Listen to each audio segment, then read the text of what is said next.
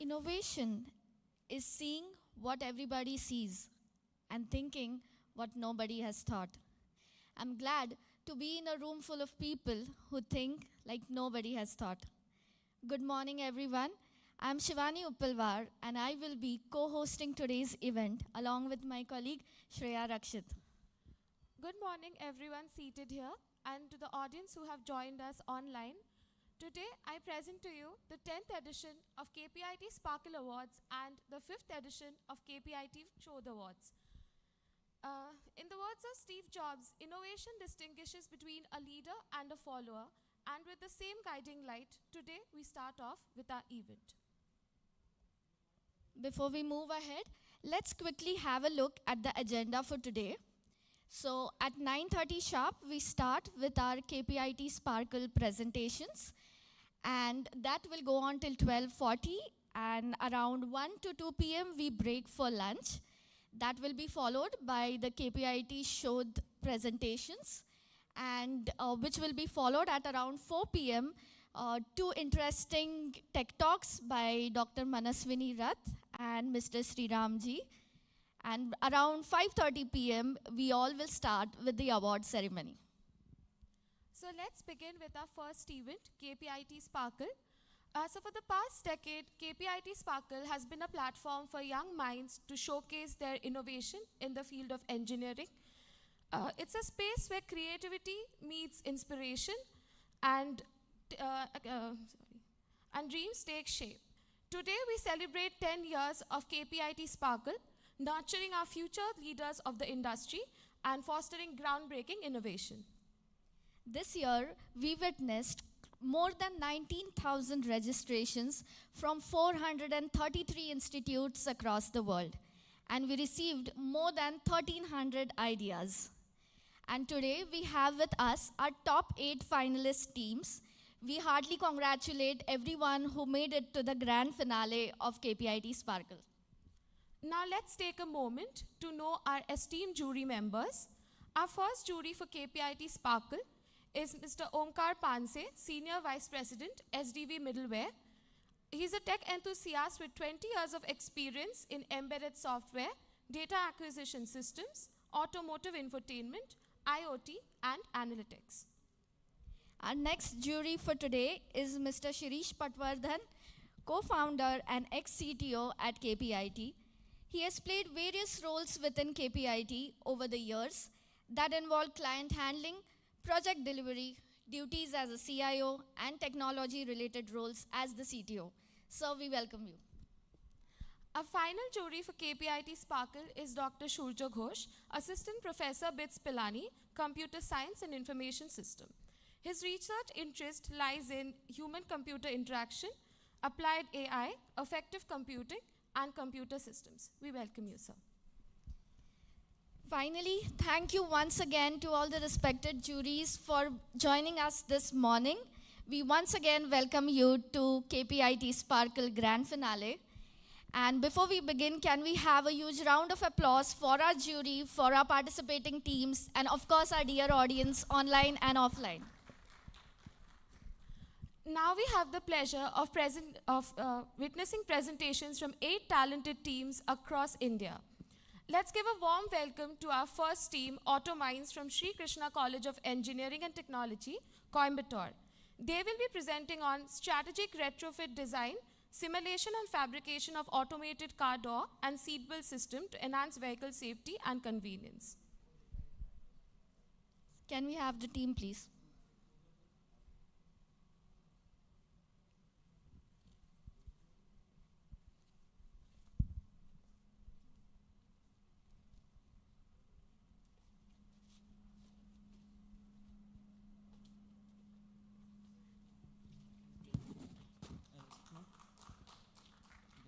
Yeah, you can start. There's a quick timer. Yeah, okay, ma'am. All the best. Thank you.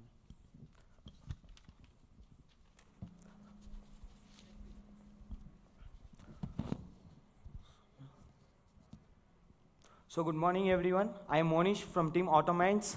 So first of all, I thank KPIT Sparkle team for providing us a great opportunity. So let's get into the challenge. So consider your parents or your grandparents whose age is above 60 years. So they are feeling difficulties in opening the car doors, not only them.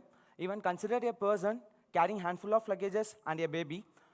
Even consider children and hand-injured peoples often feeling difficulties in opening the car doors and feeling difficulties in buckling up the seat belts. So keep it in mind. Let's assume we had 3 cars at affordable prices. So the first car's door is opens using a key. The second car door is open using a button key. Then the third car, which recognizes the user and automatically opens the car door for the user. So in this scenario, which one will you prefer? So yeah, majority of us will prefer the third one because people always pay the way for the convenience and comfortness. So yeah, that's what we came with the solution of introducing automatic seatbelt system, automatic door system, and we also developed a voice-assisted systems, and we also further developed an applications so that the user can easily interface with the app. So yeah, next, let's see about our final product demonstration video. Let's have a look. Using the voice command seatbelt, user can fasten and release the seatbelt automatically.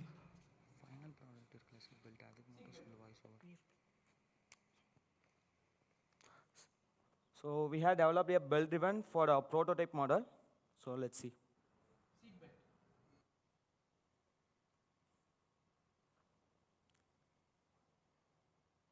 This is a prototype model for automated seatbelt system.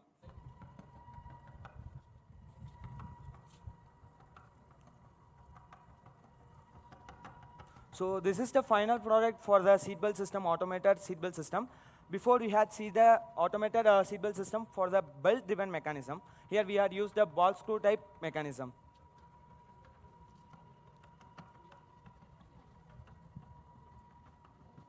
So it is, we had developed it for the, to lesser the time that it consumes. Hello, I am Monish, member of Autominds. We had incorporated some of the voice assisted systems in our vehicle, so let's see what we had done. So, left indicator, right indicator, right indicator, headlight, As you said, the Autominds haven't stopped only through this. It is accommodated additional features such as right U-turn, left U-turn, horn, handbrake, seat belt, and door. In future, Autominds will further incorporate many special features. We, Team Autominds, doesn't stop only to voice assisted systems. We had further developed an application called IoT, which we can be installed in phones or tab. So we had installed right now in tab. So let's see what it can do with our vehicle. So yeah, let's see. So left indicator, turning off left indicator, right indicator, turning off right indicator, on the door.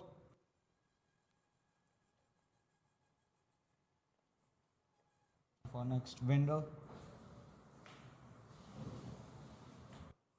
So yeah, now let's talk about the technology. So for the automatic door system, the technology that we had incorporated is the entry and exit system coupled with linear actuator. Consider if the user needs to enter the vehicle, first of all, the user need to get within the range of the vehicle so that the ESP now can be detected. So then here the user should recognize his face to the face recognition system, which in turn the processing element then process the signals to the motor so that the door can be actuated, so that the door can be opened. So if the user was inside the vehicle, then if he tries to open the door or to close the door, he can simply say a command door, so that the processing element process the command that we have provided, then the door automatically opens and closes. So considering the seatbelt system, so the user occupies the seat, then he or she can able to say the command safety, so that the processing element process the command, then the motor turns on, so that the carriage movement will be taking place forth and back, so that the seatbelt is fastened and released. So coming to the user interface, the automated vehicle door systems and automated seatbelt systems and further features were controlled over the voice-over systems. And we had developed our own app development, so we can able to control all those things using the app. So, next. So key differentiators. So we Team Autominds providing the individual kits for automated door system, automated seatbelt system, and the user face, which you see the voice assisted systems and apps. So considering other companies, they were only developing automated door systems. We are the only company that we are able to retrofit the products, and we are also selling the individual products. So we are trying to make it at affordable prices while comparing to other companies. So also, we are the first company to develop the automated 3-point seatbelt systems.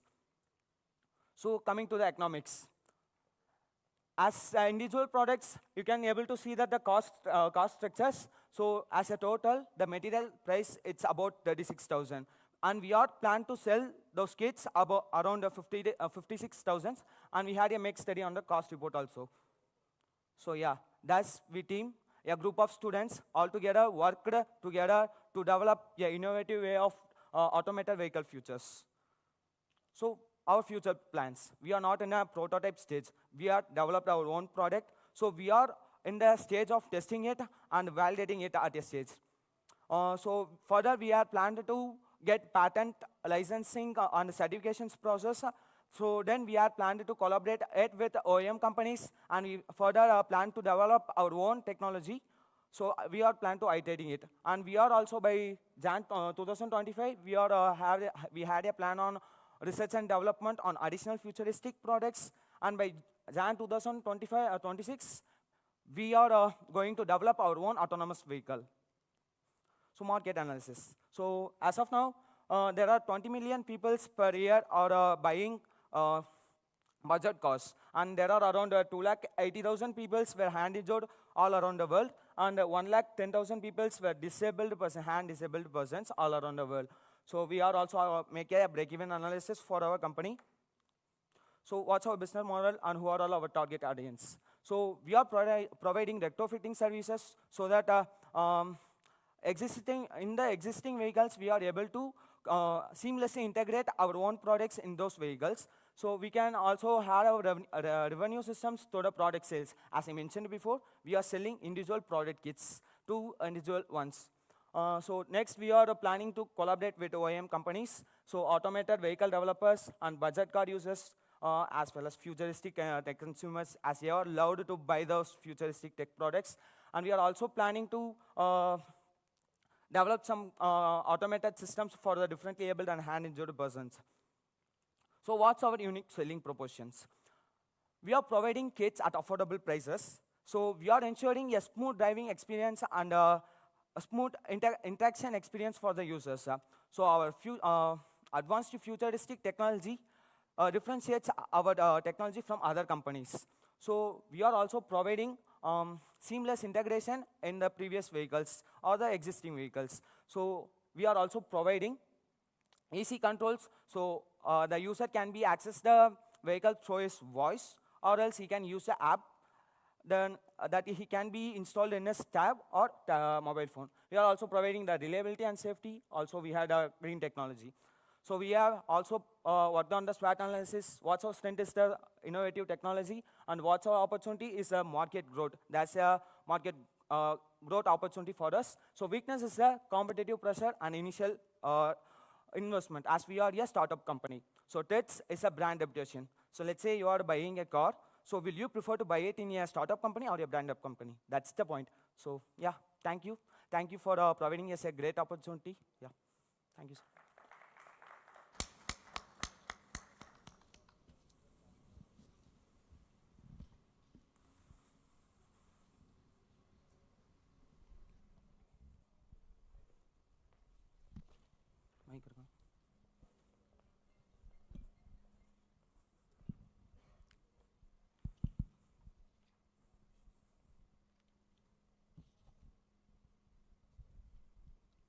Just give us 5 minutes. Yeah, okay, sir.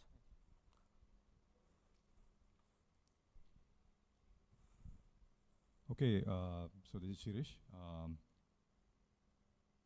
So there is another mechanical solution to Yeah. putting the belts. Automated seat belt yeah. system. Simple system. Yeah. Yeah. You open the door, it just goes up and. So what's the problem in that? So yeah, sir. Well, actually, elder peoples and also hand disabled person, injured person, often feels a discomfort while opening the door. They are also having some of their works. They have to move from one place to another. So there's always need for a person, and there is need of a evolution change in the car systems. That is automotive systems. That's why we are came up with those solutions. Okay. So this is a combination of 2-3 different products, right? I mean, Yeah, yes, sir. yeah. So there is a Combination. door opener, there is Yeah. a belt, and Seat then belt there is an system. app, etc. My Mic. God. Then automatically to buckle the seatbelt. So next process is the buckling of the seatbelt. Put So we need both the products to be mutually synchronized in one another, sir. Right. Oh, they are connected, definitely. Yeah, it's yes, a end-to-end experience, right? Yes, So- sir. Yeah. User gets in the car, opens the car, and buckles up the seat, and we can use voice control system to work every features in the car, sir. Then he can exit the vehicle by using voice command, or when he leaves about 2 feet, the ESP now will automatically cut off, and the doors automatically close. Okay. And as you said, this is a retrofit product. Yes, sir. Yeah, yes, sir. So this could be fitted into any car. Yeah, yes. Yeah. Okay. All right. Have you thought about what happens to warranty of the car if you retrofit something?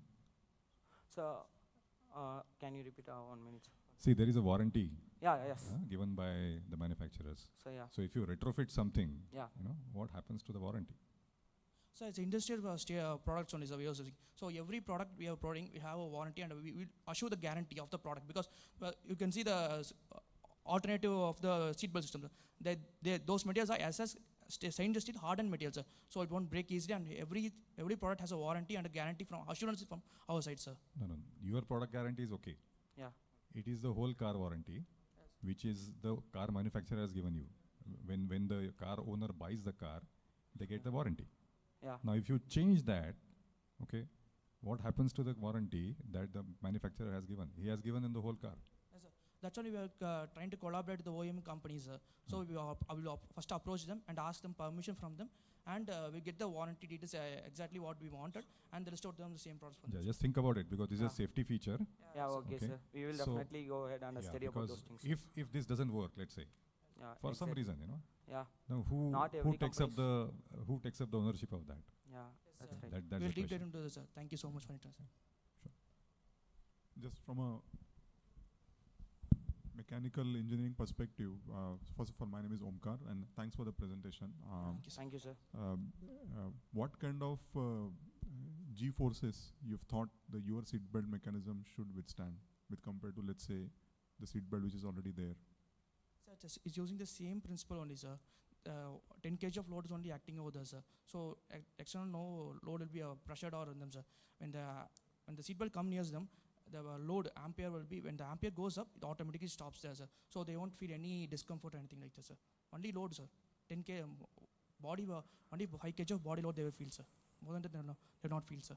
According to children's and other, the load capacity will vary, sir. Have you done any safety analysis or Yeah, yes, sir. fail-safe analysis for your feature? Not only safety analysis. So we are also studied about the products, sir. So we had detailed study. We had Gotham. So these are for different vehicles that we had studied for how the weight actually for the individual doors, and how much torque we are needed, and how much voltage and the amperes we are needed to open the particular doors. So we had make some studies for those things. Next. So also we had studied for the power consumption. So as we are retrofitting into existing vehicles, so there should be no failures in those battery systems. So we are also done for some power consumption calculations to ensure that there is no failures in those vehicles. So here's the space. So we calculated every single data from our point of sight, sir. What we needed, what we don't need. So every perspective we have calculated every data for us, sir. Even from power calculation to the load of the person, sir. And for the speech system that we looked at, Yeah, does you the can- car have to be connected or is it fully offline? So it's fully offline. So only user approaches, the ESP now will give the authorizer. Then only power supply will go to every system, sir. Until and then only ESP now will be going connection, sir. So the power connection will not be a major issue for this, sir. It's a negligible value, sir. My question is different. My question is. It's offline, sir. Yeah. For the particular app development only, we are using online. So other than that, the voice assisted system also working on the offline systems. So that's it. So we are pre-builtly given some commands. So if our voice recognizes a particular command, then the particular action will be taking place. So we are done it in our offline systems. And do you have a plan of doing this for different Indian languages? It's about just a command only, sir. So we can also customize for the particular users. So that's not a problem. It's our own commands only, so it's not a problem. We can change the command according to the user. You can change the commands, whatever language you want, you can change the commands. So yeah, that's it.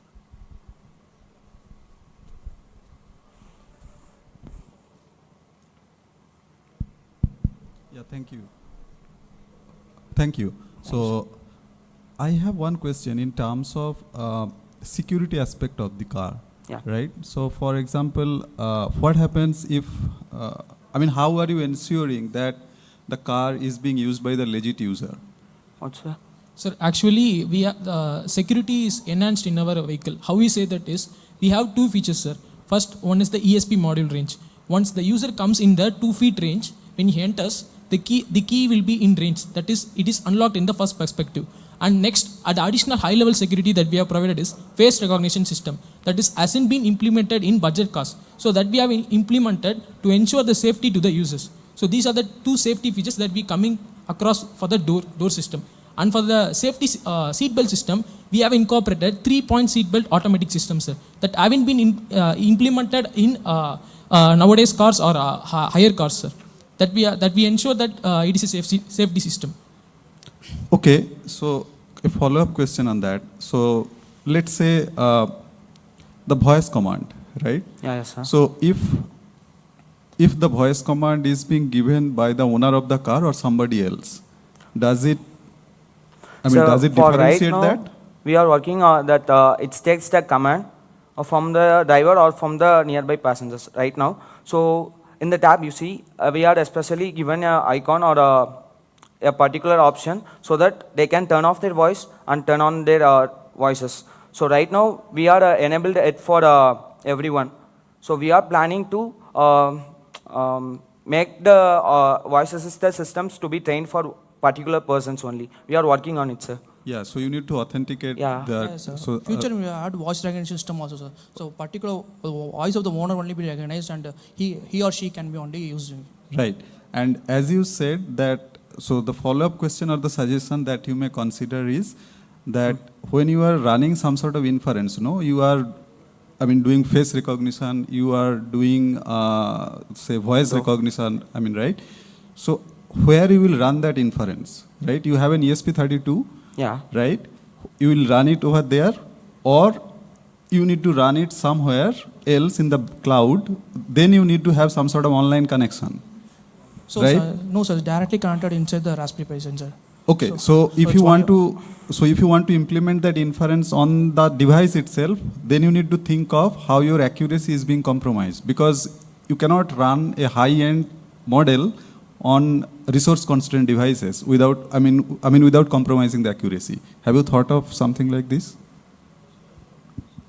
Sir, actually we have came for the ESP module, sir. First we have think of the whether we go to RFID or ESP, and we are study about that.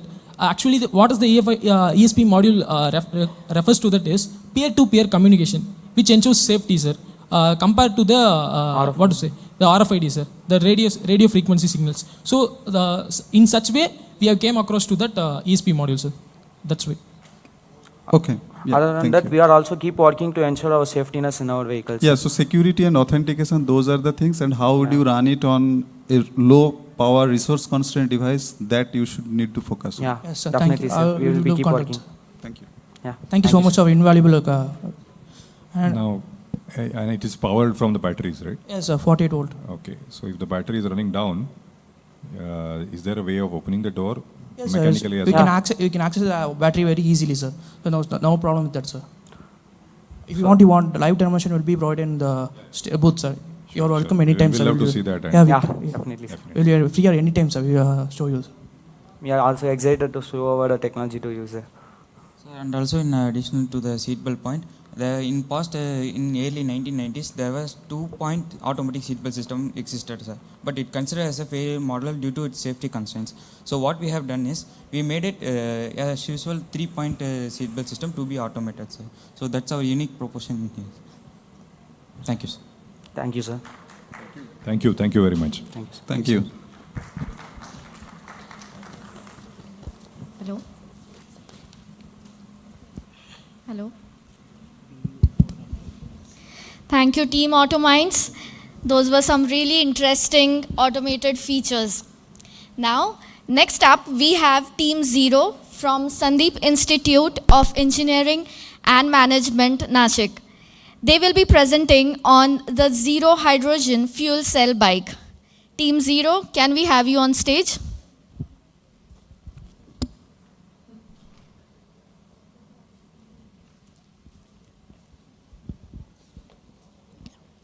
Guys, you have the timer there, 10 minutes. Yeah.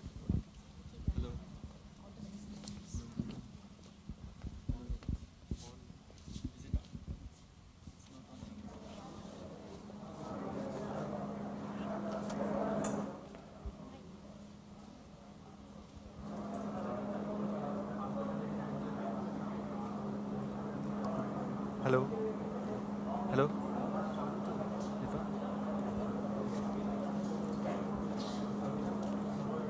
Okay. Hello. So myself, Atharo Bhosle. Myself, Gaurav Dhuria. 8 number माझ्याकडे बाकी 2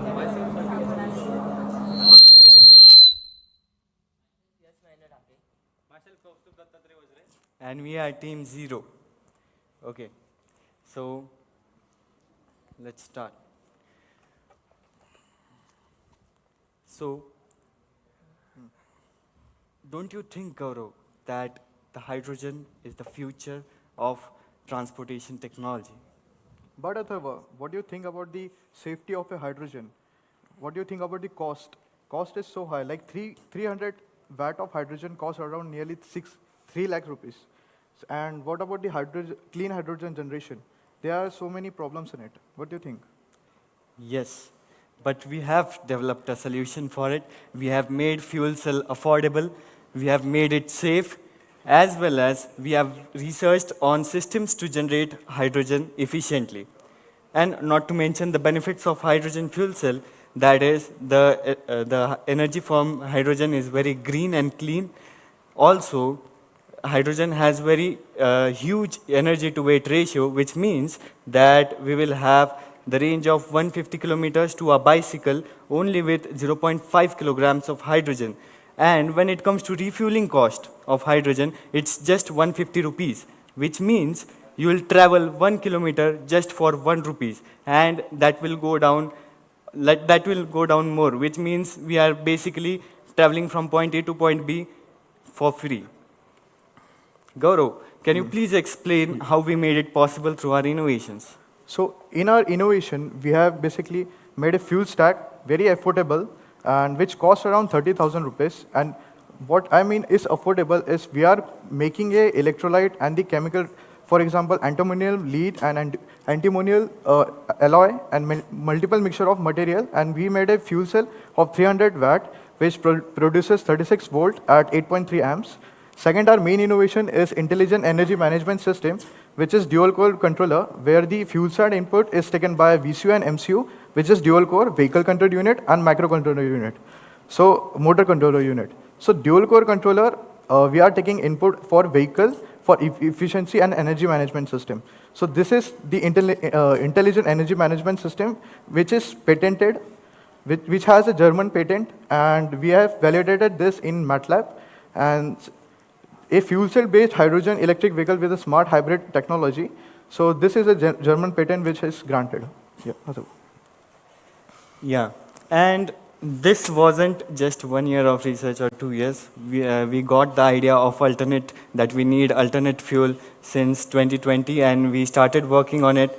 We explored various hydrogen hybrid markets for vehicles. We explored two-wheelers, three-wheelers, four-wheelers, and also trucks. Then, in March 2023, we developed a hybrid hydrogen electric tuk-tuk that was called e-Hydra. This is what we developed in 2023. The fuel cell was 1.5 kilowatt and it was costing around 5 lakh rupees, and the general market cost back then was 7 lakh rupees to 8 lakh rupees. So we made it affordable back then also, but taking it as a challenge, we again started research working on it, and we made it so compact that today we are presenting you a bicycle with a hydrogen fuel cell. So coming to safety, Gaurav. So in safety, we are using metal hydride cylinders, which are very lower working pressure and high volume. So very less volume. So the metal hydride cylinder is a very safety. It is very safe for now, because in Nashik we have researched with Hash Electronic is a company which we collaborated and made many experiments and find that there are many layers of hydrogen cylinders which has different pressures. For example, 200 bar, 300 bar, goes to 700 bar. So while researching in this 2 year in e-Hydra, we have used the cryogenic tank in rickshaw. So this time we are using a metal hydride, which is most safest option till now. And second is hydrogen leakage. So in this we are using a MQ8 and MQ9 sensor, which is very responsive to sense the hydrogen leakage and give it all the data to the controller via VCU controller. So this will cut the power supply of a fuel, in a powertrain, so that after a leakage we can shut down the every circuit and we can stop the vehicle. Similarly, if the fuel cell temperature is increased, we can similarly cut down the main motor supply and stop the vehicle. That's it. Yeah. So these are the initial looks of the prototype that we developed. It basically contains a membrane, an electrode, and more parts. Yeah. This is a fuel cell of three stack fuel cell, which has 1.1 volt at 2 amps. So in the initial stage, we have developed this, and further going on, we tried to experiment with the different type of material, electrodes, and after coming up with the 1 year of R&D, by collaborating with one of the company, Hash Electronic, as I mentioned in Nashik. So we find many materials in that and came up with very cheap ones, which lasted 2 years. For example, in platinum, it lasted 5 years. But the 10 gram of platinum costs nearly about 25,000, 10 gram of platinum. So it is very costly. So we have made and experimented and find a material which is very cheap, very affordable for now, and it can last 2 years, but it requires maintenance. So this is the making process of a initial stage of a fuel cell prototype. Yeah. This is the verification of MATLAB model of hydrogen e-cycle. In this fuel cell, we are taking an input as many parameters. For example, flow rate of a hydrogen, flow rate of a oxygen, temperature of a fuel stack, then voltage, current, and many parameters for the vehicle to give the input for a fuel stack to send the PWM to the motor for the better efficiency and powertrain system. So we are giving this fuel cell inputs to a VCU and MCU, which is dual core controller, and we are running with we are running hub motor and generating PWM with the controller and passing that PWM to a hub motor, and we are running the hub motor, and then this is the validation of a MATLAB. So this, yeah, continue. Play the video.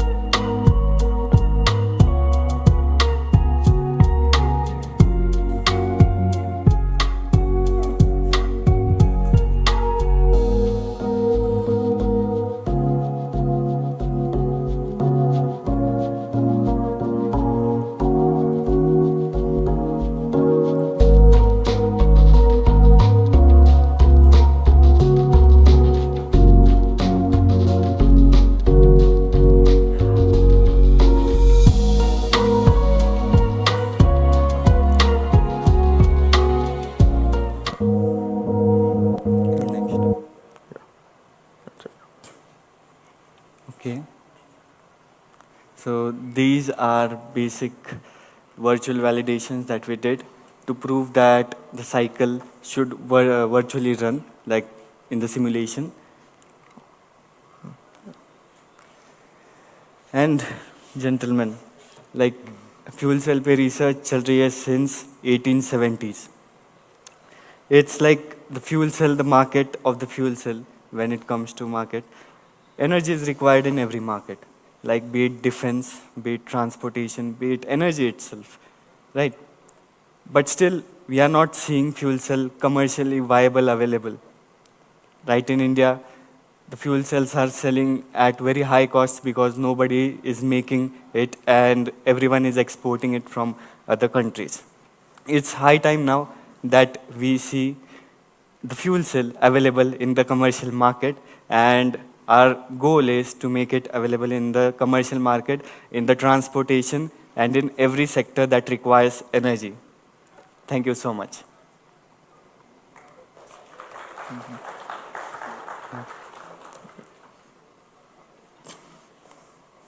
Hello. Yes. Hello. Hello. I'm Shirish. One question to you. You showed some other vehicle, E-Hydra. Yes. Yes. That was there last year, is it? Yes. Yes. Okay, that's a three-wheeler. Yes. Yeah, Yes. it was a three-wheeler. Yeah, you were a part of that team, or Yeah. We were part of that team. sorry, We were the part of that team. you were a part of that Yeah, team. yeah. So We there is were a the members. big team who does Yes, this yes. work It's a in huge the team. in the college. Yes, team. Yeah. Okay, so I'm a little confused. What is it that you have made? You have made a bicycle, or you have made a fuel cell, or both?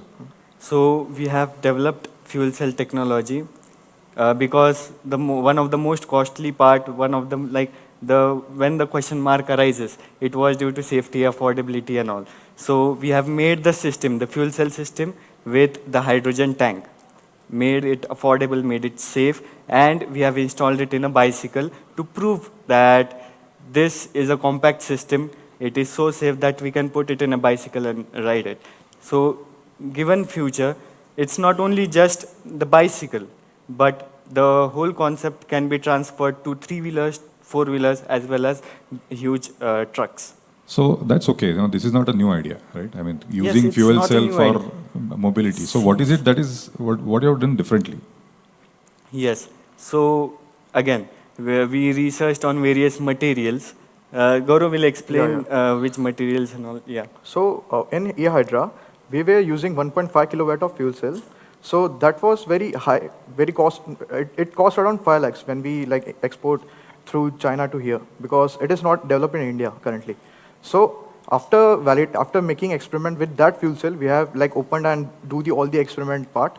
So after 2 years of research in that, we find many electrolytes similar to that. For example, they are using platinum, which is very costly for now, and which lasts near to 5 to 6 years. So some maintenance is required for this. So in what we have validated is we find many materials similar to that, but the efficiency is very less for this currently. It is 40% efficient as compared to PEM platinum fuel cell as compared to that. So this is at current stage, it is very affordable at 40%, and the elements is similar to that, similar to platinum, but it cannot last that much. It can last only 2 years with some, for example, some maintenance is required for this. So this is the innovation, we are making it affordable. Secondly, we are also validating the efficiency of a fuel cell by making powertrain, the VCU and MCU part of a control system of a fuel cell. We are innovating in the efficient algorithms for a powertrain. For example, we are calculating the flow rate, temperature, and multiple parameters of fuel cell. We are taking that as an input for a controller, and we are passing to a motor or a full vehicle for this, for validation and the more efficient way. Okay. No, I'm still confused. Do you want to get into making a fuel cell? Yes. Or you want to make an algorithm which uses a fuel cell which can be used into mobility? Or you want to make a bicycle which is an end product? No. We are making a fuel cell. Okay. That is for sure. Okay. Yes. So you are attempting to make a fuel cell which is cost effective in the Indian market? And yes. Okay. That's where you are? That's where we are, yeah. Okay. So cycle is just an application? Yeah. Yes. Okay. So how much time has it taken for you to create this new kind of fuel cell and experiment with that? So it was total journey of 4 years or so, but like making it compact to use in a bicycle, we researched for last year. We learned from our last year's innovation, that was the tuk-tuk, and we broke that down, did more research, and then we have this. Okay. One thing you said in the initial part, the hydrogen being very high energy for its weight. Yes. Right? But it's the volume which is more important for the hydrogen part, because that's where it is. I mean, in a bicycle, you can't store the amount of hydrogen you would typically need. Right? There, yeah. Sorry. There comes also the calculation of pressure, right? Pressure and volume, and then the weight also. So Gaurav will explain which kind of pressures and all technical part. Yeah. Currently, we are storing at 0.4 kg of hydrogen at 350 bar. So if we increase the pressure in this cylinder tank, we can store more hydrogen and use that for this current stage, it is 150 kilometer for this cycle, and we are using 300 watt of fuel cell. 150 kilometers? 150 kilometers with pedal assist. With some pedal part. assist, Okay. yeah. Okay. But without pedal assist, how would it? Yeah, how much would it can go. For initial stage, we are using a 12-volt battery because fuel cell needs some time to reaction time to generate some electricity. Yeah. Pedal assist is only at the start. Later on, it runs only at the start for how many minutes? At 3 to 4 minutes. I guess. Nearly 30 seconds actually. For starting, you can pedal assist, and it can go 130 kilometers with fuel cell and with the battery. So pedal assist, you can say for in between some cooling is there for a microcontroller. For example, fuel cell heat ups, it gets shut down for instant time, and for some time it go. For example, in constant speed, it requires some pedal assist, and it runs mainly on fuel cell power. So in that we need a pedal assist sometimes. Okay. Thank you. Yes. Yeah. Thanks, Shirish. Hi, morning. My name is Omkar Panse. A couple of questions. The patent that you showed. Yes. Yes. Is that for the innovation done for the bicycle, or is it from the e-hydra time? That is one question. And second related question is, with respect to e-hydra, what is the innovation in this? Is it miniaturization of the fuel cell or anything else? Yes. So the patent is on hydrogen powertrain and the efficient algorithms, like the algorithms that encourage efficiency in that. So the patent revolves around that only. So that powertrain was used in e-hydra, that was our previous project, as well as this project, because the powertrain didn't change much. And can you please repeat the second question? I'm very sorry. The second question is, having done e-hydra, what is the innovative element in the bicycle, or whatever step change you have done since then that you are now bringing back? Yes.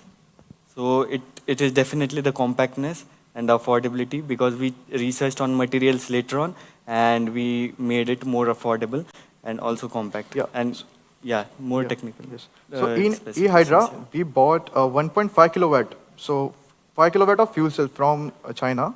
So we do not prepare our own fuel cell because we do not have any idea of how to make a fuel cell, how to do everything. So this time we have made our own fuel cell, small fuel cell of 300 watt, and we experimented in this, all the powertrain and everything. So in that fuel cell, we do not have the inputs of a parameter, for example, temperature and multiple parameters, because we have not yet opened at that time the fuel cell. So this time we have made a small model. We have implemented multiple sensor, for example, flow rate sensor and flow rate of a hydrogen oxygen. And we are taking that input and passing to a controller for more validation of overall powertrain. Yes, and that point of time, we only had a small fuel cell, which was in the stack, and that was at the prototype stage. And we needed more time to do research on it. So we couldn't just implement it in that short period of time. But later on, we did make our own fuel cell. What is the weight of the overall system? So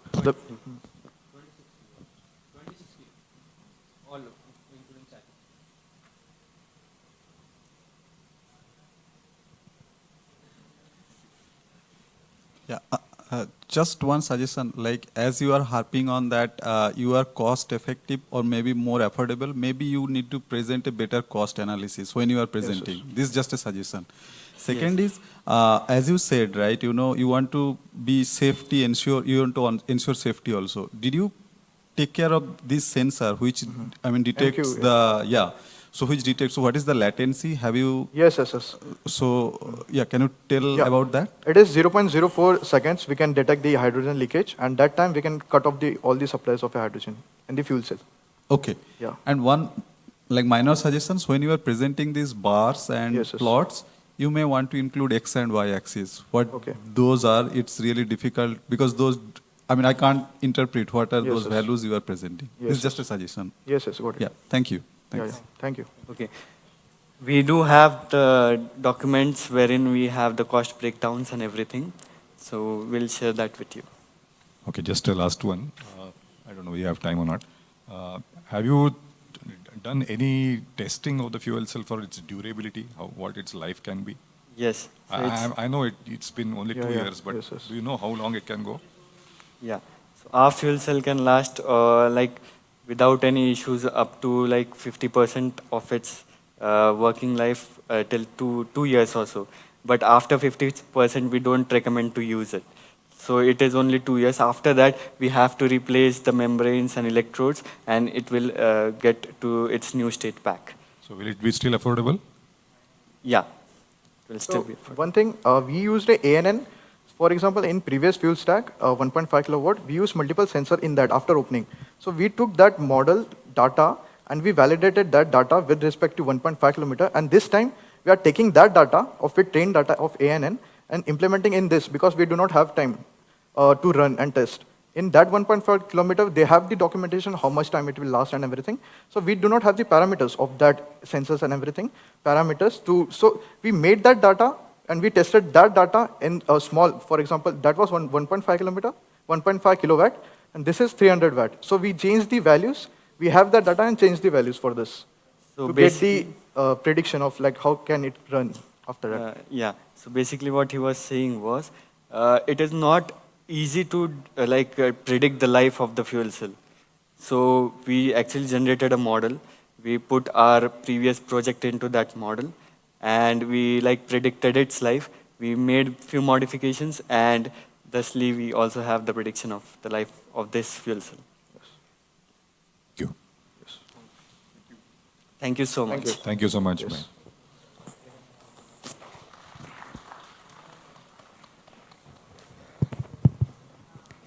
Thank you, Team Zero, for your insights on the fuel cell technology. Now, let's welcome Team G-Rex from Congo Engineering College, Perundurai.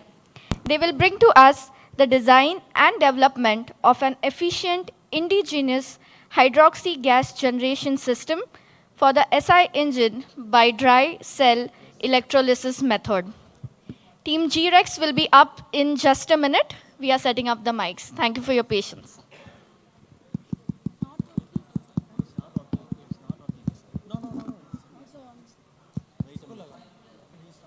You can come in. No, that's on. That's on.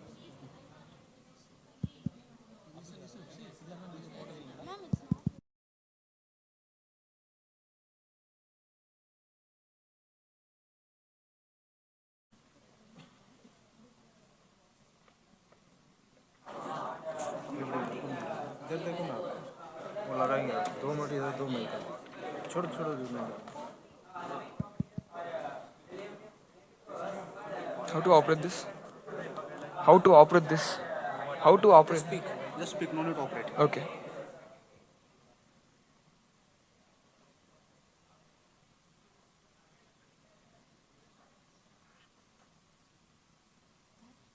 So good morning to everyone, and our team is G-Rex. Our project mentor is Mr. K. Nityanandan. We also had an internship mentor who is Mr. S. Subramaniam, and who is a director of H2 Next Private Limited. Before going into a project, I like to say the major issue which actually faced by the conventional vehicle user, which is an increase in the cost of fuel, which caused due to the depletion of an fossil fuel, and it also emit a lot of emissions. When it comes to at here, there is a need for an alternative. So at here, we actually provide EV and hydrogen. When it comes to an EV, there is an issue like post EV, it's integrating charge integration and. Can I take? and range anxiety. And during production and degradation of an lithium-ion battery, it emits a lot of toxic. And when it comes to hydrogen, there is a major issue that is in storage and transportation. So we finally done a lot of researchers and we came with an idea of onboard hydroxy gas generation system. It's okay.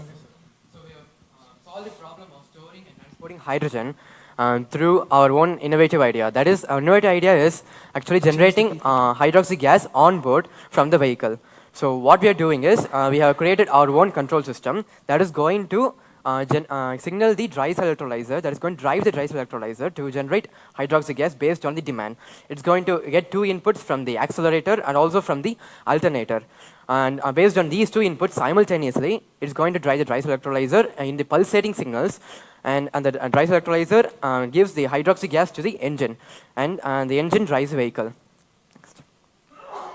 Yes, that is a competition. That is our product in the market. That is, how is our product different from the market is, they don't have any control system, and also they just directly connect the battery to the dry cell electrolyzer. They actually produce constant supply, and they don't vary the supply based on the demand. So we have varied the supply based on the demand using our own control system. And also the varying demand is instantaneous, and there is no time lag between the demand and the supply. And since we are providing pulsating signals, there is not going to be any corrosion in the cells.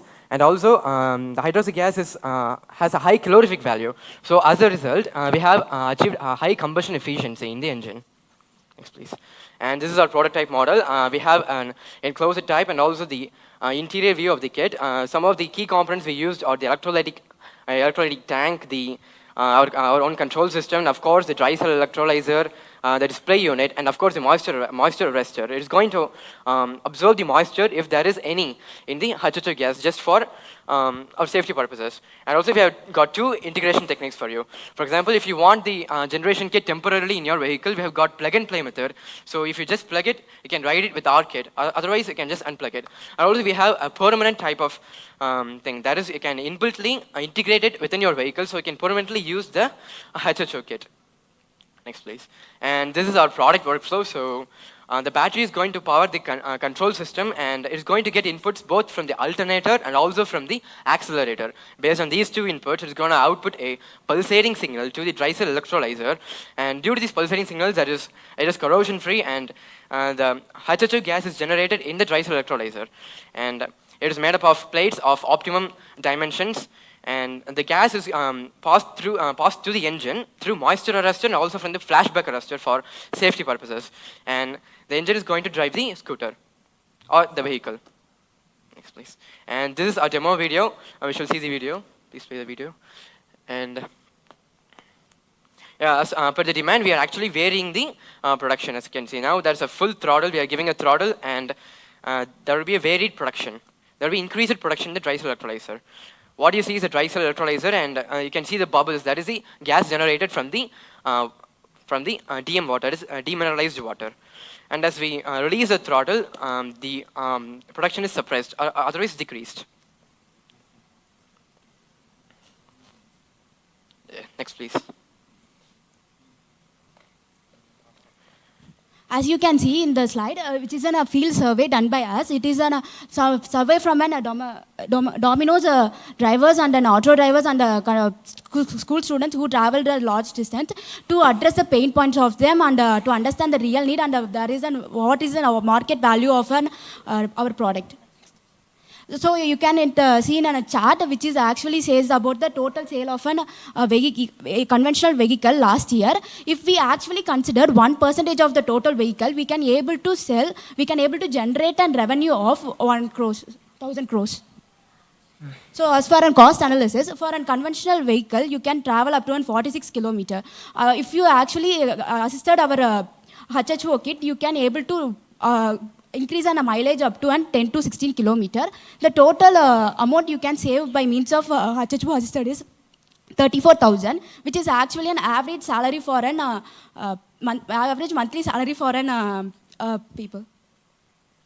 So our HHO kit cost is 12,000. You can able to retain an initial investment cost within 4 to 5 months. So this is a business model. Our key partners are market retailers and automotive OEMs and manufacturer and chemical manufacturers, and cost we need to invest our on based on raw materials and industry costs and test and analysis. For revenue, we can generate by means of catalyst, distilled water, and we can even sell it in a complete vehicle. As for an gain factor, we actually consider for an pain, which is an actually in a rise of a fossil fuel, and we as an pain reliever, the depend on the fuel can be reduced. Few investors and business incubators showed interest towards our project, and we are not likely to take funds from them, but we are likely to take funds from the government. Once we get the funds, we are going to use the entirety of the fund for the development of the product, for the optimization and the valuing of the product. And after all of these things, we are going to look at the commercialization either through our own startup or through tech transfer or through our industrial mentor, Hush2 Next. And these are the things that we came across. We started so simple, and we came across hurdles like contaminating the solution, corroding a lot of plates, and we came through all, and we tested on different types of engines. And yeah, we also tested different load conditions and off-road and on-road conditions, and we developed our own control system. We integrated it in the vehicle, and yeah, it worked perfectly fine. And in the future, if possible, we would like to create our manufacture our own vehicle with our H2 kit integrated in it. Next. The reason why we have chosen hydroxy gas as an alternative fuel is because of its chemical properties. These are the chemical properties of HHO gas. At first, the carbon level of hydroxy gas is 0, so it will never take place in carbon emission. And the octane number of the hydroxy gas is much higher compared to the other fuels. So the knocking tendency will get lesser compared to other fuels. And the calorific value of hydroxy gas is also much higher, so the energy output we get from the hydroxy gas is also higher. Yes, coming to result analysis, we have came across several iterations to determine the number of electrodes as 16 with 2 cathode and 2 anode. And after using various electrolyte types like NaOH, KOH, we have determined to use KOH with 15 grams of concentration to get better efficiency. This is the graph indicating the production, varying in production rate with respect to the current consumption. So at our maximum speed of 7,000 RPM, we have reached 0.45 LPM, which is quite higher compared to the other products in the market. Yes, here on seeing the equivalence ratio curve, it actually says the mixture gets richer throughout the load condition compared to the conventional one. So this is because the air intake will be replaced by the HHO gas. So the second graph represents the relation between the distance range and the speed kilometers. So the distance range of the HHO gas assisted vehicle is quite higher compared to the gasoline. This is why we have chosen HHOs. These two graphs are indicating the indicator power and brake power at a different load condition. Both the indicator power and brake power are increased comparatively to the gasoline assisted vehicle. The mechanical efficiency. Actually, the mechanical efficiency curve of the HHO assisted vehicle is quite higher. This strongly says that the smoother combustion takes place inside the combustion chamber, and there is no non-spontaneous combustion takes place, and also the engine will not get affected at any aspects. Next. Actually, the energy fraction inside the combustion chamber we are allowing is 60% of HHO gas and the 40% of gasoline. So once we have reduced the fraction of gasoline, the overall emission will always get reduced. Here the CO and HC emissions are drastically reduced because of good combustion rate. So even good combustion rate takes place inside the combustion chamber, the CO2 is getting reduced because the fraction of conventional fuel getting inside the wheel is decreased. So obviously the CO2 emission will also get decreased, and the NOx emission here is decreased because due to the higher octane number of the hydroxy gas, there is no knocking takes place inside the combustion chamber. So there will be no in-cylinder temperature increase possibilities. So the NOxes get decreased. And coming to the lambda value of hydroxy gas is quite observed lesser compared to the gasoline because the oxygen is efficiently consumed by the combustion, so the lambda values is decreased obviously. And these are the result summary of our total research which have we discussed in the earlier slides. This is for entirely for your reference. Thank you.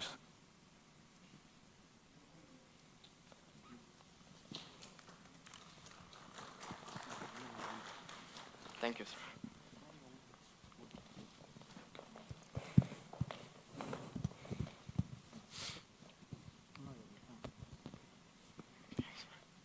So thanks for the presentation. Couple of questions. So you're looking at hydroxy gas as an alternate fuel. Yes, sir. So what's your focus of innovation?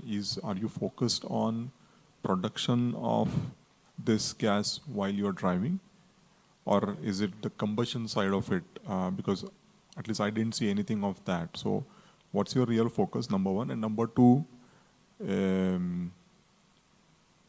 if I want to bring this as an alternate fuel, what kind of impact or changes do you anticipate have to be done to the standard internal combustion engine? Sir, we are not making it as alternative fuel, sir. We are making it as an additive fuel to the petrol. So it works more like a hybrid type of vehicle. And of course, sir, we are focusing on two things. That is from the onboard production based on the demand and also the combustion. Both are important for us for a better efficiency. Yes, sir. Yeah, and so in the onboard production part of the fuel, you mentioned that you're giving a pulsating signal to manage the process. Why does that make that corrosion free, or why does it reduce the corrosion? Yes, sir. There are two types of signals. We can either put direct current or pulsating current. So direct current is like applying constant pressure. For example, let's take this scenario. You're applying constant pressure to your hand, and that becomes uncomfortable. And if you're just pulsating your hand, that becomes okay. But both do the same things because we provide pulsating signals in very high frequency. So from the macro scale, that is from our point of view, it looks like a direct current. But in the generation point of view, it's a pulsating current. So the corrosion is mainly caused due to the heat. And due to the pulsating current, once the current is on, there is a little bit heat generated. Once the current is off, the heat is dissipated. So there is no heat in the macro scale, and there is no corrosion happening, sir. How much of reduction? Maybe you were in the graph. How much of reduction you are able to achieve in the heat generation? Actually, there is a lot of reduction. There is lightly warm. For example, if you supply direct current, it becomes quite hot. But if you supply pulsating current, it becomes warm. It becomes barely hot, sir. So what's the extended life that you are expecting out of this innovation? Extended life is, of course. See, actually, we have tested for the last 7 months, and we have observed a lot of things. We have done a lot of iterations. During the entire testing process, the only thing we observed is we are observing that after every 2,000 kilometers, the production rate is getting reduced. It is not stopped, the production rate is reduced. For every 2,000 kilometers, the only need we have to do is we need to change the electrolyte. Once the electrolyte is changed, then the system will work as it is. This is the thing we have to take care, and we don't need to concentrate more on the corrosion and other things, because as he said earlier, we are giving the current in terms of pulse width, so it is corrosion free. No, you're saying the generation of the HHO actually reduces after 2,000 kilo. Yes, sir. Yes, sir. Okay. Sir, from the mechanical efficiency graph itself, it is strongly evident that when we are supplying the hydroxy gas along with the gasoline, there is no side effect is happening, because whenever you are talking about the mechanical efficiency, it will reduce when you are having a higher friction, when you are having a higher energy loss. But in our graph, it is strongly evident that there is no loss due to the friction, and the combustion is quite higher. And we have done this test for the past 7 months, and we have shown the best results here. We have not seen any changes in the trend. What are the trend we obtained at the earlier stage? That we are having the same trend at the end. We have tested for the 7 months to optimize the control system, to optimize the dimensions, because in our setup also we are having an optimized dry cell. So this optimized dry cell we have designed by own to minimize the power consumption from the battery. And you said this is on demand.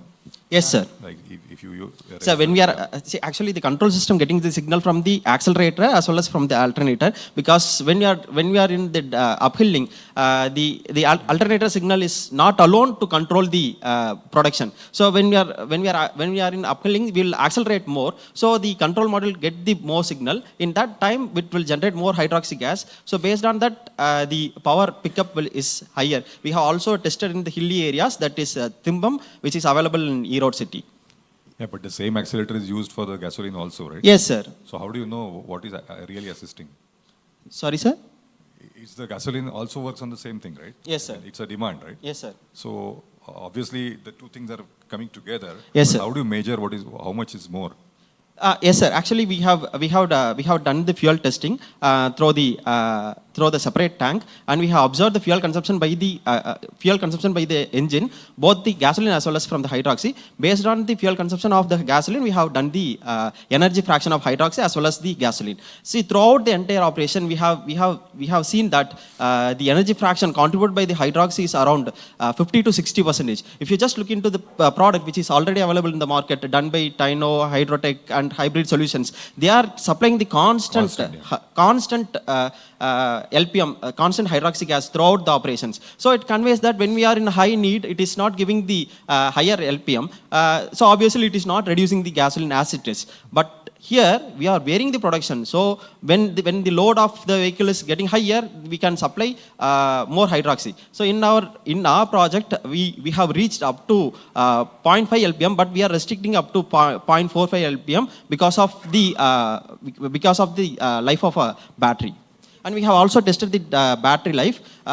When we are taking this test, the battery is not degrading that much. It is maintaining the constant voltage. Thank you.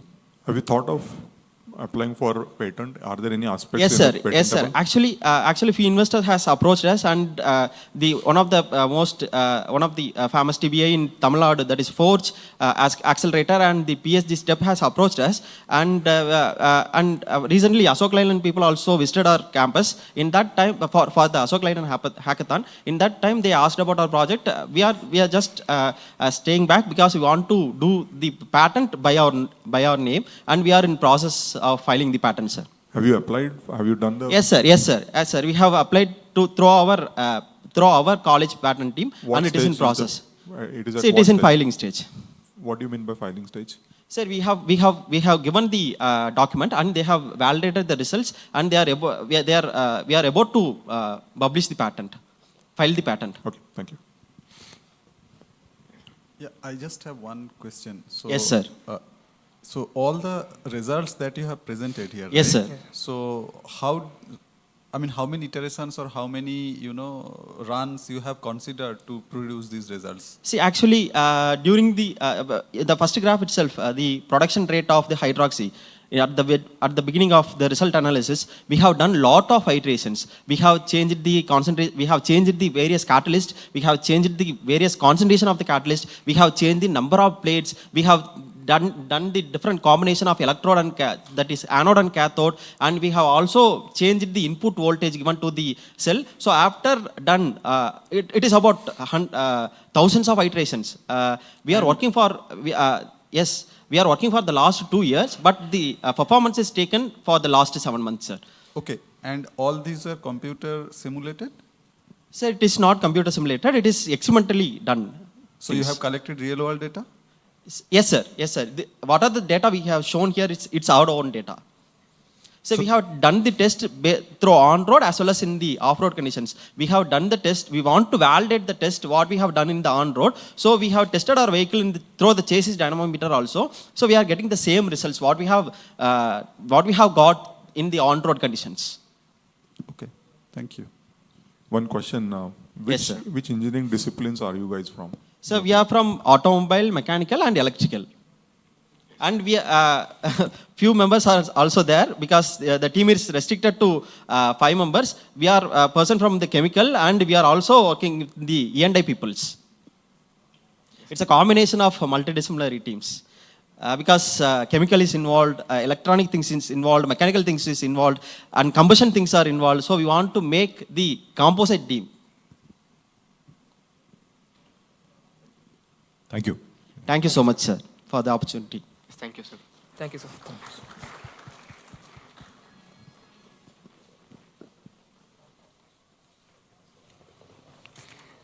Thank you, G-Rex. It was a powerful presentation, and thank you for your research on hydroxy gas.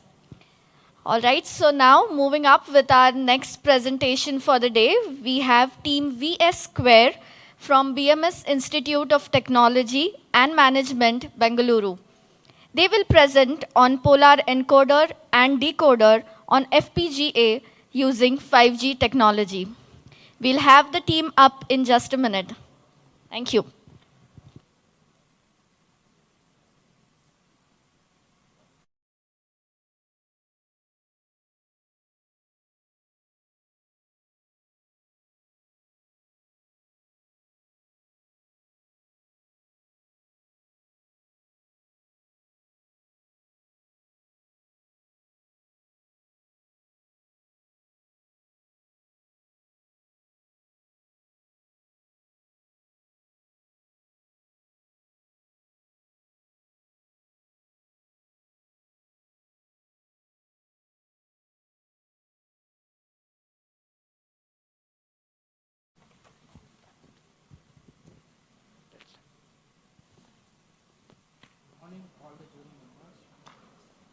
Hello.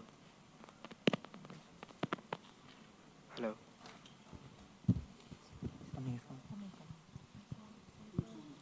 Hello. Good morning, all the jury members. Good morning, all the jury members.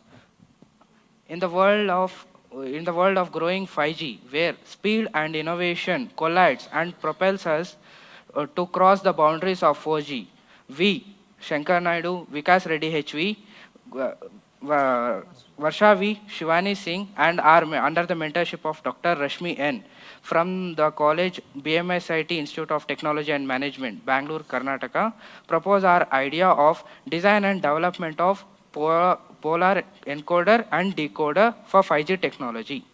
Namaste, once again, namaste to all the jury members and the guests present in the dais. So what is the innovation of our idea? Our innovation is designing and developing of a polar encoder and decoder for 5G technology. This polar encoder and decoder captures the image, classifies it, and transmits the data to the receiver. And so this classification, capturing, and the decision making is done through AI. So this makes our proposed system edge intelligent. So it can have a high data rate, very less errors, and it is very reliable. So our proposed system have a polar encoder, OFDM modulator, OFDM demodulator, and a polar decoder. The current system, encoding and decoding system, uses LDPC codes. So what is the difference between our proposed system and the current system? Here is a MATLAB simulation of the graph where we have different channel scenarios for bit error rate of LDPC versus polar codes. And in every graph, in every channel scenario, the bit error rate for polar codes is less. So you can tell that they are very efficient than the current system. So some of the important key differentiators are polar codes are having better performance with the limited bandwidth. These polar codes are have less implementation complexity. They are adaptable and they are flexible. It means they can be designed on for many applications, and they can be coded in any SoC. Decoding complexity. You can see here the computational complexity of LDPC versus computational complexity of polar codes. So like in general, I have took a problem to explain where the computational complexity of polar codes is 10 times less when compared to the computational complexity of the polar codes. And the power consumed, when the power consumption is also took, for single instance, LDPC codes uses 0.125 watts, whereas polar encoding uses only 0.075 watts per instance. uniqueness of our project is we are implementing the data transmission on an FPGA board, which offers a flexible, reliable, and customizable solution for real-time applications, which makes it well suited for IoT and many multimedia communication systems. Good morning all. I'll be explaining how the polar encoder and decoder works in a system. So in this polar encoder, there are three stages. These stages are computed using an XOR operation, where the XOR operation is to the part 2 of the transmitted bit.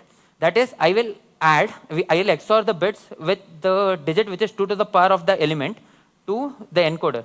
Here the encoding has 5 message bits usually in a project, but considering the current polar encoding and decoding uses 4 message bits. So this in turn increases the data rate that we are using. Hence, it makes it faster, and also we have gotten the error correction rate in the decoding by using only 3 error correction bits. So in this, we can see the decoding output. This is not including the error correction part of the input. This is just a diagram of the successive cancellation algorithm that we have used for decoding. Even this takes 3 stages, but it is operated using the XOR operation, but in reverse. We are taking the equations and XORing it so that we get the message bits back. When we find some error in the bit, we are using error correction algorithms to correct the mistaken information. Here are the encoding and decoded simulations that we did on Vivado. So we took 5 message bits. These 5 message bits are first given to the system, and they are encoded into 8 message bits. The encoded input is then given to the decoder. The decoder takes in 8 message bits, and with correcting the input, if there is an error, it will provide you the message bit that you have transmitted before. In this system, we wanted to implement error encoders and decoders on a practical level. So we took an OFDM to make it a 5G communication. So we have an encoder which encodes the values, gives it to the OFDM, it modulates the input, and then the OFDM transmits it to the receiver. The receiver demodulates using the same OFDM, and it gives you the decoded output later.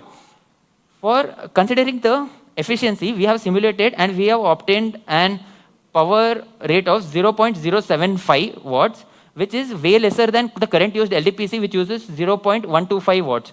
So this makes our system 40% efficient, and the delay in our system is 9 nanoseconds for the worst case scenario. But considering the LDPC has 25 nanoseconds.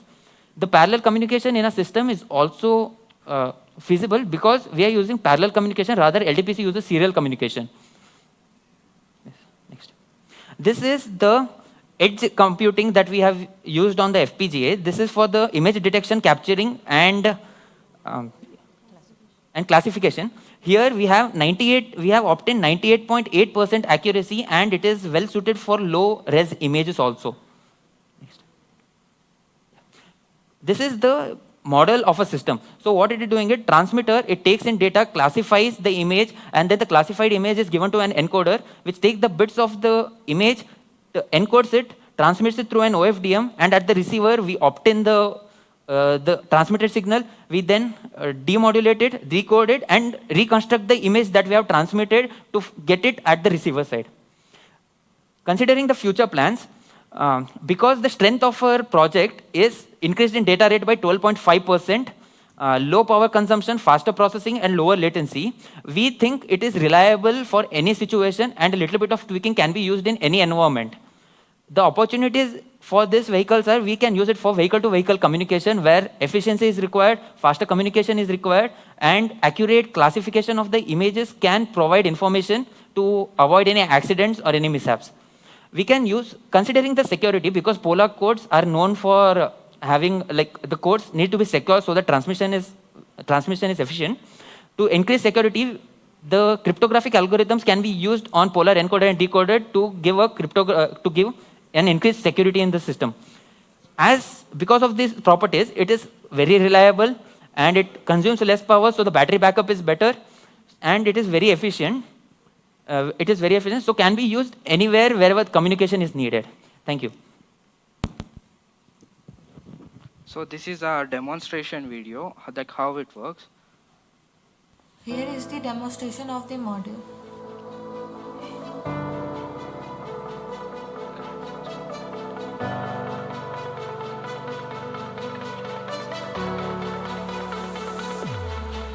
Here is the diagram and structure of transmitter module on FPGA. It consists of PL and PS logic. This consists of the OFDM module and mainly interface with encoder.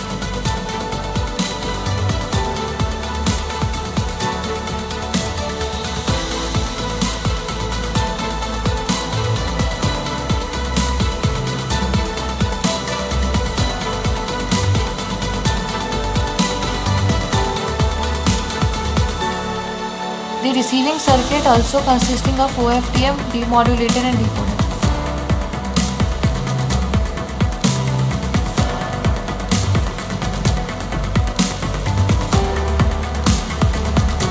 Running the transmitter module on COM14 and receiver module on COM12 where the communication help transmit image file and receive it back to be processed.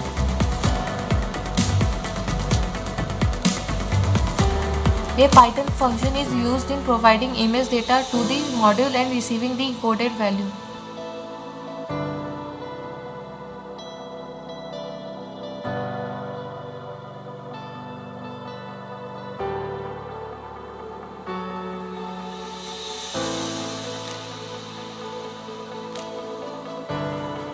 In this function, we obtain the encoded value and get back the original message bits.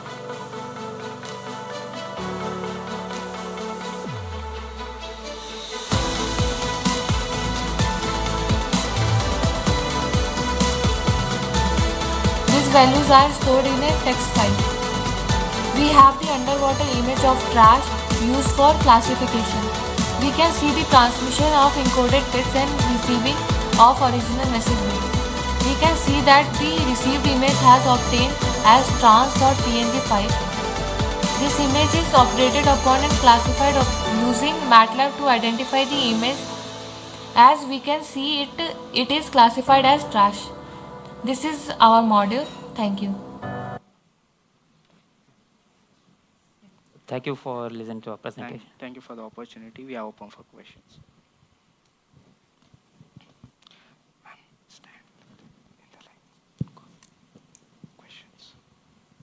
Yeah, thank you. So I actually have a couple of questions. Yes. So you are trying to send an image, right? Yes, sir. And you have a transmitter and you have a receiver, Yes, right? sir. And you captured that image and you, have done the encoding and then you are, reconstructing that. Yes, sir.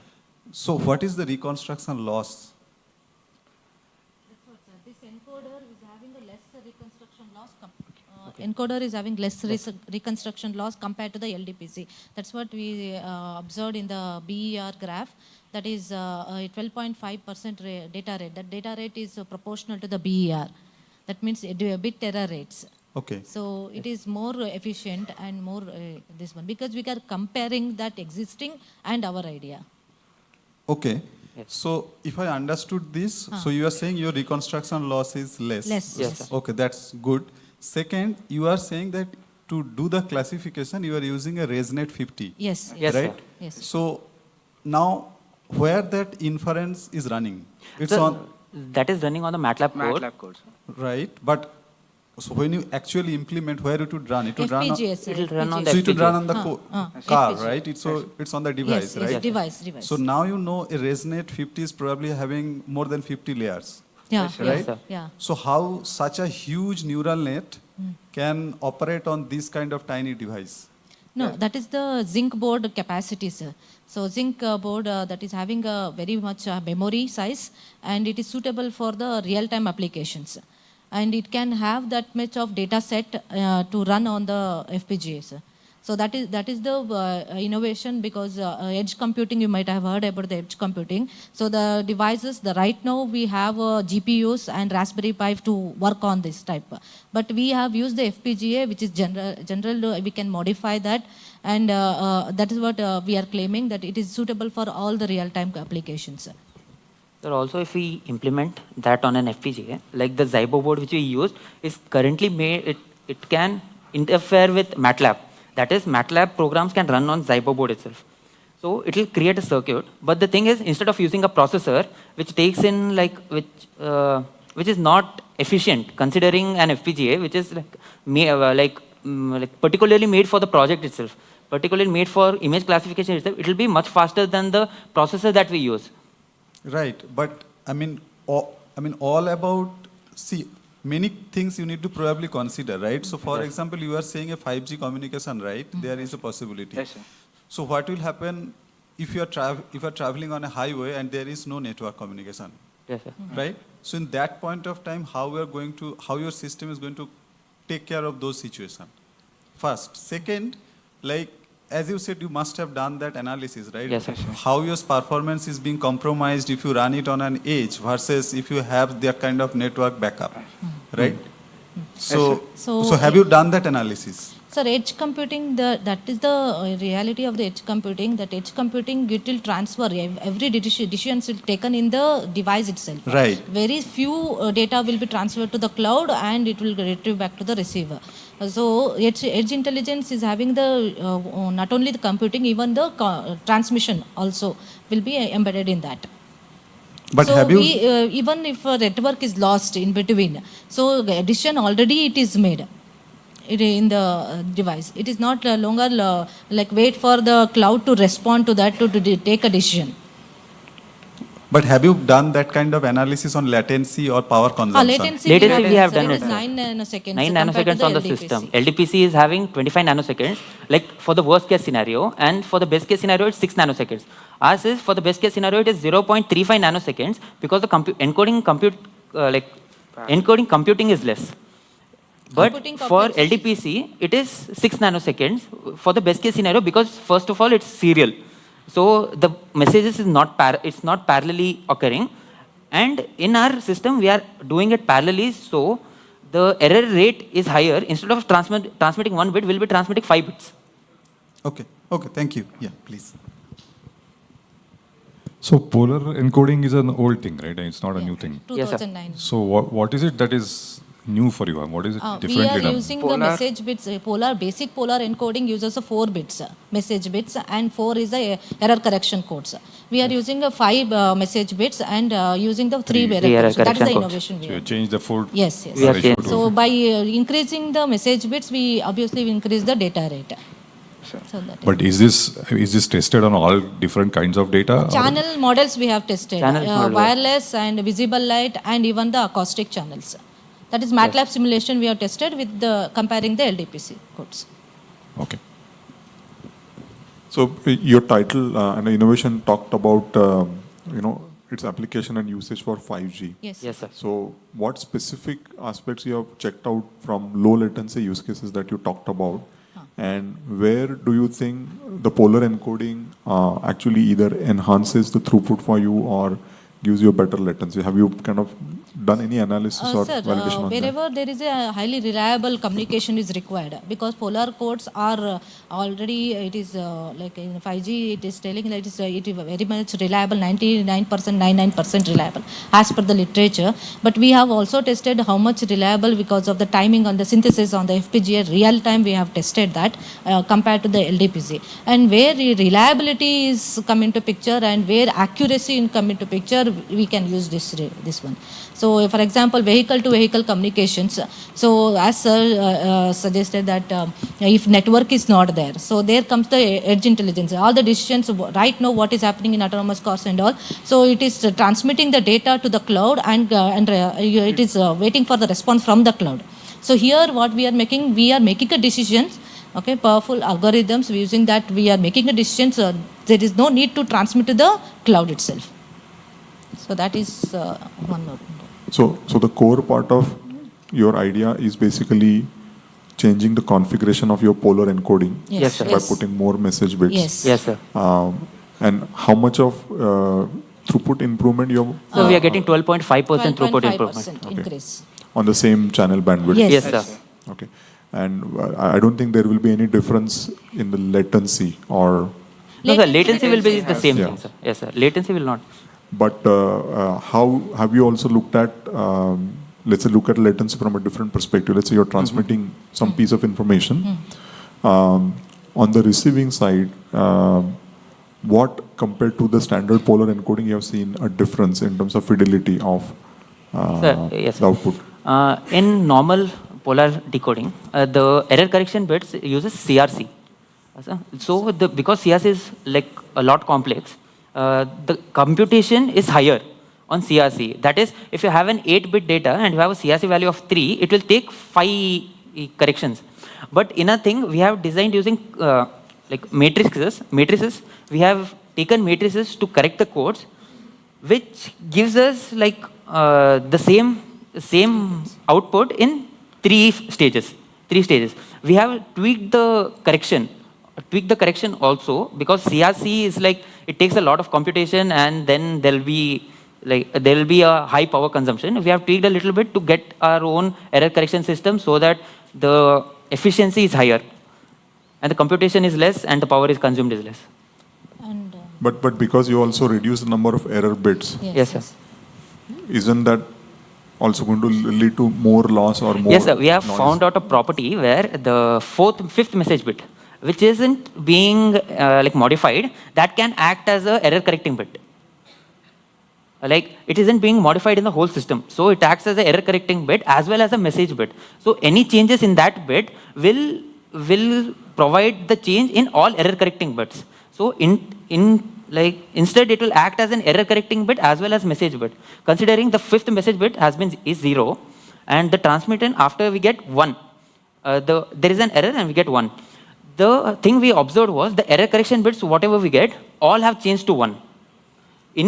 This will provide that the error correction bits have been changed, implies all the error correction bits have been changed. That means the 4th bit has been also changed. That's extra information we got it through the... We got it through the simulation. All right, thank you. Thank you, for the time. Thank you for the opportunity.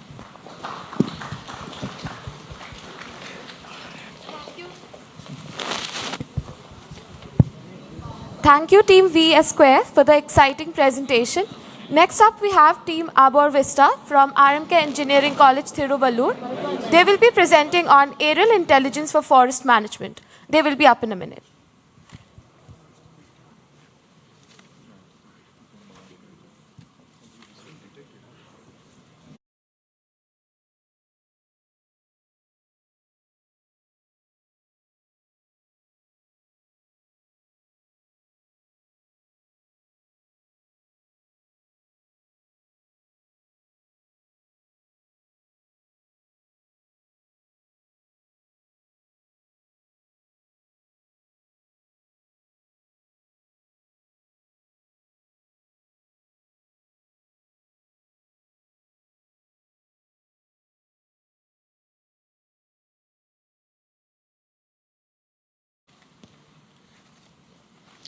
Very pleasant morning to one and all present here.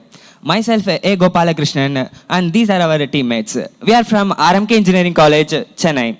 We are going to present our approach on innovative idea on embedded software. Our team is Arbor Vista. Our team title is Aerial Intelligence for Forest Management for the accuracy of tree species detection. The innovation in our idea is by utilizing drones for efficient of data collection on tree species. Cutting edge machine learning algorithm with efficient ML algorithms. Standalone product functionality for to analyze the tree data into our efficient real-time processing. Adaptability to environmental conditions with changing climatic factors. The main key differentiator of our project is we are going to differentiate with dynamic insights of analysis based on diseased trees, decomposed trees, dead trees, human-induced health issues, healthy trees. We are going to implement a tree protection zone for the analysis of ecological impact on tree species. By using this tree protection zone, the ecological impact will be reduced apart from 80%. We are going to implement with AI-driven analysis for the accuracy of data collections. Here is our idea approach. First of all, we are going to implement with data collection of tree species by our drones. Cutting-edge machine learning algorithms will analyze into our trained models to detect the accuracy of tree species on a accuracy scale of 95%. The data are real-time processing methodologies. In our user websites, the user can induce their login credentials to visit their plant details or either visualize their imaginary into for a better experience. They can analyze their outputs of our tree species. The validation mechanism we are going to implement on 4 scales. For this, we are going to implement the GPS tracking system with a GIS system integration.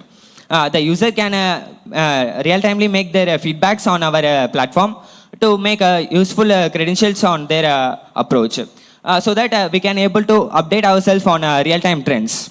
Our project will be compatible in every applications, so that user can make use of their analysis. The next technical slides have been continued by my friend Bharatwaj.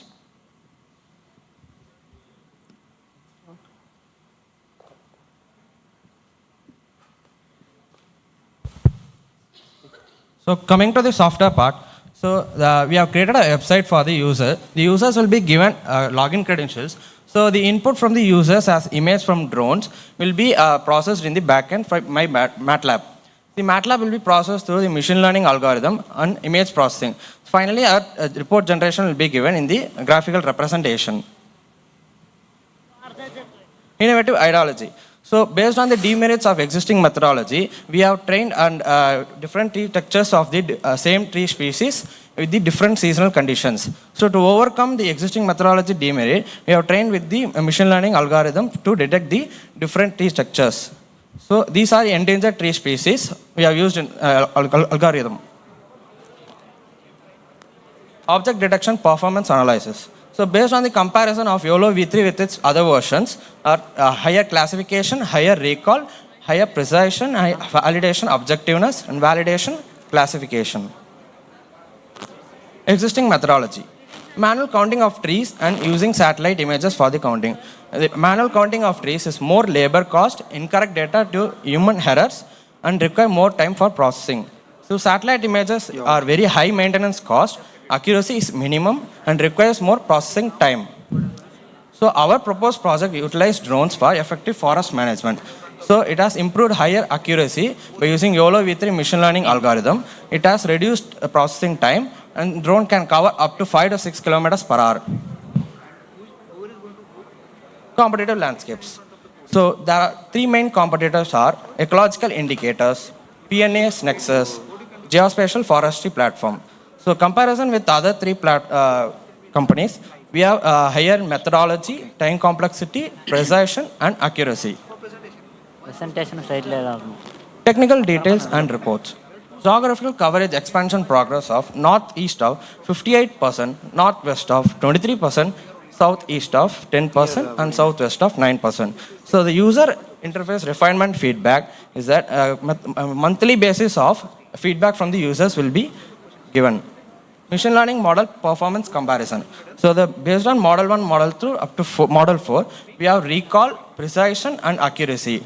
So validation mechanism based on the accuracy rates, we have the scale of up to 4 with stage 1 and 2. The next slide will be presented by my friend Sudarshan. Our main target customers are government environmental agencies. They can monitor and manage the effective data collected by our drones in our website.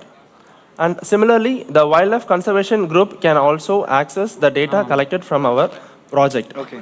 And the climate change research organization can study the effect of climate change on ecosystem, providing valuable data. Non-governmental organizations can also use our data from our website. Uniqueness of our system. Aerial precision. Compared to the satellite imagery process, our drone captured image will be an high accuracy and more detailed reports can be generated. We are using AI in every pixels of the captured image for ensure unparalleled accuracy in tree detection and classifications.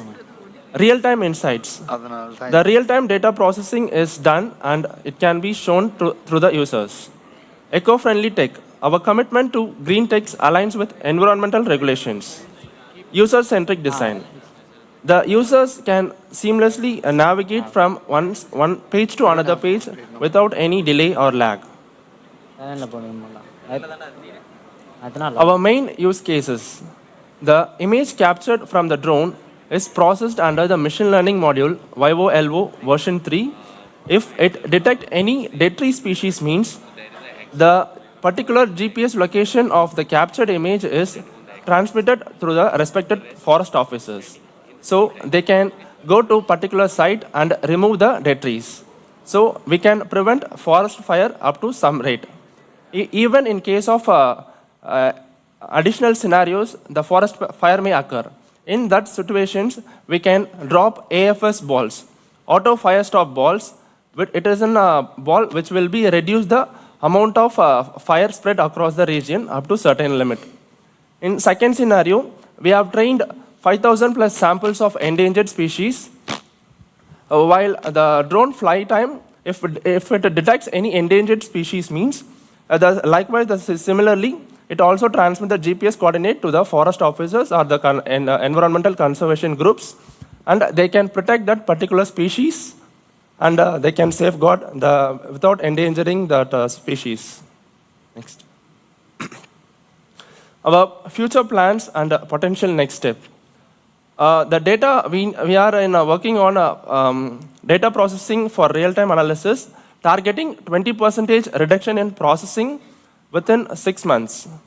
And we need to improve the accuracy level up to 95% and expand geographic coverage for tree enumerations and refine user interface for improved designs. Now we can see the video of our demo.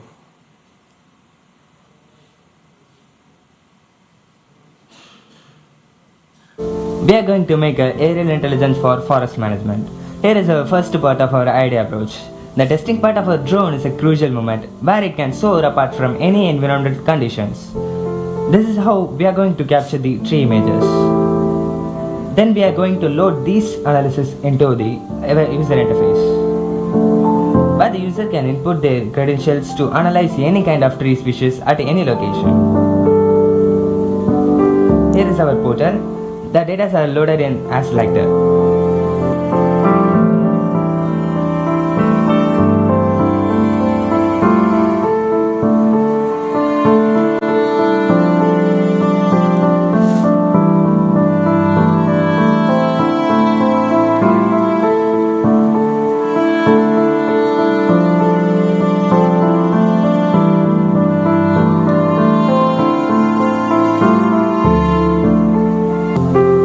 Outsourcing software is a MATLAB, which is trained with efficient ML and image processing algorithm.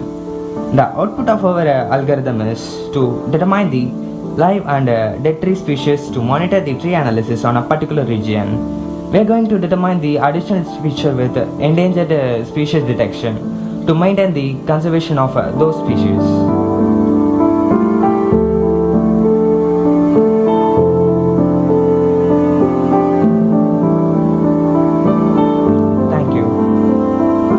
One planet, one forest. Let's protect it together.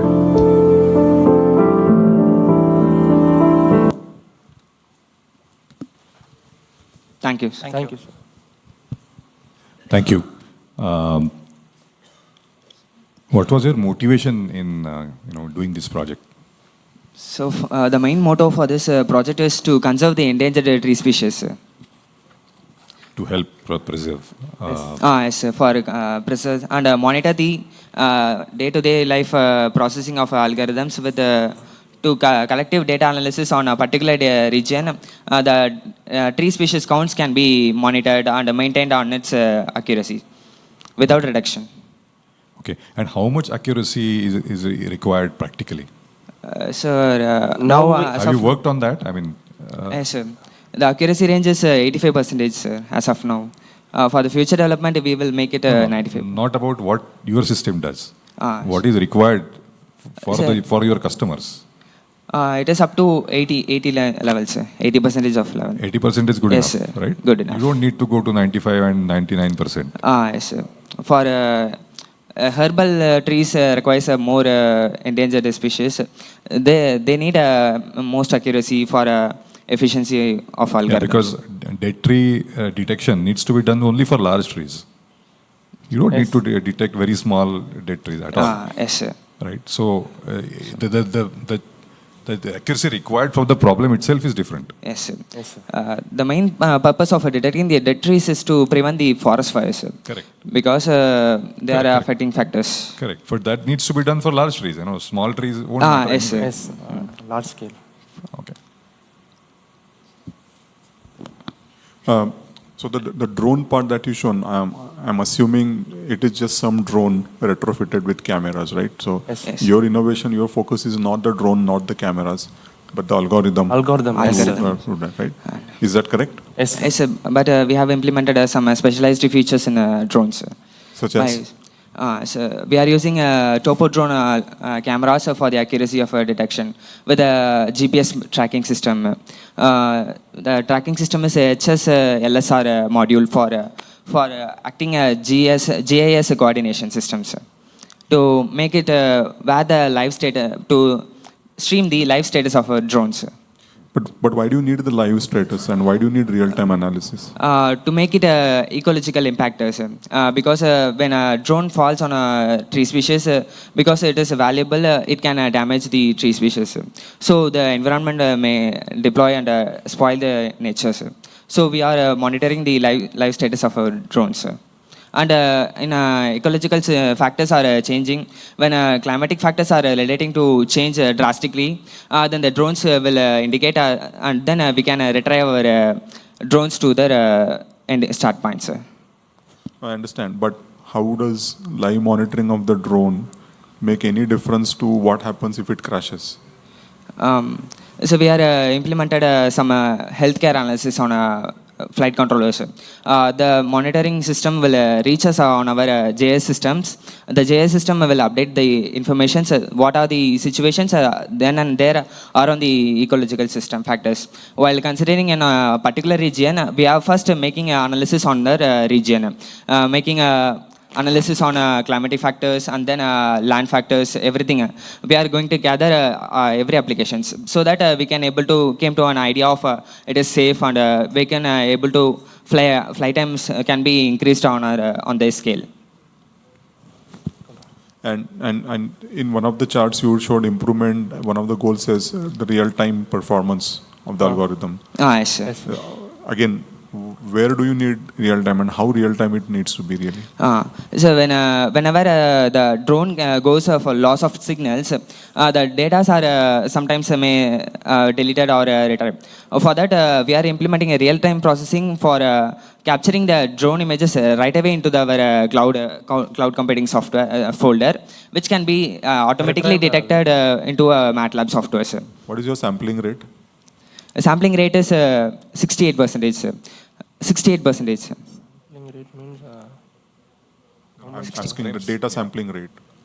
How frequently you are capturing and sampling and sending the data back? So we can capable to capture 20 into 20 at 5 minutes. So every 20 minutes? Yes, sir. Every 20 minutes you will have a capture? 20 into 20 region of square feet. That's the area. Time How frequently you are capturing the data? Because you mentioned real time and real time processing. So real time is real time. So it can frequently capture, sir. When I captured, it can suddenly on daytime it can real timely process the data into our folder, sir. It is, sir. Thank you. Okay.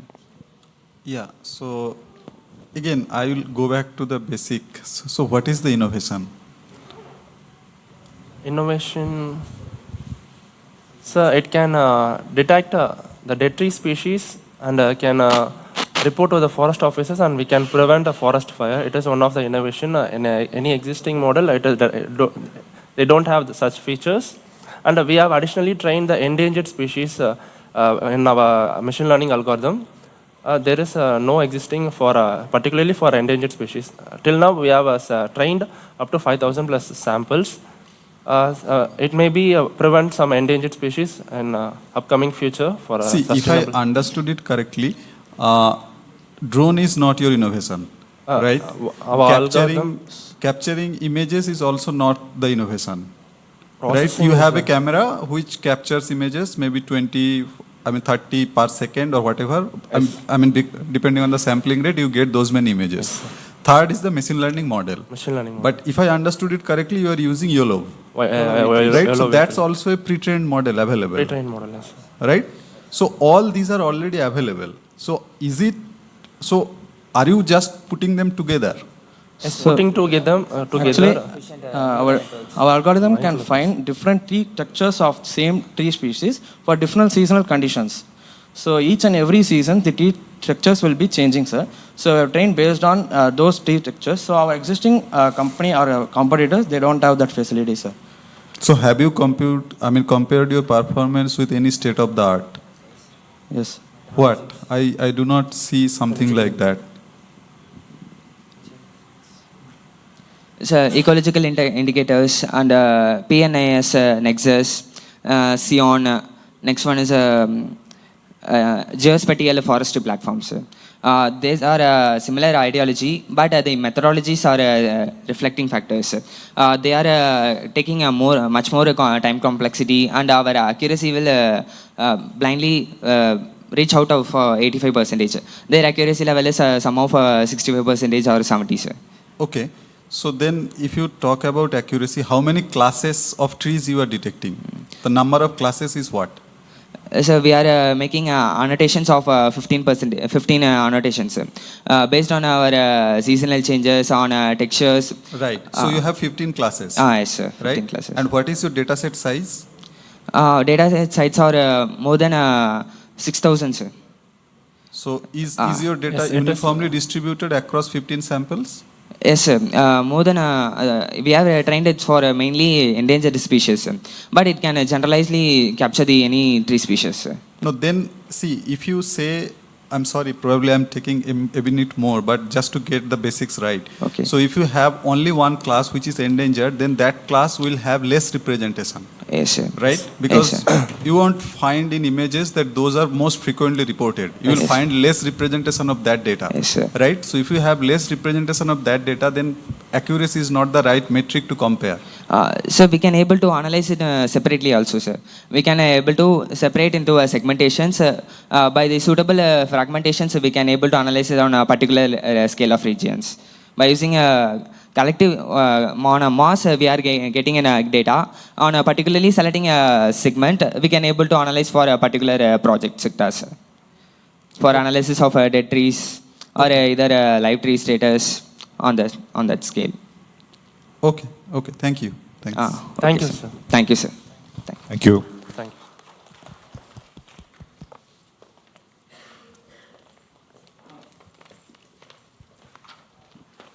Thank you, Team Arbor Vista, for the insightful presentation. Next, we have Avad Gat from RMK Engineering College, Thiruvallur.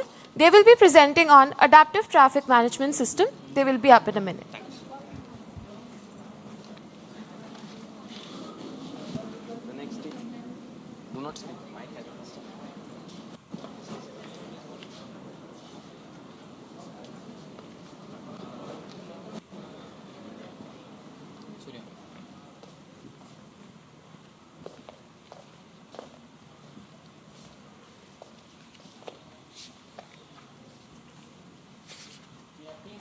Day from RMK CET. Our project is Adaptive Traffic Management System.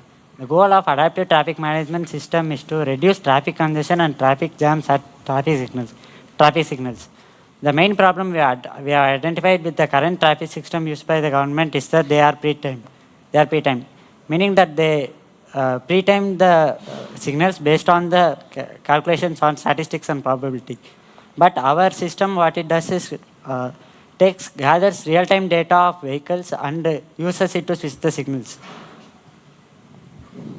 So the main technology we rely on is a machine learning concept called computer vision. Computer vision is a concept to give a basic definition. Computer vision, what it does is takes two-dimensional images and gathers three-dimensional parameters of it. And another important technology we rely on is the homography. It is also called perspective transformation. So camera angles are usually situated at various places, so we don't get the exact angle. So perspective transformation can be used to get the bird's eye view, that is the top view of the vehicle, so that we can measure it accurately. You can see from the second image that gaps between one black dot and another black dot is 50 meters. But as the distance increases, it looks like the distance is smaller from the camera. Using perspective transformation, we can resolve this problem. Key differentiation between the existing system and our system is, as I already said, the real-time gathering of data. Another solution government usually implements to solve this problem is the widening of the lanes, increasing the number of lanes to increase the capacity of the road. So the main problem with this is it incurs a phenomenon called induced demand phenomenon. So to explain the induced demand phenomenon, when the travelers come to know that the number of lanes are big, it attracts a huge number of vehicles. So what it does, it still increases the number of vehicles and doesn't solve the problem of that traffic jam. As you can see from the second image, there are 24 lanes in this Texas freeway, but you can still see that the number of vehicles are still high and it still incurs traffic jam. Hence, our system is more efficient than this and solves the actual problem. So to solve this problem, we consider various parameters such as the number of vehicles, traffic length, waiting time, so that we can prioritize the parameters and gather the actual data, switch the signals accordingly. So priority is assigned to each parameter so that no fair running time is given to each of the road in a particular junction. And emergency vehicles are also detected so that the emergency vehicles can pass through the signal quickly instead of waiting in the lane like the other signals. So our project works like, first the input is passed through footages which is collected from CCTV footages, and our project is easy for getting an input image from pre-installed cameras and CCTV footages which is already installed. That may help to reduce our cost efficiencies, and the footages are passed to our platform which we are working on. We are using Google Colab, which is providing a virtual RAM of 12 GB RAM, which is good for object detection. And we're using a model called YOLO V8, which is ultra voltage, which helps in detecting object detection model. And we also using Python and OpenCV for algorithm and other purposes also. And we're using parameters like vehicle count, traffic length, waiting time, and waiting emergency vehicles also. For that, those parameters are using.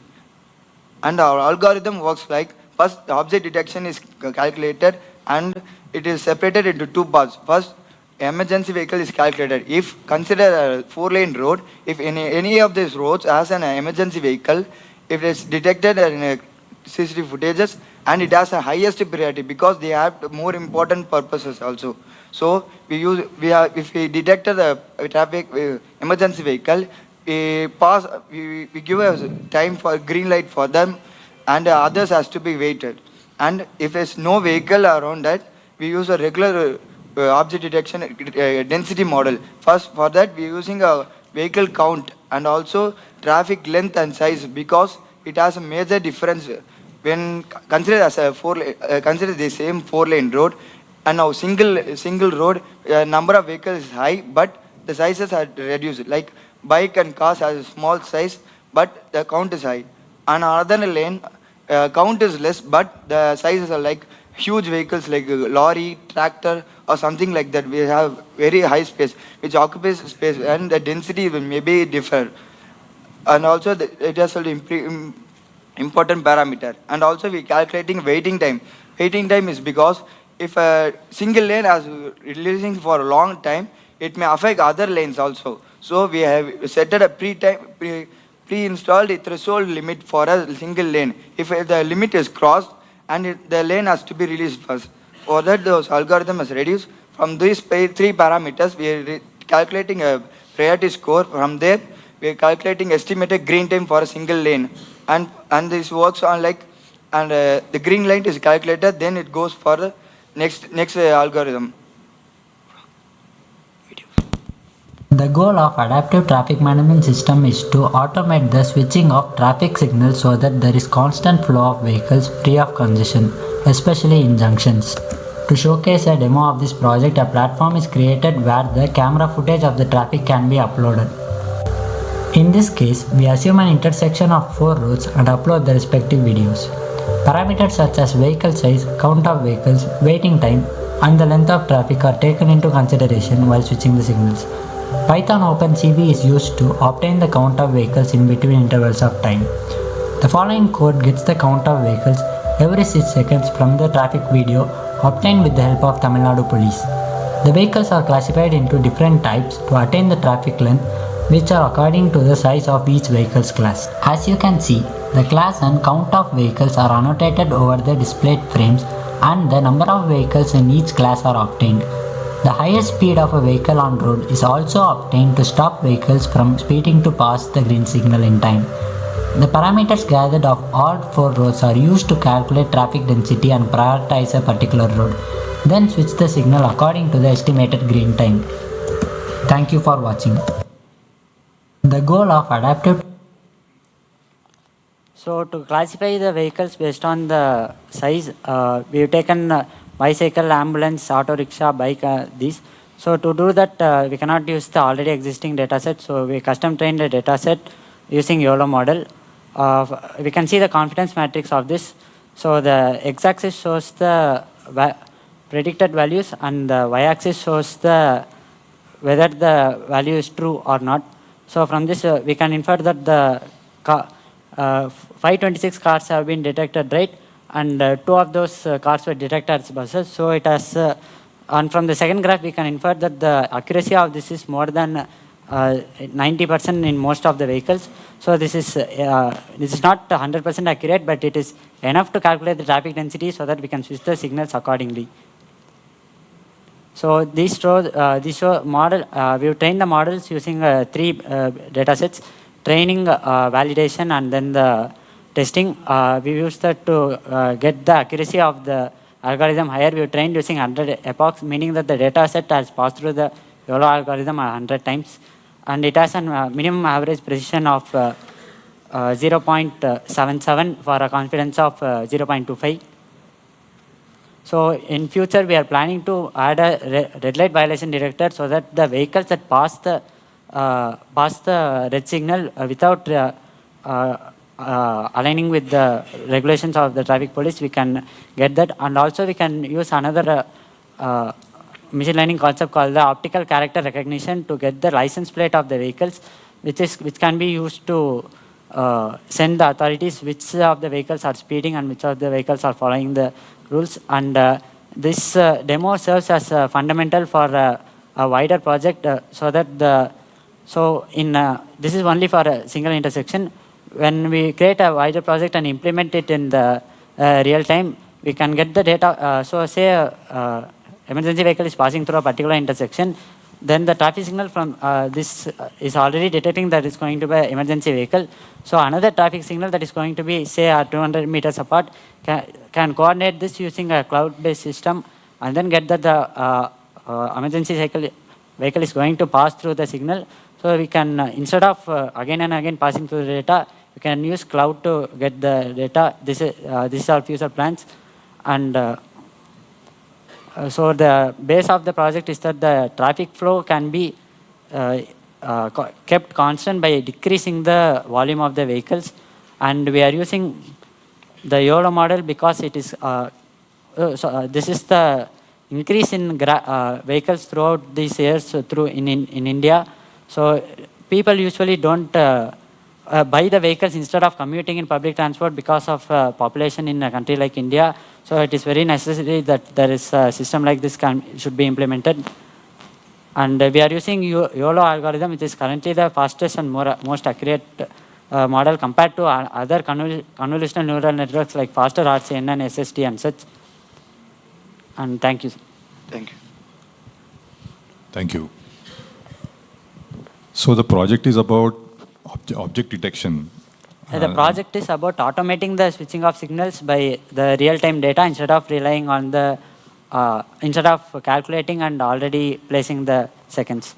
So the green time is estimated in real time instead of keeping a particular frequency for each time, so that the yeah, but it's traffic signal scheduling. Yes. Is done in a completely different way. Yes. They don't look at what kind of traffic is there, etc. at the real time. Yeah, so we use the real time instead of going with the way. So how frequently this will happen? Yeah, so usually when we calculate the number of vehicles for for every frame, then we will get a huge number of vehicles and we get inaccurate values. So depending on the density we get at the first time, so we can set an interval. Say vehicle density is quite high, then we can set an interval of 10 seconds, and between 10 seconds we extract a particular frame and get the number of vehicles in that frame. With that we can calculate for let's say 30 seconds and get the number of vehicles per each 10 seconds, and by adding that we can get the particular traffic density. So when we use cameras we cannot get the whole length of the road, right? So what we do is first time we do this, right? And then when we estimate a green time and use that, when we do that, the set of vehicles is going to keep coming. When the set of vehicles are keep coming, when the density doesn't decrease and stays the same, we can infer that the density in this particular road length is higher. So it's not just the question of density, it's also the flow. Yeah. So density and flow are different. Yes. Okay, so think about it. I'm just saying that the scheduling is done based on flow, not on density. Yes, sir. Okay, anyway. And also, I think, I'm not sure whether, is it deployed anywhere, by the way?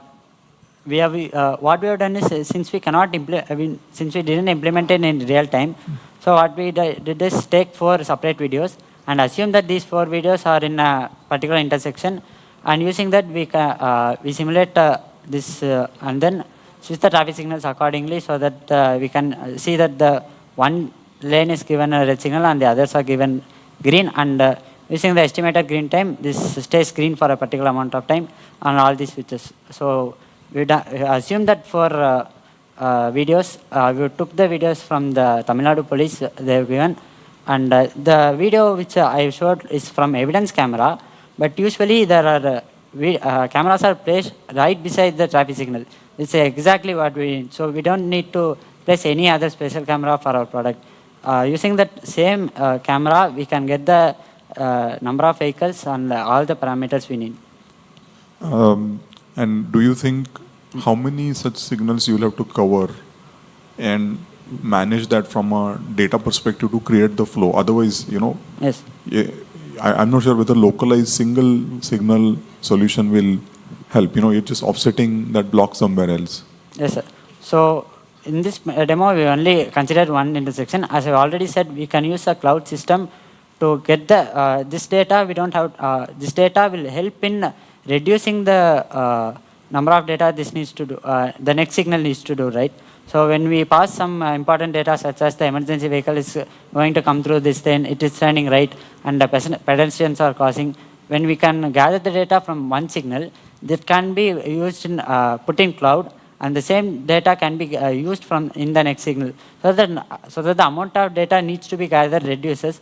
And for a particular, we can do this in a particular city and coordinate the traffic signals in coordinate every traffic signal in a particular city. And what's your idea to make sure that you are not starving the other roads? Yes. Yes. If there is high density and high flow on one, what's your idea to make sure that others are also getting green light sometime? Yeah, so we use waiting time, sir. So when like you said, when the traffic density is high in other 3 roads, and in one road the traffic density stays low all the time. So for a 4-lane road, we can set a particular waiting time that is according to that. It's already we can set it. Let's say a 4-lane road has a waiting time of 90 seconds. So first highest priority is given to the emergency vehicles, and the second highest priority is given to the waiting time. When you calculate that the waiting time of one particular road is higher than 90 seconds, we allow that road. After checking the waiting time only, we get to the traffic density and prioritize the roads based on that. Have you thought about taking into account impact on pollution? Impact on pollution? No, sir.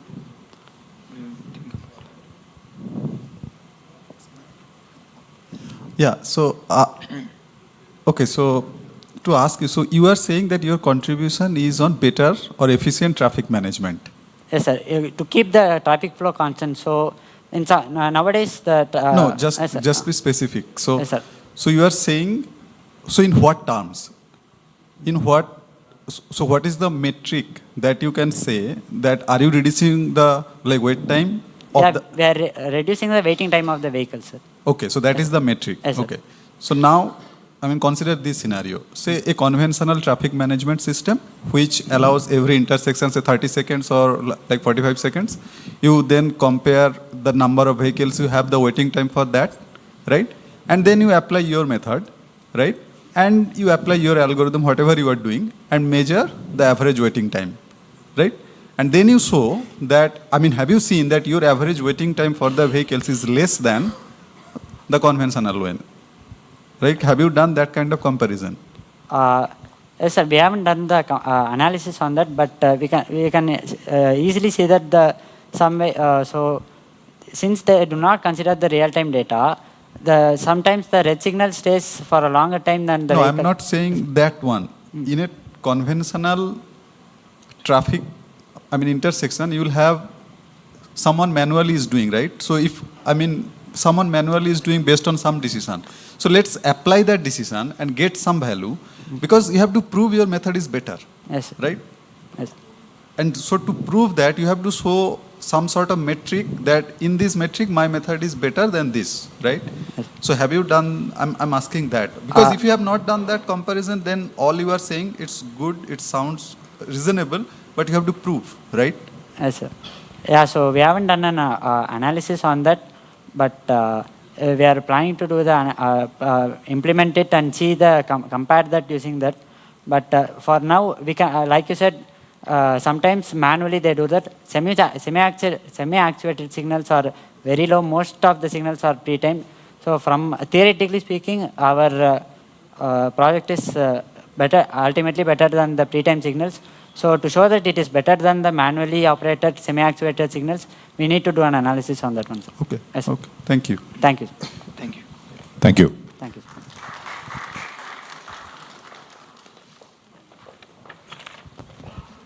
Thank you, Avad Gat, for the insightful presentation. Now let's hear it from Krenov from Sri Krishna College of Engineering and Technology, Coimbatore. They would be presenting on plug-in kit for ready charging. Let's welcome them.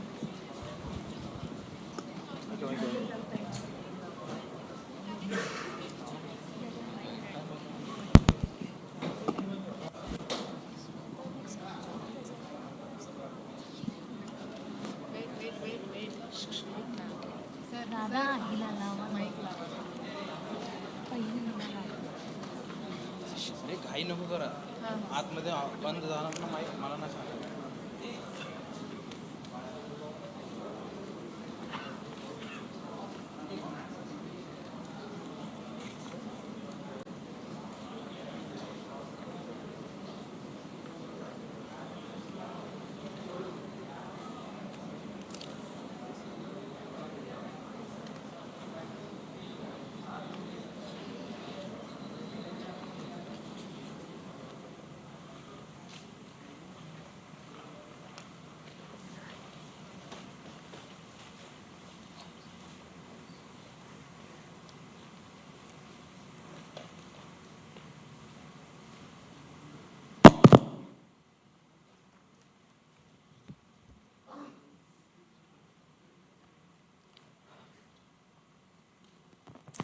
A very good morning to all present here. In every problem, there is a hidden solution waiting to be discovered. It's the spark of creativity that transforms the obstacles into a stepping stone towards progress. Here, by providing the solution of our problem statement, is the team Krenovians from Sri Krishna College of Engineering and Technology, feeling extremely overwhelmed to bestow our idea as a plug-in kit for ready charging. We are honored and privileged to be here over this esteemed forum of KPIT Sparkle that aims to revolutionize the electric vehicle mobility under the statement of improving and nurturing the improvement of the battery range capacity. Okay, let me now start with the reported survey, where it says that nearly the widespread of the EV adoption could merely contribute around 28% of reduction in the carbon dioxide emission by 2030. And that is the need of an hour. And hence, this is going to be the 14 arena that is going to be completely contributing to the sustainable goal of the entire country. And we have come up with that solution. But looking into the good one, there are still being some bad ideas too. there are two major obstacles that are prevailing right now. One is going to be the current charging infrastructure at the entire country, and next one is going to be the high cost demand for the electric vehicle at the market right now. And as a team, we have came up with that resolution too, an innovative approach as a plug-in kit.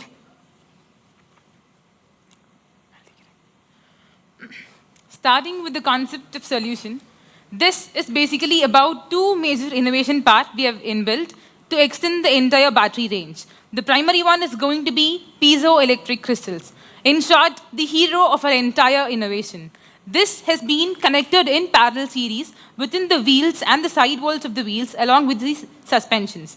Basically, the piezoelectric crystals are capable of generating an electric charge with each and every vibration they come across. And when we are riding a vehicle, vibrations are the obvious part of it.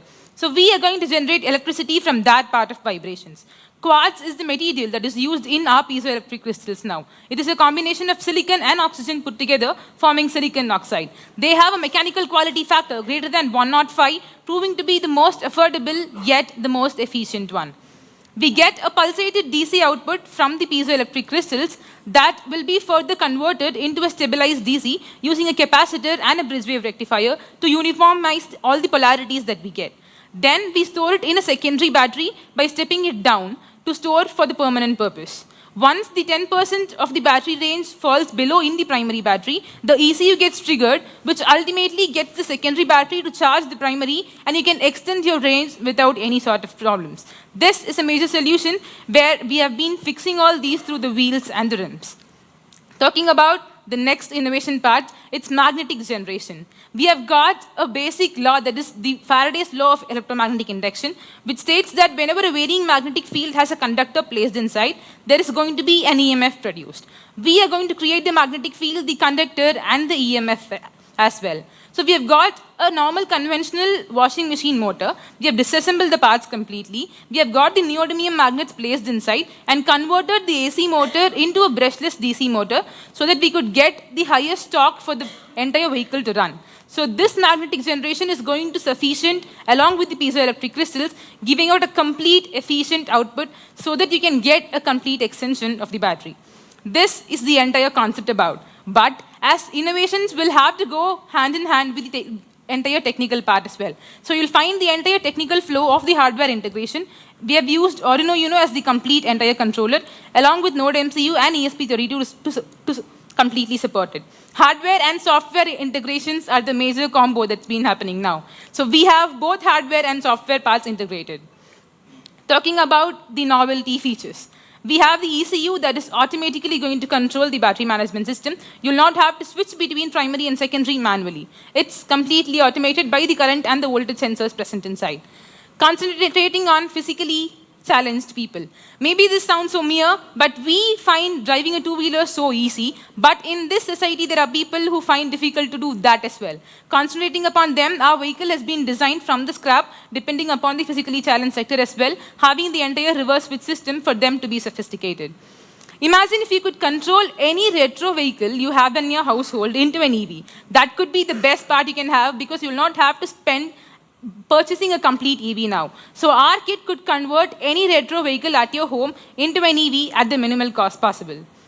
Talking about the next innovative feature, it is going to be tire pressure management system. We have the LCD displays placed in the front where you will find all the 4 tire pressure management systems on the top. E-call systems are going to sufficient you with the safety of the rider and the vehicle as well. We have GPS and GSM modules inside, which is going to track the live location of the vehicle and send it to an application that we have built. The application is going to be completely an SOS system where you will find the messages of your complete vehicle track location. And if there is a vibration sensor's threshold crosses, then that alert is sent to the nearby medical dispensaries, your emergency contact people, as well as the police stations. Touch display has become the pivotal part of every component we find today. So in our vehicle, we have a 7-inch Raspberry Pi display that is going to be the entire touch controller of the complete system, where you can have the voice-based call systems, the similar what you find in a complete car. You can have the navigation systems inside. Talking about onboard dynamics, it is going to give you the battery management, power, temperature, the primary, secondary battery systems. In short, you will find all the parameters of the vehicle being displayed on your screen. To make sure that the piezo is not going to affect the wheel and the wheel's heat is not going to affect the piezo, we have a double layer epoxy silicone coating that is going to prevent the piezos from damaging so that this extension of battery range continues. Our application is completely developed from the front end till the UX designs to give the entire SOS system a good interface. This is going to be a user interface part. You will find the LCDs displaying all the parameters, and the Raspberry Pi is going to give you all the innovative features, the similar of a phone. You will be able to control your navigation and Google Maps on your screen.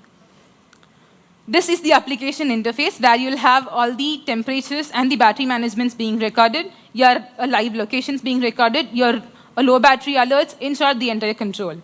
This is complete the cost structure.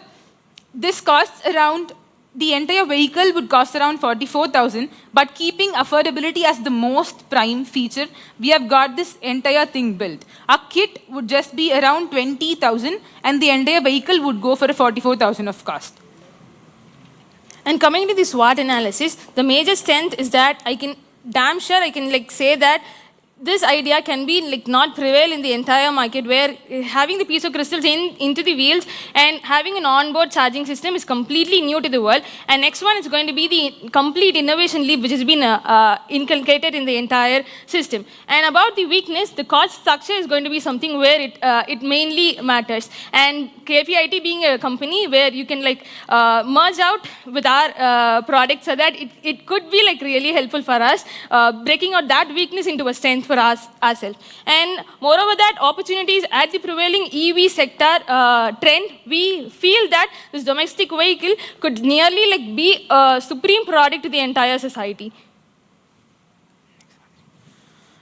This is the complete implementation plan. Since the date of Sparkle was announced, till this second, we are giving you the product in front. This has been a complete utilization starting from the idea generation, the R&D works, design, fabrication, hardware, software integration, and then figuring out all the trial and errors. This has been the complete implementation plan till this second. So if it's a normal stereotype that students could make an MVP but not make it a product. So to break that stereotype, we have all the futuristic aspects. If this goes as a product into the market, we'll be supplying with all the needed strategies. We have provided you the business strategies as well. So this is going to be the business canvas where we'll have the one-tier vendors at the primary key partners. We're going to have the OEM alliances as well. And getting the research from that input, we'll be able to give all the key resources and key activities we would have. The value propositions will be consisting of all the novelty features that we have at the present to build a good customer relationship. Any sort of industry... We are Team Krenovians from Sri Krishna College of Engineering and Technology here at the forum of KPIT Sparkle 2024, presenting our idea in the statement of extending the battery range of an EV. Firstly, the components are disassembled from the authentic vehicle and the complete rework was carried out. The vehicle designs crafted through SolidWorks and ANSYS simulations are there to the stringent criteria, ensuring the optimal performance, structural integrity and safety. Delving into the idea of concept, firstly, soldering of the piezoelectric crystal takes place, which is of quartz material. The main purpose of using the piezoelectric crystal is to generate electric energy from the impact energy of the vehicle. Once the piezoelectric crystals are mounted together, then those are placed in the tires and the suspension, which are further installed into the vehicle. The most efficient way is to utilize the suspension and the tires of the vehicle because it is where most of the vibrations usually occur. Secondly, using the Faraday's law of electromagnetic induction, the EMF is induced due to the neodymium magnets repelling over the rotor. Connected to the vehicle's rear shaft, when the vehicle moves, the rotation generates an AC output that is stored directly into the primary batteries and used for extending the battery range. And to add to this, there is an electronic control unit which induces the charging kit activation automatically once the primary battery low indication pops up on the screen of the vehicle.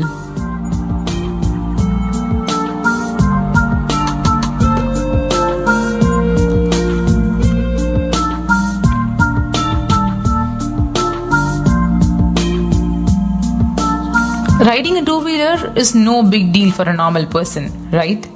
This plug-in kit would create a ripple over the market, not just by the normal people, but the physically challenged sector too. Because we have designed the kit in such a way with ideal wheels and reverse switch system to ignite convenience in the driving of the physically challenged sector as well. Breaking off all the prevailing barriers in today's world of EV, our plug-in kit would drastically improve the domestic EV adaptation and take the world into an amazing arena of green energy. Thank you. Thank you, sir. Thanks a lot.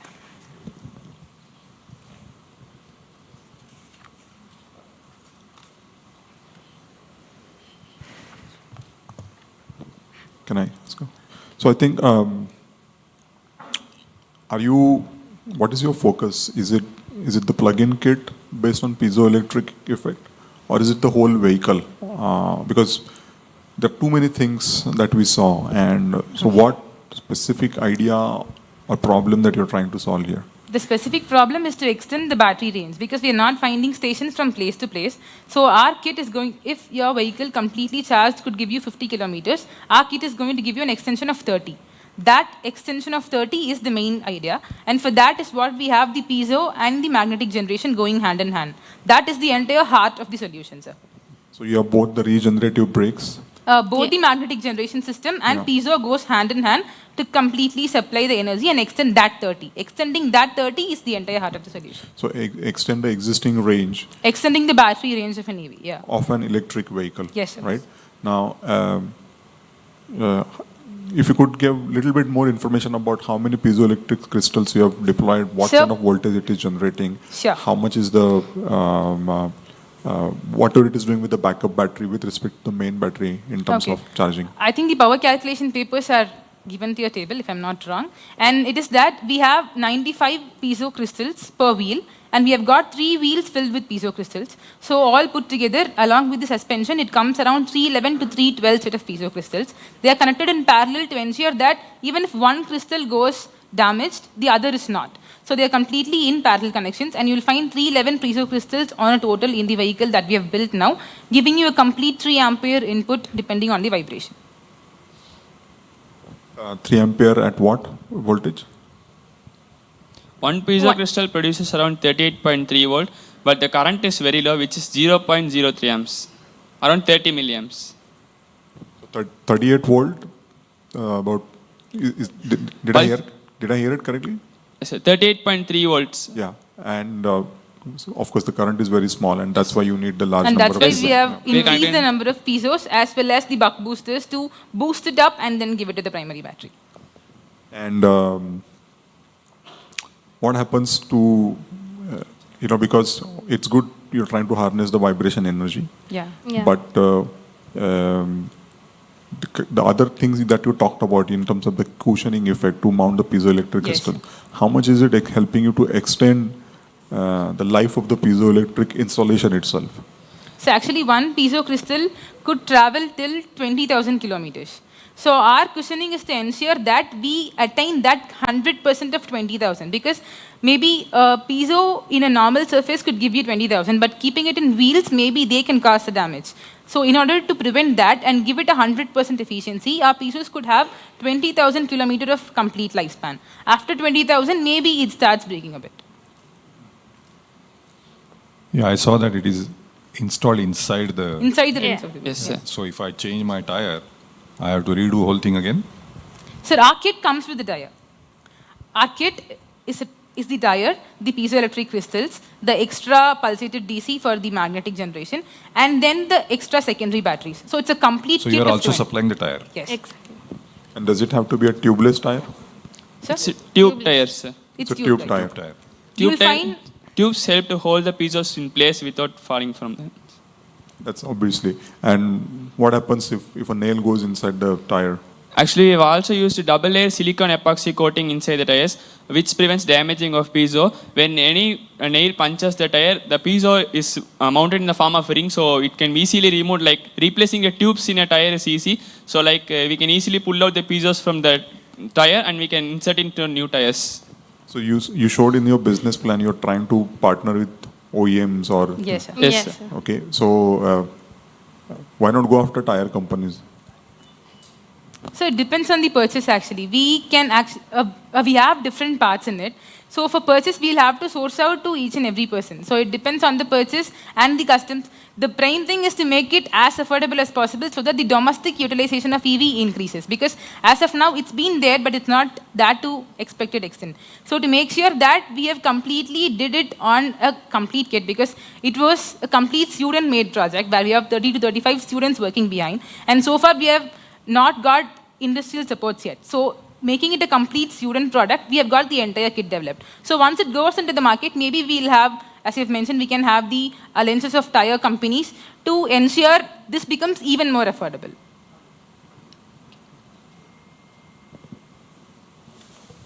Yeah, so, thank you for the presentation. Thank you. You painted a very rosy picture, right? It looks very great.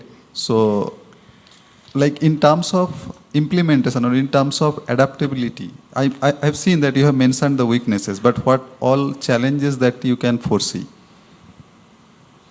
Because if it is so, if it is going to help the way that you are presenting, why not someone else have taken it up till late? So the idea starts from the ideation process. An ideation process has lots and lots of R&Ds behind. We have gone around 20 to 25 R&D papers. We have read, and the paper's perspective varies from person to person. I'll read it in a way while my mentor reads it in another way. So from there on, we read papers from different people, we circulate the idea, and we have did a Google form circulation as well, where we completely have the questions put out on the Google form, and we have started circulating it among our friend circle, our professor circle, so that we got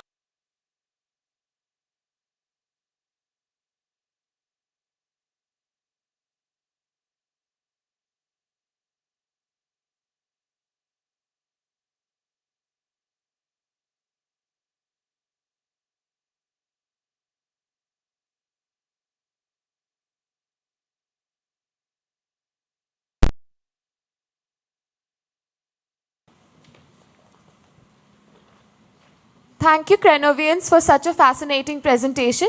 Next up, we have Cryptic Wizards from SRM Institute of Science and Technology. They would be presenting on quantum-safe cryptography for future-proof software security. Let's have them on stage.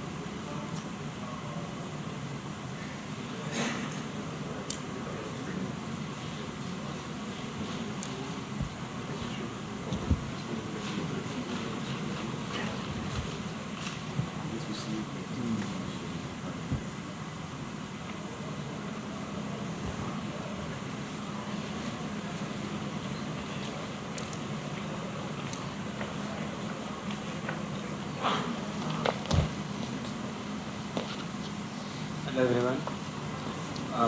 I am N. Kushwansai from Team Cryptic Wizards.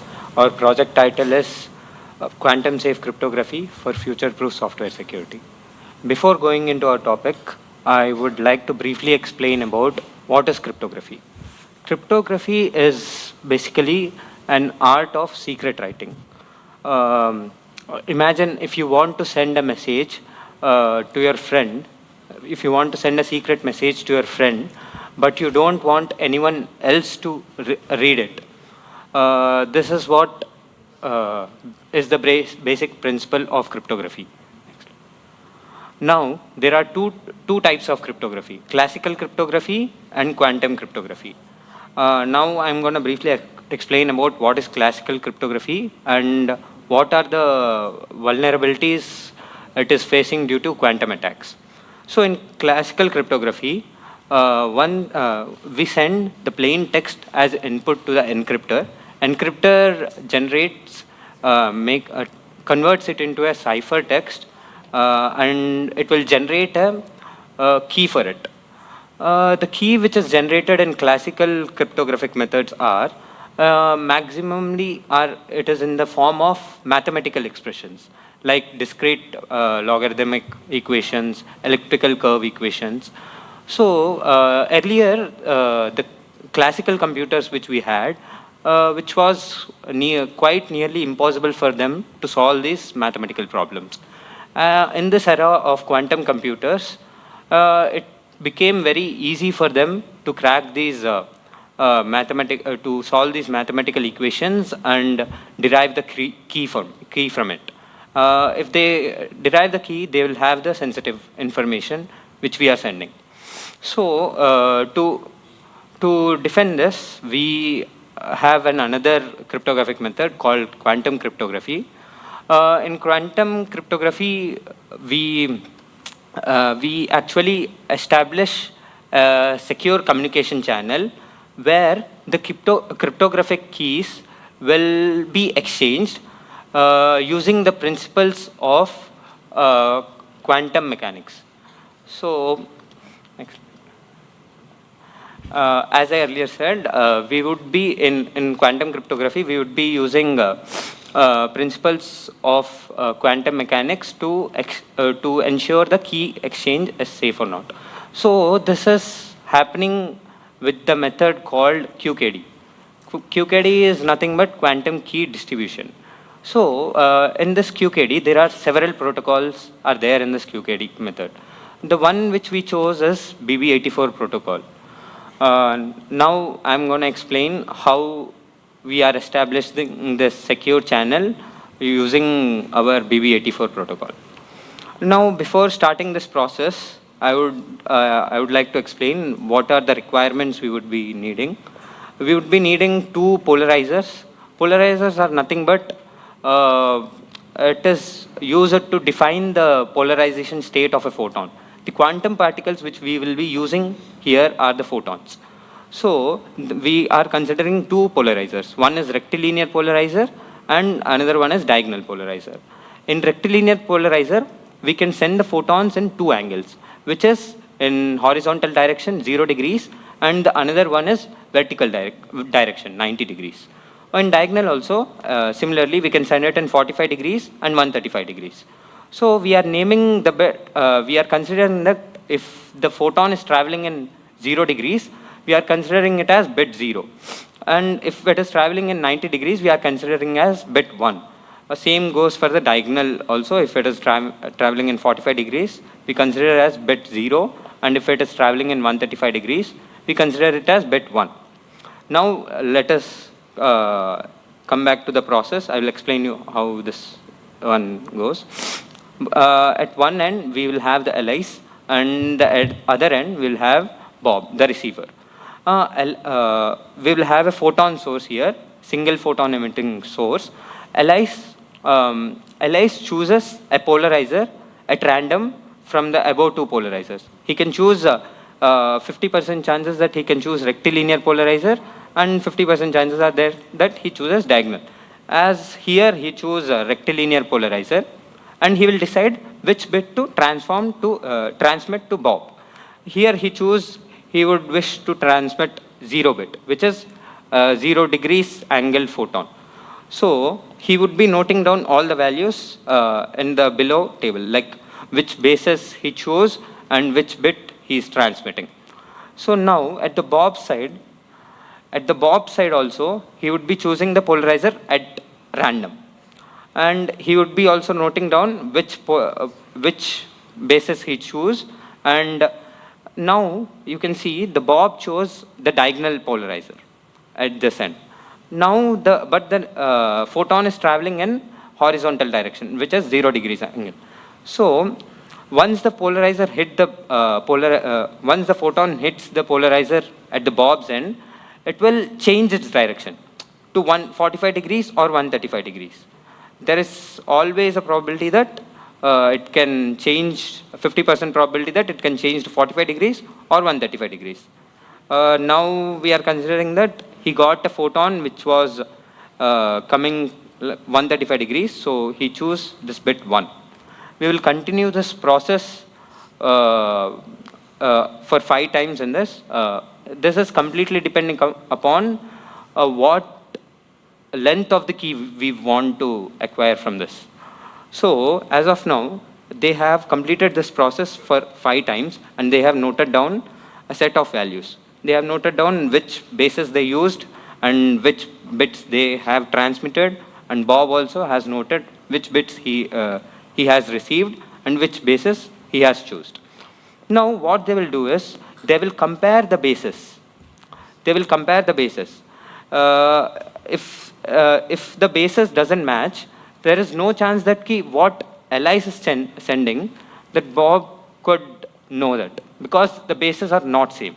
So they will discard the bits where the bases are not same, and where the bases are matching, they will keep those bits, and where the bases were matching, he will again check what are the bits. The bits should also match. If the bases are matching, then the transmitted bit should also match. So then again they will match the bits. If the bits are also matching, they will come to a conclusion that what are all the set of matched bits came, they'll make this as a key. And they will use this to encrypt and decrypt the data. So what if an eavesdropper is in the middle of this game? Means an eavesdropper is also coming in the middle and putting his polarizers and trying to measure the bits. Now, in the first case, as you can see, Alice is sending bit 0, a bit 0, and the Eve is also has chosen the same basis which the Alice has chosen, and the Bob has also chosen the same base. Now, in the first bit, we wouldn't know, we can't identify if there is an eavesdropper or not, because the whole process is running quite normally. But when you see in the third bit, and it is dotted, in the third bit, Alice and Bob chose the same basis. But the eavesdropper, which is in the middle of it, has chosen different bases. So Alice was sending bit 1, which was 135 degrees angle. Now it is getting deviated because of the polarizer which the Eves kept in the middle. So it will change its angle, and what bit it came near Bob is 0 bit, which is 45 degrees. While they will measure, they will have the same basis, but the bits will not match. So they will come to know that there was an eavesdropper in between. Someone has disturbed the flow of photons. So they will abort this protocol and they will switch to new quantum channel. So this was the whole process. And we have actually simulated this process, and we have developed a chat application using this process as the backend. So this is our implementation. In the concept of BB84 protocol, we have created a web application in which we have used React.js for designing a web page, and we have built a server using Node.js.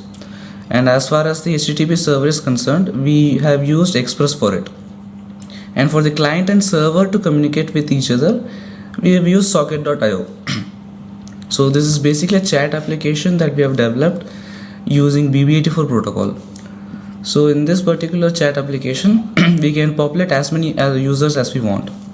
So first of all, I create a user named Alice here, I'll just enter the user's name and hit join chat. Now Alice has entered the chat. Now I'll do the same thing for Bob. I'll enter the user's name, which is Bob, and hit join chat. Now what I will do is I'll send a message to Bob from Alice. So first I need to choose the user to whom I wish to send it. I chose it. It says you selected user Bob. So now I'll just send a message to Bob saying hi Bob, and I've sent it.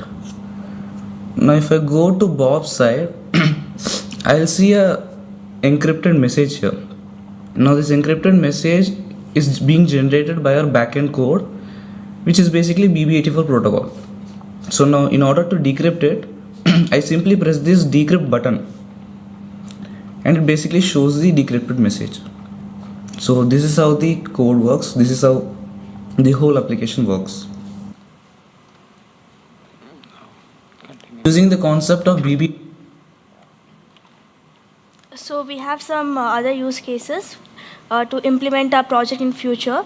We have first energy smart grids. So to secure communication between the grids, between the signal and the data, we need it to be very much confidential. So we can use quantum key distribution for this process. Next, for autonomous vehicle, the vehicle to vehicle and vehicle to infrastructure communication needs to be very much secure to avoid accidents and malfunctions because of cyber attacks.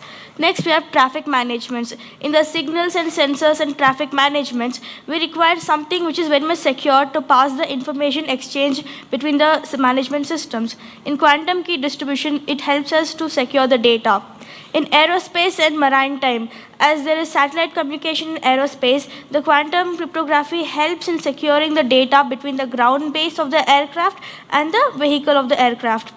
So there's a secure communication present between those both. In maritime, as the cargo thefts and the piracies are increasing nowadays, to protect the data piracies, we require quantum key distribution in all these factors to establish a secure communication. And our projects will be enhanced in the future. Thank you. Thank you. Thank you.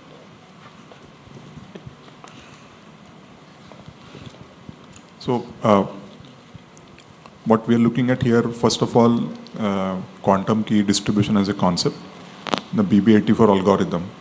If you could go back to the chat application that you demonstrated. So that's just a demonstration of the algorithm, right? So how are you bringing out the power of quantum compute or quantum cryptography in this? Yes, sir. Actually, we talked about, we are using photons here. So while simulating this simulating this process, we have used, instead of photons, we have used Jonas vectors, which are mathematical expressions by which we derive the polarization state of a particle. So it is much similar to the photons, so we used it. That's why we are saying that is the thing. And so this is a full simulation. This is a simulation. It's not actual. Yeah, not actual. And the handshake that is happening initially to kind of establish the key or exchange the key. What is the repeatability of that? It can be used only once, sir. It can be repeated, but if at all, if the eavesdropper is there in the middle, if he reads one bit at a time in a process, so there is a chances that if in a 10 tries of, if he repeat it in 10 times, he could get that key. That's why we make it as one time. We use it only for the one time. Okay, so each subsequent bit transmission has a unique state of exchange keys. Yes. Is that what we are looking at? Sir? And each subsequent exchange of the data has a unique state agreed between the sender and receiver. Is that correct? Yeah. Okay.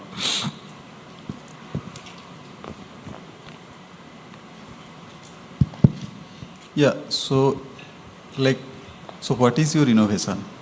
Because if I I mean, if I understand correctly, BB84 is an existing algorithm. There are numerous GitHub implementations over there. You can just download and execute, and this is just a simulation, it looks like. So, I mean, what is as such the innovation that you are going to bringing in? So, sir, basically the uniqueness lies in its approach to securing the communication channel using quantum safe cryptography. We'll not just implement here in this. This just was a simulation.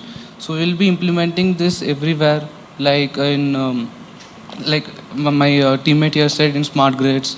In even we can apply it in government organizations and military organizations for secure communication. So that's the no, but I mean the basis on which whatever you are showing, that's like BB84. Yes, sir. which is a long back developed algorithm. It was developed long back, right? And Yes, it sir. exists. You can just call it and use it, right? Yes, so exactly. you are not. So if I'm failing to understand, help me understanding what is that edge on top of that. Are you doing something in the algorithm? It looks like not, right? You are just calling that algorithm, right?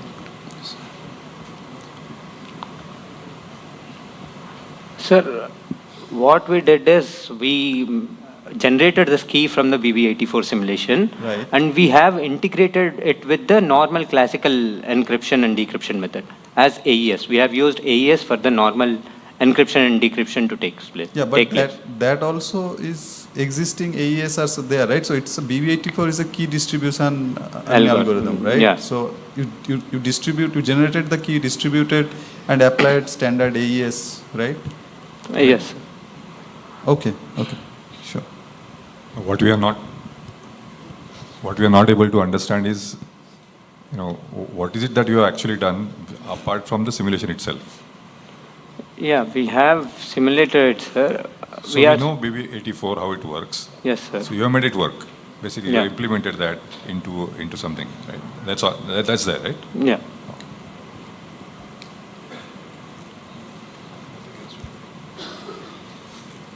Thank you so much. Thank you.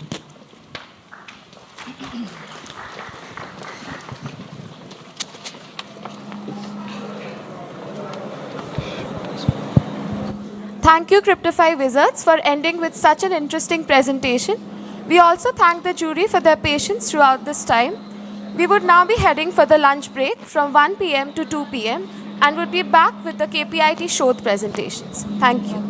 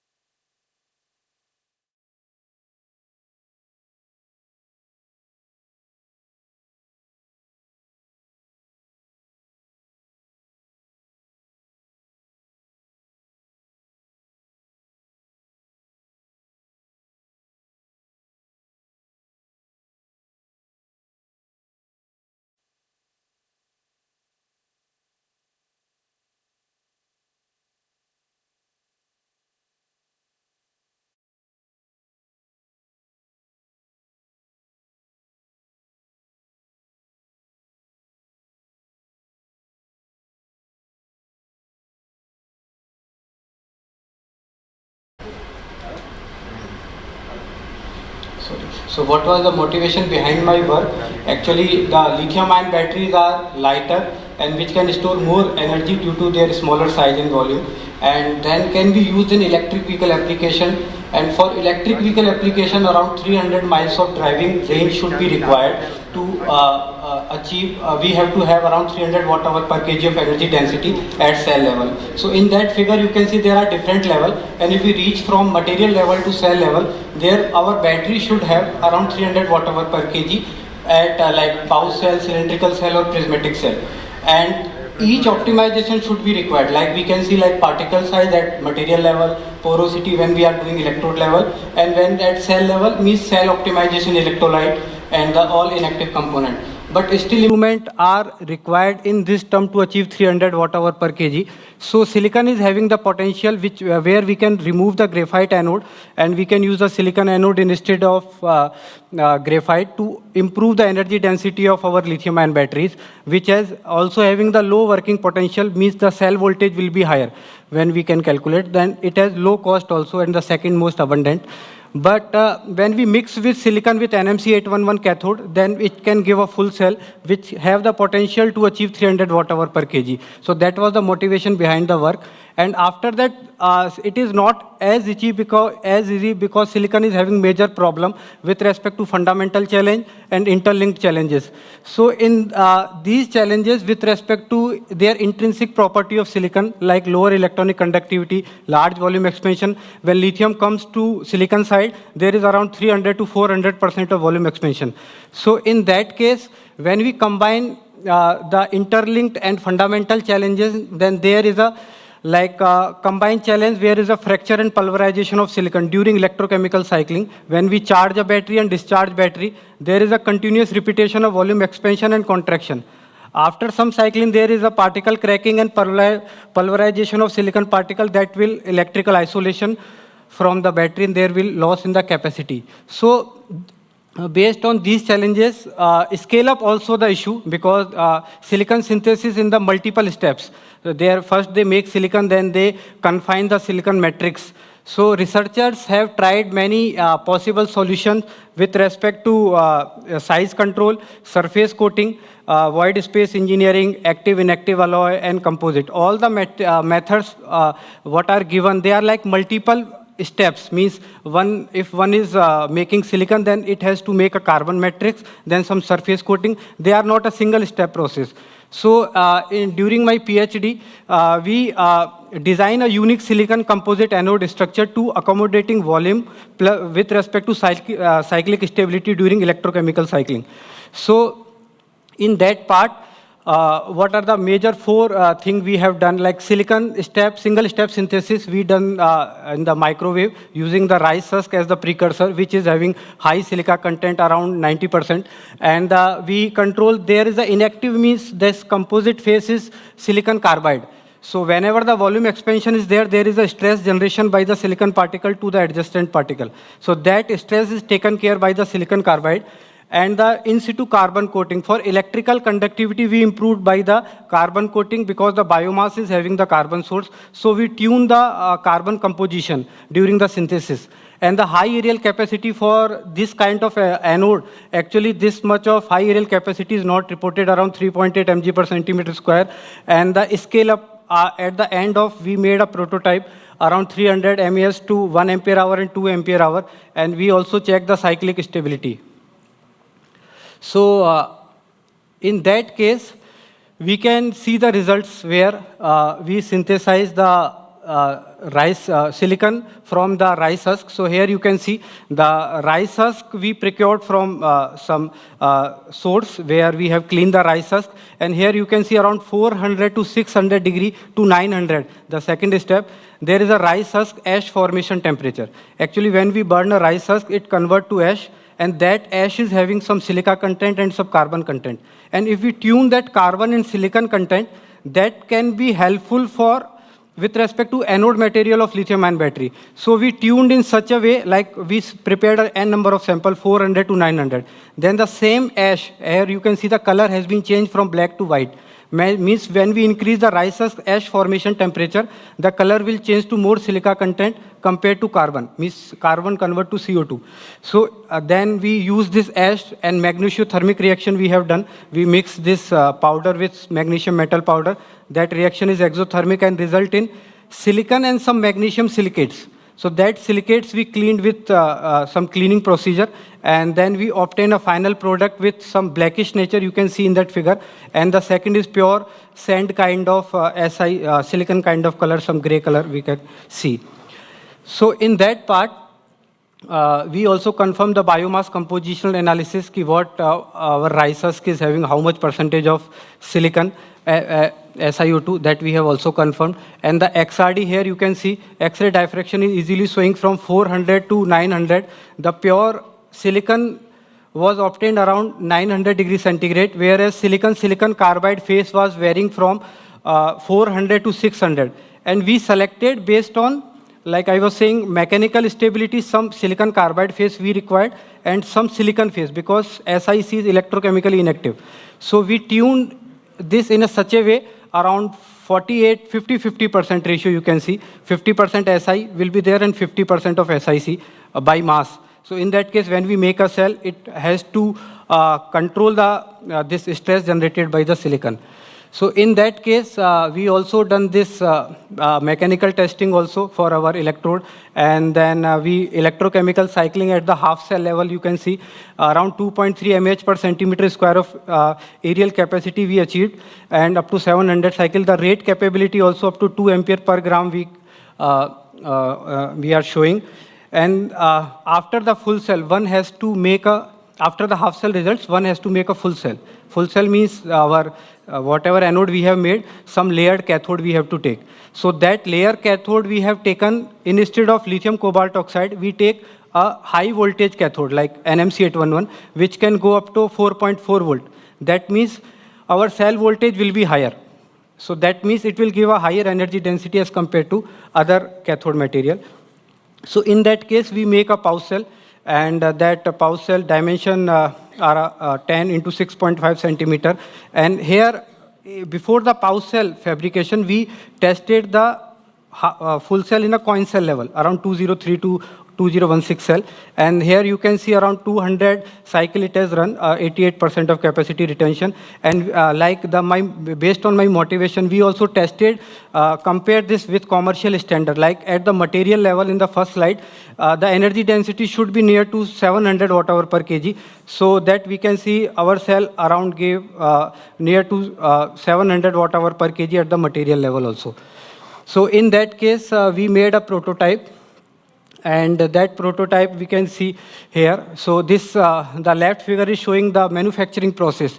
So we scaled up our material with NMC cathode. So both casting we have done, and we have done the staking because my cell, one electrode is giving around 0.5 ampere hour. Then I have to stack n number of cells to make a 2 ampere hour of cells. So that is the stacking. Means one cathode and one anode we have kept. And after that, we make 2 cells in series to show the demonstration of 6 volt DC fan. So because the nominal voltage of a lithium ion battery is around 3.8 to 3.9 volt, that's why we have to make 2 cells in a series combination to increase the voltage. So we made 2 similar kind of cell with same loading and same optimization, and we are showing to this demonstration at the cell level. So other than that, what are the future plan in this work? Actually, for the first cycle irreversible loss, we have done some pre-lithiation that scale up. We are in the planning, in the processing stage, and the cyclic stability study we have to do up to more number of cycle. What I am saying, so here I have showed up to 200 or 300 cycle. So the cell has made, but the cell level optimization should be required, means all electrolyte amount, inactive or active component optimization, mass loading optimization. That means cell stability should be required for up to 1,000 or more than 1,000 cycle with 80% capacity retention as industry norms. And energy density with respect to near to, if I increase more mass on the same area, then more energy density we can improve, but that optimization should be required at the cell level. And the energy to cost analysis means how much with respect to current technology like graphite LCO, and if I convert my technology, then per kilowatt hour of calculation should be required by considering all the amount like at cell level. I have that work has been patented and the work has been published. So recently it is published in 2023. So that is with respect to synthesis and the application. So both part we have patented. After that, I would like to thank and acknowledge IIT Bombay and the Department of Energy Science and Engineering and my professor Sagar Mitra for giving this guidance and opportunity. And at the end, I would like to thank KPIT for giving me this stage for showing my work at a prototype level. Thank you so much.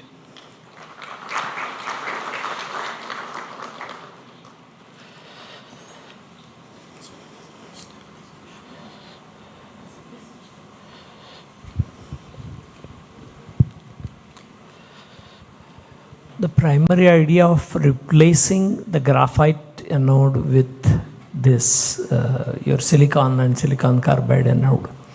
Can you explain the need for that? What are the issues with graphite anode because of which you thought of this? Yes, sir. Thank you for this question. Actually, sir, graphite and current battery technology is having around 140 watt-hour per kg. We cannot, that energy density is required with the specific capacity. Graphite can give 300 mAh per gram. So, but silicon is giving around 2 times of capacity. Like in my case, we achieved the stability plus capacity 600 mAh per gram into the nominal voltage. So nominal voltage for LCO based, it is near to 3.7 volt. If we use higher voltage cathode, then we can go up to 3.9. So multiplication of both is giving the watt hour.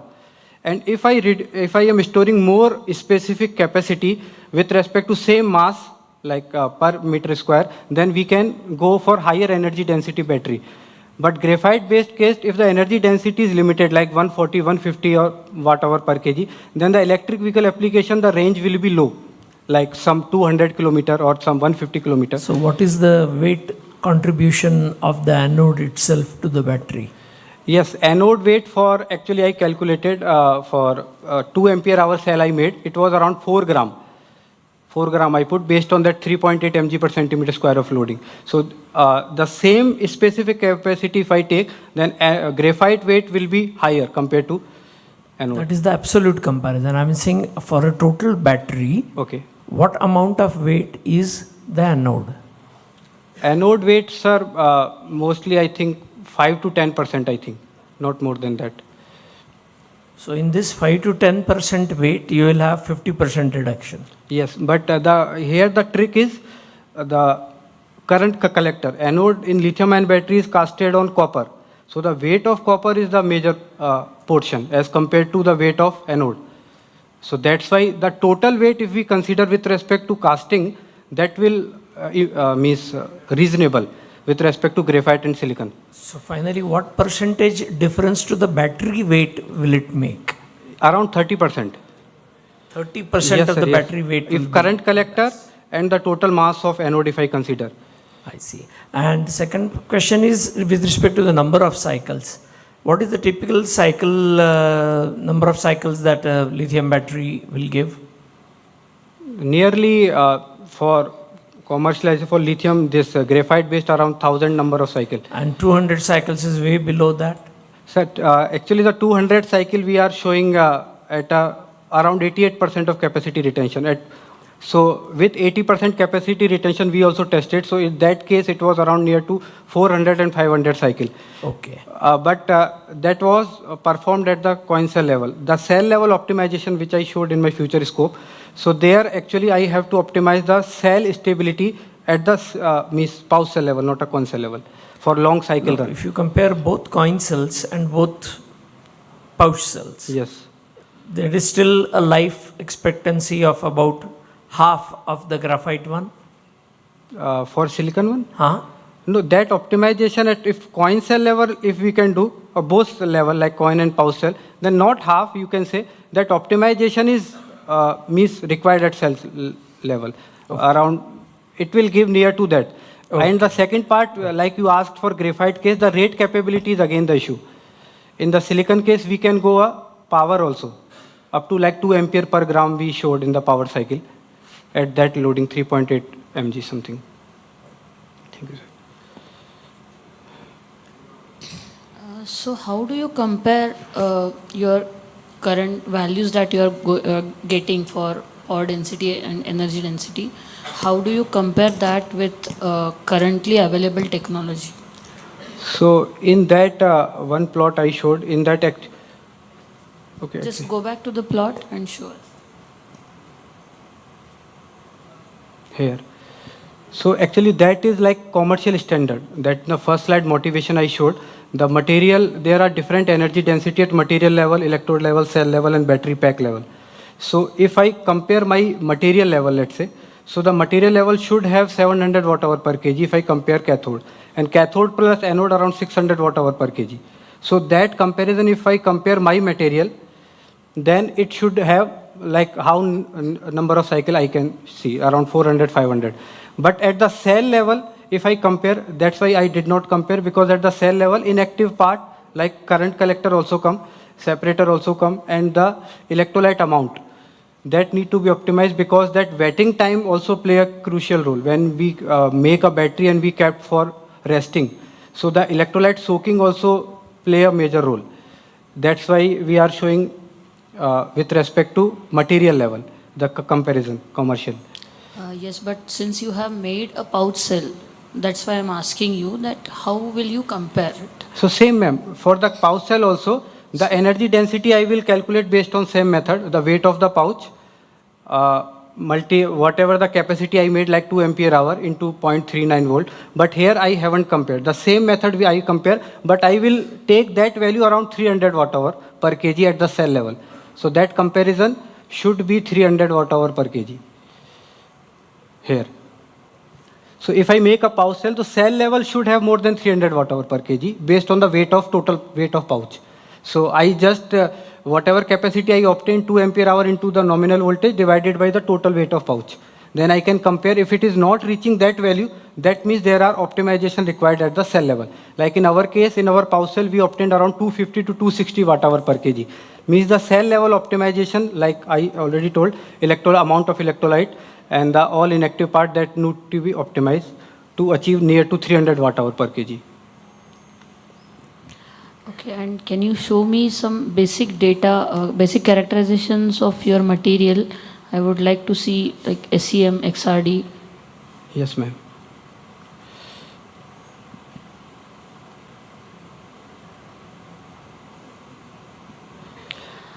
So here, if you look at SEM carefully, actually in principle you also have to measure porosity, because your lithium ions should go inside the materials.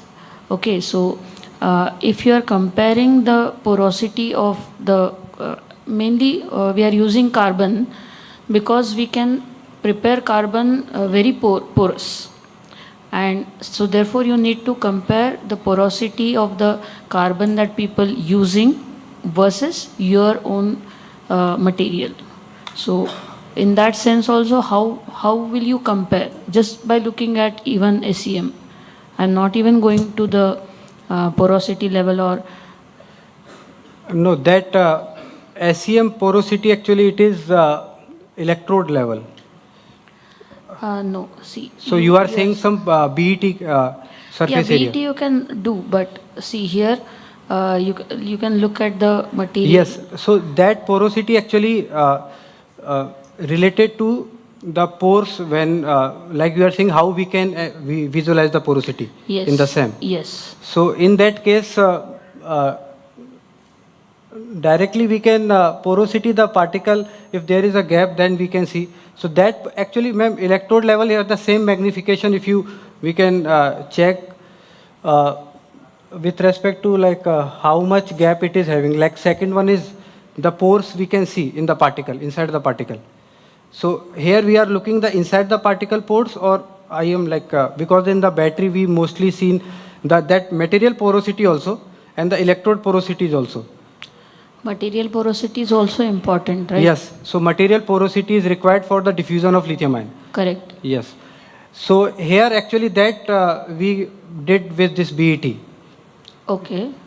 Okay, but you are not presenting the data, Yes, so yes. I wasn't sure.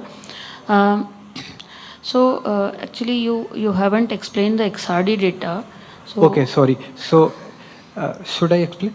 Yeah. Here, so in that XRD, actually, first the C figure is showing the when we prepare the ash. So directly it is having the silica peak, the ash XRD. And the second, we have refined the data, this 400, 600, and 900. 400 actually, SSC 400 means silicon carbide with carbon. At ash formation temperature was 400.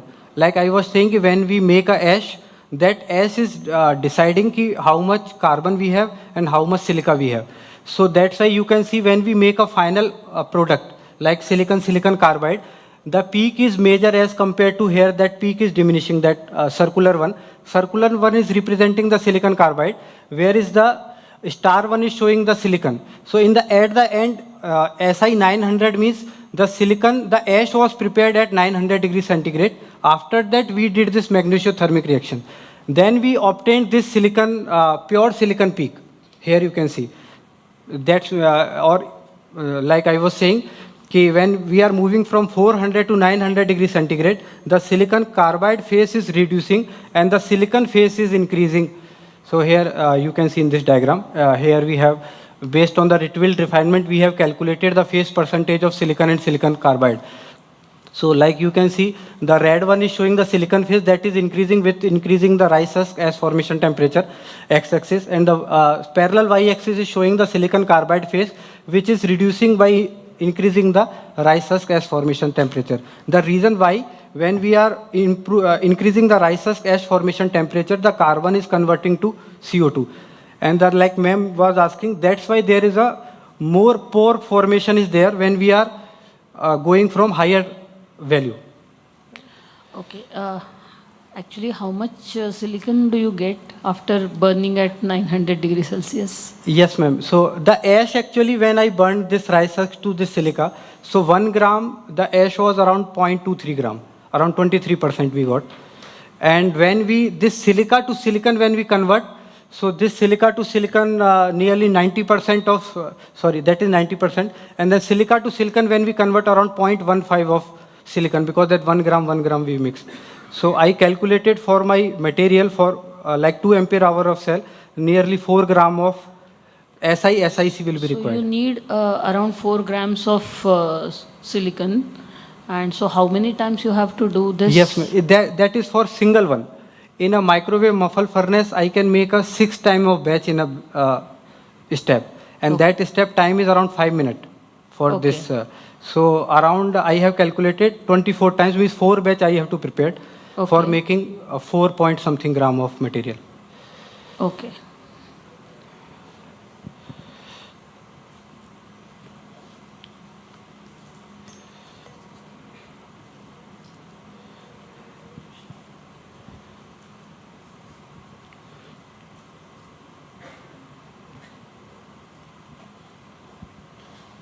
Thank you, Dr. Gotham, for the Thank you, sir. insightful Thank you, presentation. Thank you, jury. I would now like to invite Dr. Rajesh Belgambar, joining us virtually from Japan.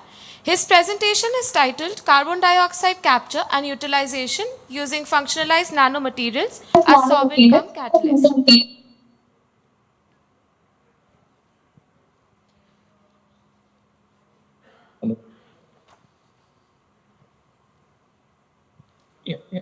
The screen is visible. Yes. Can I start? Mic में बोलना पड़ेगा. Hello. Hello. Hello. Hello, can you hear us? Yeah. I'm able to hear you. Yeah, so we can also hear you. You can start. Okay, thank you so much. Hello, everyone. Today I'm going to present my work as a title, Carbon Dioxide Capture and Utilization Using Functionalized Nanomaterial as a Solvent cum Catalyst, under supervision of Professor Vijay Presentation. So, as we all know that the climate change due to excessive carbon dioxide is the most serious problem mankind has ever faced, right? Just so due to this climate change, we are facing this global warming, acidifications, and this climate change problem. And this is all from the CO2. So before going further, how much CO2 we are emitting? Like a global carbon emission is around 27 gigaton of CO2. Out of that, 36% is from the industries only. If we tackle this industry CO2 like around 9.9 gigaton, then we can drastically decrease the CO2 concentration from the Earth atmosphere by using this process, carbon capture and utilization process. So like carbon is like very much danger, CO2 is very much danger. Can we tune this crisis into the opportunity? Yes, we can tune. Like anthropogenic CO2 level is increasing, depletion of fossil fuel, and the opportunity is like use the CO2 as a renewable carbon source, then by developing the cost-effective technique to capture CO2 from diverse sources like power plant, industrial site, and the direct from the atmosphere, followed by conversion into useful chemicals. And this will be come up with this idea, right? Where CO2 will be generated, captured, converted, and again capture, converted. So we can close this carbon cycle by using this kind of technique. So before moving further, like to what are the challenges and what is the motivation and opportunity to developing this kind of processes like carbon capture and utilization process. So these are the limitations of the CO2 capture conversion process. First is this process is energy intensive process. It has high cost, insufficient capture and conversion rate. Another one is the low stability. And what are the motivation behind choosing this kind of area is addressing the urgent global climate change concern, then contributing to the sustainable resources, driving the innovation for the clean energy source, and most important is economic opportunity. Every industry wants to show themselves as a carbon neutral. So they are investing lots of money, they are doing the R&D, and they are developing some kind of this kind of process where we can capture the CO2 and convert into useful chemicals. So the strategy, as I already discussed, we have two parts. One is the capturing CO2, another one is the converting into useful chemicals. So first I will discuss the capture CO2. CO2 capture, there are several processes. One of it is the post-combustion CO2 capture. This happens between 25 to 75 degrees Celsius, but when the CO2 get released from the chimney, then we can capture by using the amine-based sorbent. What about by developing the technique where we can capture the CO2 where it generated, so that we can stop the release of the CO2 into the environment. So for that, we come up with a pre-combustion CO2 capture. This happens at 500 to 700 degrees Celsius with ideally zero release in the environment. For that, in the literature, lots of work done on the lithium silicate CO2 capture because of its high thermal stability as well as reversibility. But the problem with this lithium silicate I will discuss in the future slides. Now we have the technique where we can capture the CO2. Then what can we do with the capture CO2? We can convert into useful chemicals. Then how? By using the RWGS technique, reverse water gas shift reaction, where CO2 plus green hydrogen gives you CO plus water. And CO and hydrogen is the syngas, and this syngas is the feedstock for the several processes. So that's why we choose the RWGS technique to convert the CO2. So as I already discussed, this is in the two parts. One is the CO2 capture, another is a conversion. So I will first discuss the CO2 capture part. So what is the innovation in my idea? Before going the innovation, what are the challenges in developing the high temperature CO2 capture technique? First challenge is the low CO2 capture capacity at that high temperature. Second is the regeneration energy and slow rate of adsorption. And third is the cost effectiveness. Cost effectiveness will be tackled with the three more points. Like one is find out the cheaper way to make this sorbent. If we are unable to find out this cheaper way, then we can increase the capture capacity by using the expensive sorbent, or increase the cyclability of CO2 adsorption desorption for the prolonged period of time. From this way, we can innovate the higher temperature CO2 capture technique with the effective method. As already discussed, the lithium silicate is one of the best candidates for this kind of CO2 capture. But the problem with this lithium silicate is double shell model. this follow the double shell model, and due to this double shell model, there is a decrease in the capture capacity after first cycle. Although is the first cycle, the capture capacity is near theoretical value, is around 35%, but the desorption is not completed because they follow this double shell model, and diffusion of the CO2 from this double shell is difficult. That's why the capture capacity is decreases after cycle by cycle. So we come up with the idea, can we make the mixed phase model, not a double shell? So for that, we synthesize this lithium silicate by using the DFNS and lithium nitrate by using 1:4 ratio. And what we get is the lithium silicate nanosheets, where we have the lithium silicate nanosheet. Then the CO2 capture and desorption is very much faster and easier. There is no formation of double shell on this lithium silicate. And that's why it shows very good capture capacity as well as kinetics. This LSN means our lithium silicate nanosheet, and NW means as I already shows the example for that.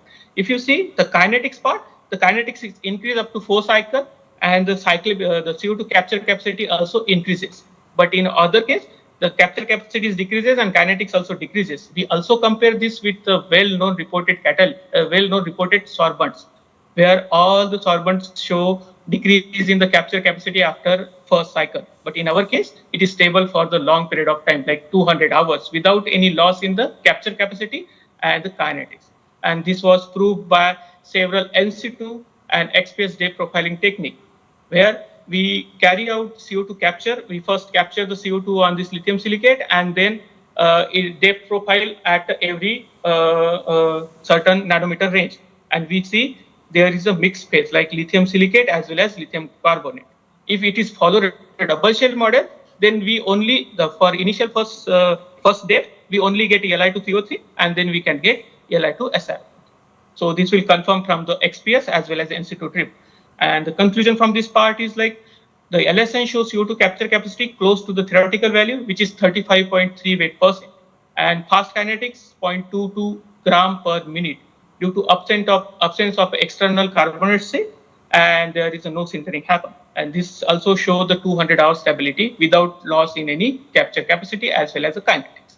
Now we have the good candidate which can capture. It has a stability. It solves the stability problem. It solves the capture capacity problem and everything. Now what can we do with the captured CO2? We can convert this captured CO2 into chemical products by using heat energy or the light energy. And these are the processes: methanisons, reverse water gas shift reaction, and all these things. So we choose the RWGS reaction because it has a very high potential. For the RWGS technique, reverse water gas shift reaction, PDPT based catalysts are used mostly, but their limitation due to the high cost. Now, copper based catalysts are among the most versatile with a good potential in many industrial processes. But the problem with the copper based catalyst is they are thermally unstable due to sintering via surface migration, which limit their activity and long-term stability. So what can we do with this problem? So we come up with the idea, can we create a strong metal support interaction in the copper-based catalyst, where we have the support and the copper. The support can anchor the copper active site and stop sintering at that high temperature.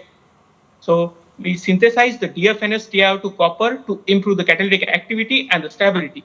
We use the DFNS because of the high surface area, and the TiO2 because our idea is to, can we use this material for the thermal catalysis as well as the photocatalysis? That's why we use the TiO2 here, and the TiO2 has a labile oxygen. It's also there. And then we loaded.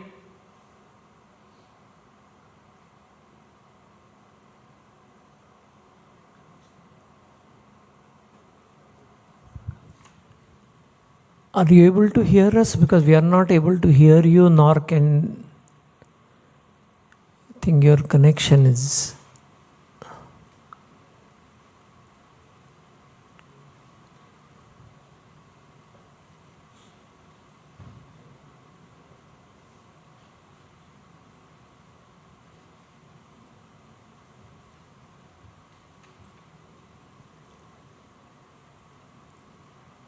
Can someone from the IT check what's wrong?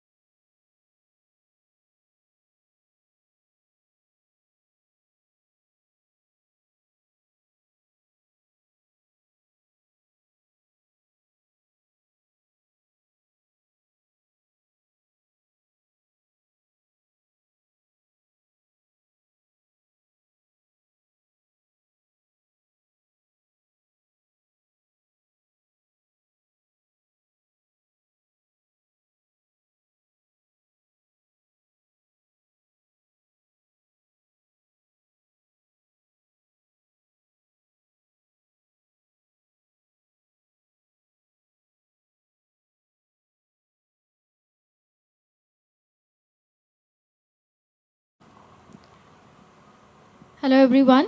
Sorry for the network error. We'll start in 5 minutes. Thank you for your patience.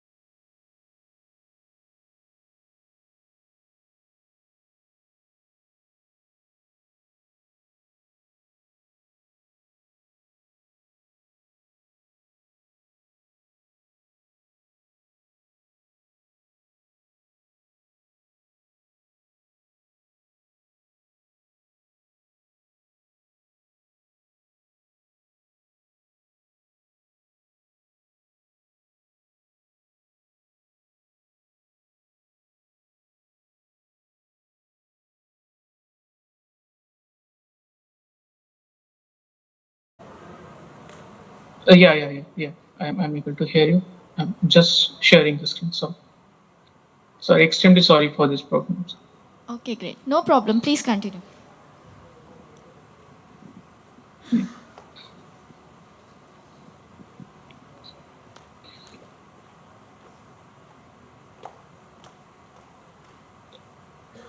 So idea is to use SMSI to anchor the copper active site on the surface of the support. So we use the DFNS because of the high surface area, and then coated the TiO2 on it, and then loaded the active site, which is the copper on this DFNS TiO2 copper material.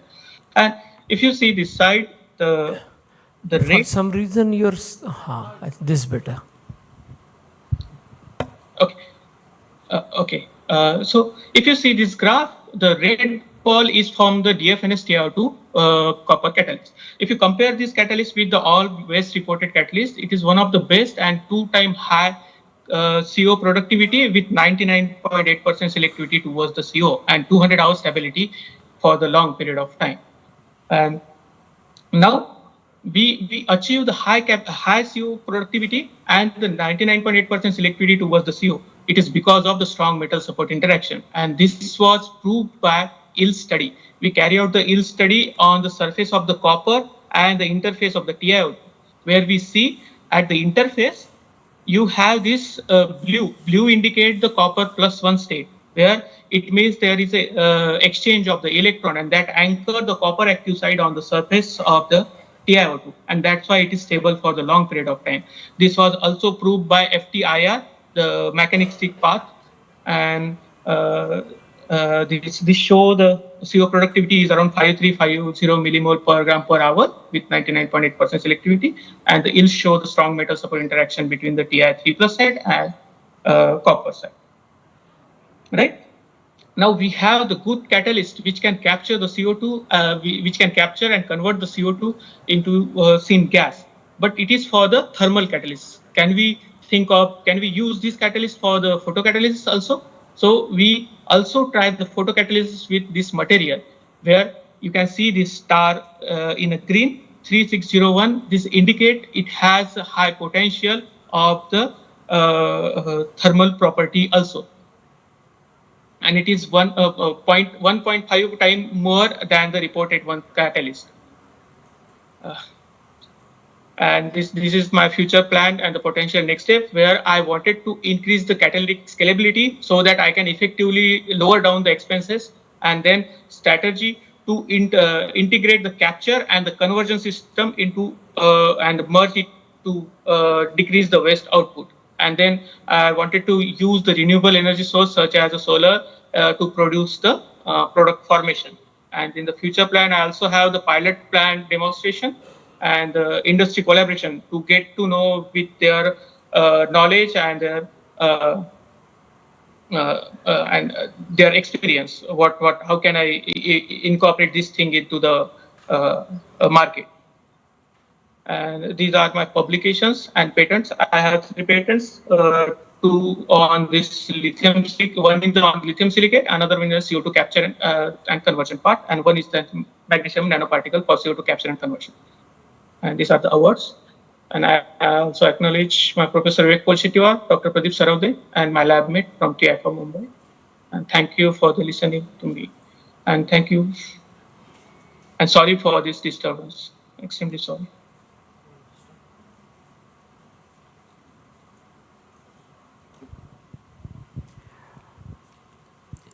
Do you have an estimate of life cycle energy cost for the capture?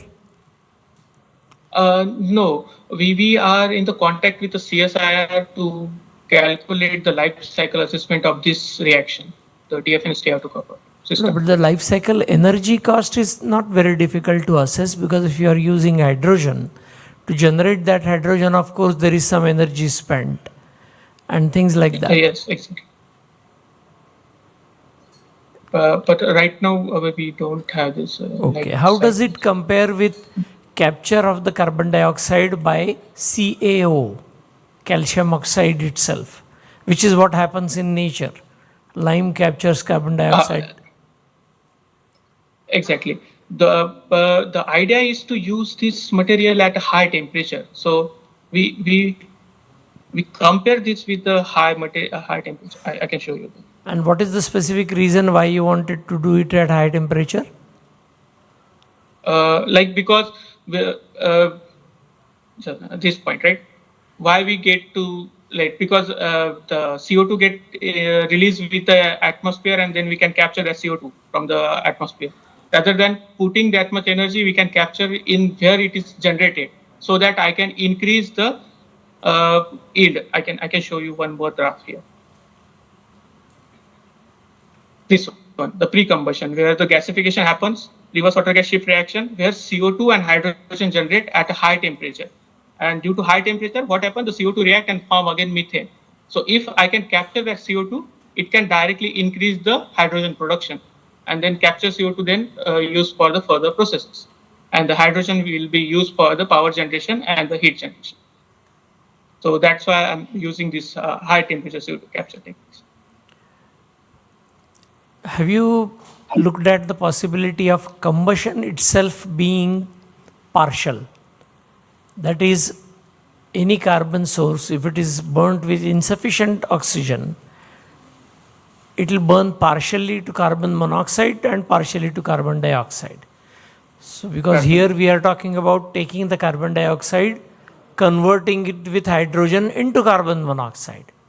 So the amount of energy required by the thermodynamics of that process will not be less, in fact will be much more than simply stopping the combustion at partial combustion. No. If we wanted to partially combustion this step, like at a CO plus hydrogen, right? Yeah, any power plant also I'm talking about. Yeah. The yield of the hydrogen is very low. You have to increase the yield and to increase the power, right? But my idea is this is only for the CO2 capture technique. But what happened with the captured CO2 then? This is for that I am using this RWGS technique. This is secondary part. Have you done a basic energy balance of this, where your fuel, which is going to be either carbon itself or biomass, which is going to be CHO, right?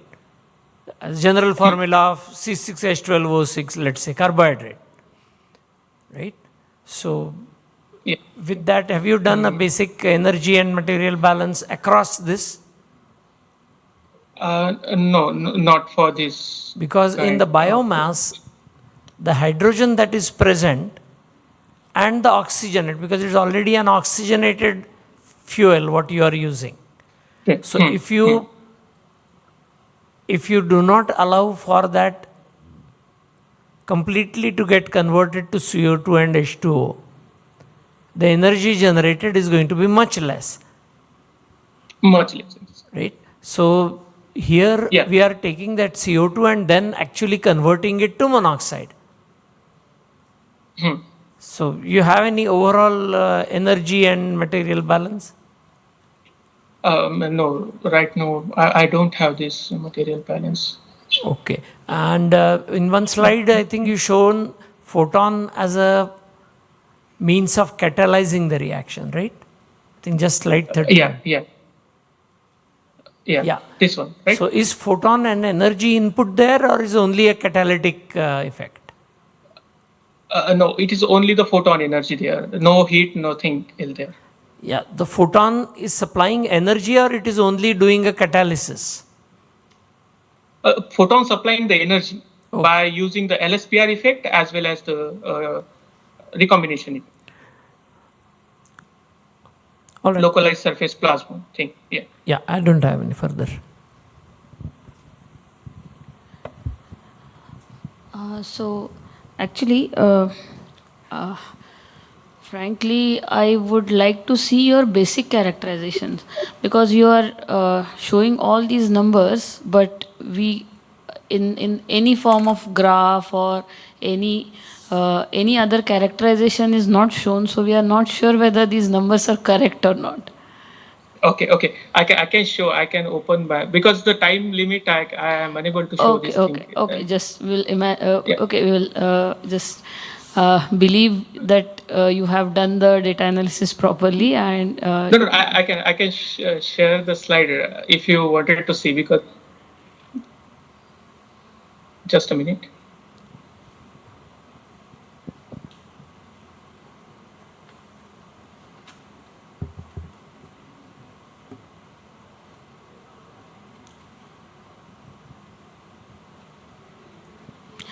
okay, that's fine. I think I can go to the question, no problem. Okay. Okay, what I feel is for CO2 capture, you need the material with. Are you there? Yeah. You need a. Yeah, I'm. You need a material with more surface area, right? Hello? Sorry, for the CO2 capture, not for the CO2 capture. Why not? Because if not needed, because lithium is very small atom. Like it is more effective in the case of this, because if you see the surface area of our material is 8 meters square per gram. It is very low. Yes. But the problem is like it is followed a double shell model. The old lithium silicate is followed double shell model, and the diffusion of this lithium and CO2 from this shell is difficult. That's why there is a decrease in the capture capacity as well as the desorption. But in our case, this is not happening. We have these nanosheets where it is easily captured and easily dissolved. There is no double shell formation. That's why it's showing the good capture capacity. So capture means here physisorption is going on, chemisorption is going on? No, or what?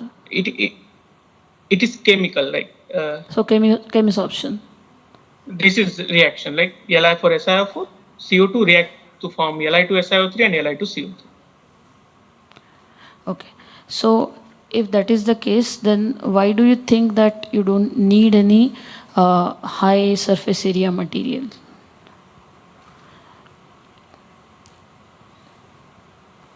Sorry, I don't need any.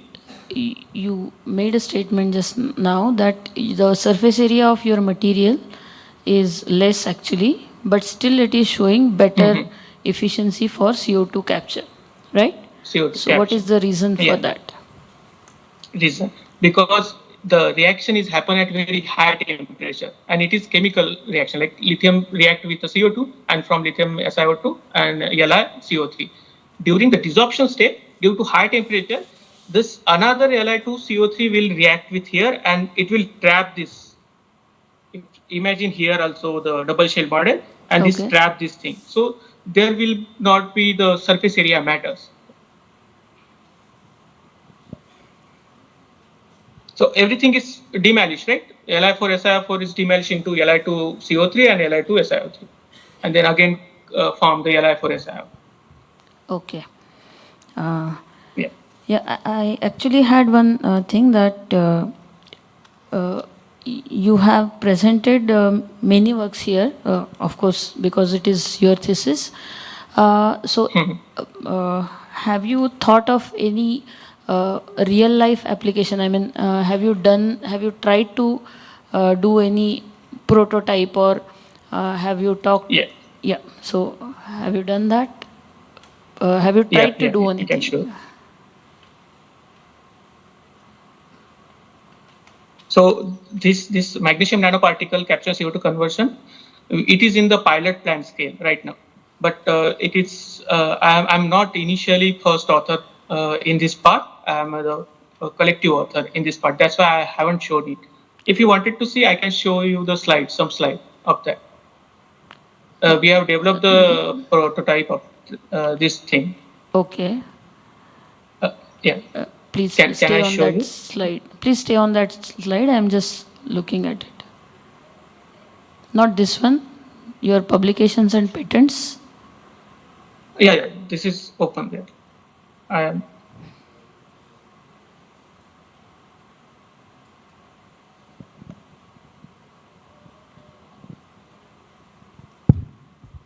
We are seeing your acknowledgement slide. Can you put the publication slide instead? No, it is on the publication slide. I'm on the publication slide. I don't. What we are seeing is different. Then there is some problem. Yes, now we see it. Okay.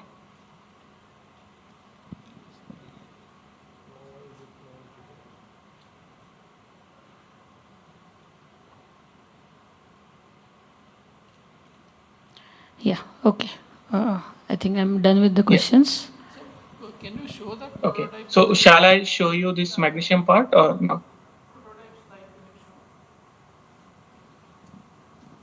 Hello. Show that prototype slide. Okay, just a minute.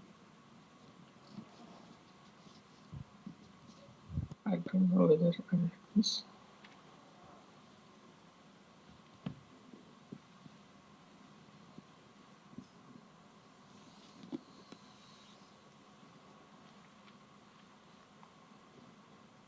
Give me the time.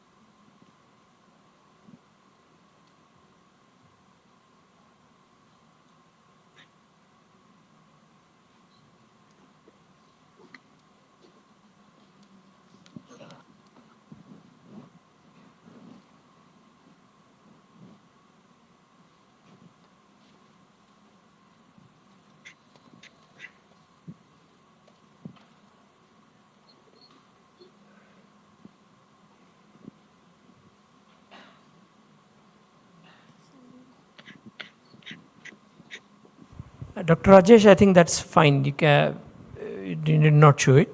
We'll. Okay. Yeah, we are done with the questions. Okay. Just a minute. I have found the mail. Sorry. Can I show this?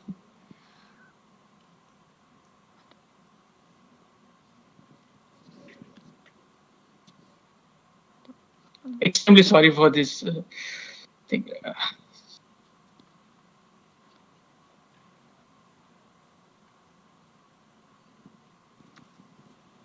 Like this is the prototype. We are collaborating with Adani's.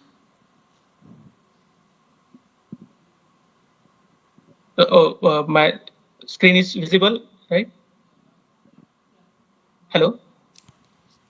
Yes, it's visible now. Yeah. So this is the prototype for the magnesium part. So this prototype was developed with the help of the Texon. Okay, thank you. Yeah. All right. So we're done with the questions. Okay. Thank you, Dr. Rajesh, for your research on carbon dioxide. Now, moving on. Next, I call upon Dr. Sumit Sharma, who will be presenting on manipulating the dimensionality of hybrid perovskite structures with moisture and their applications. Dr. Sharma, over to you. Yeah, thank you.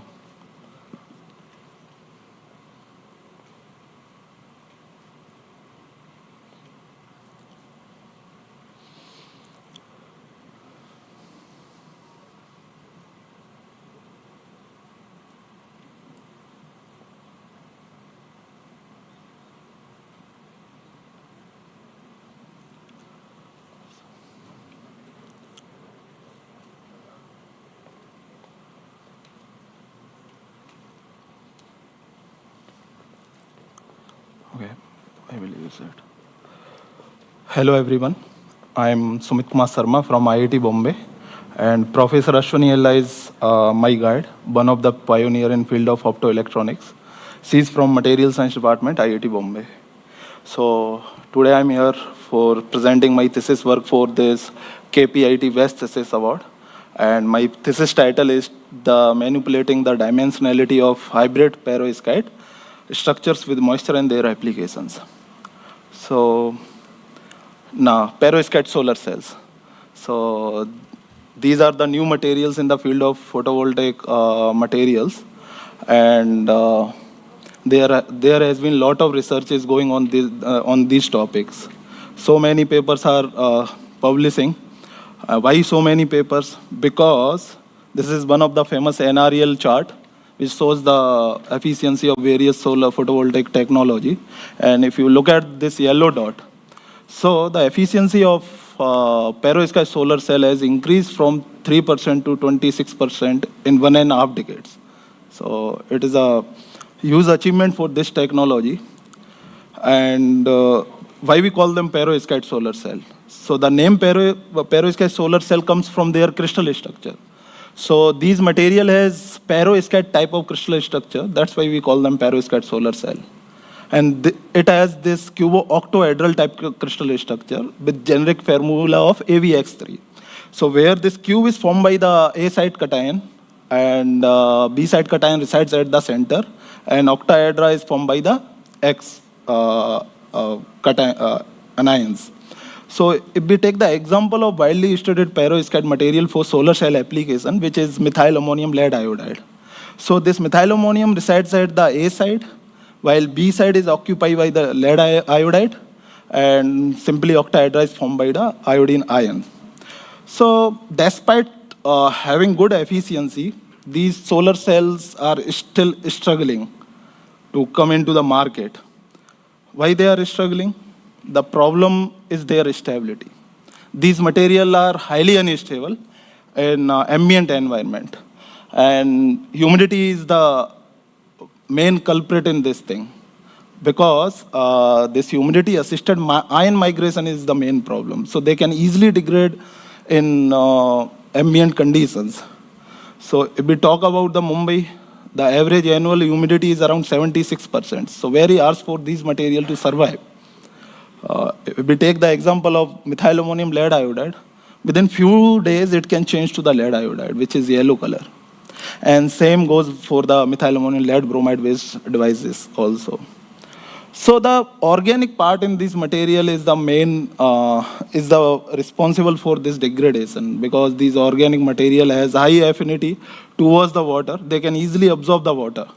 So by absorbing the water, they can easily degrade into methyl ammonium iodide. If we take the example of methyl ammonium lead iodide, so they can break into methyl ammonium iodide and lead iodide. And this methyl ammonium iodide can further break into methylamine cation and hydroiodic acid, and just only leave lead iodide behind.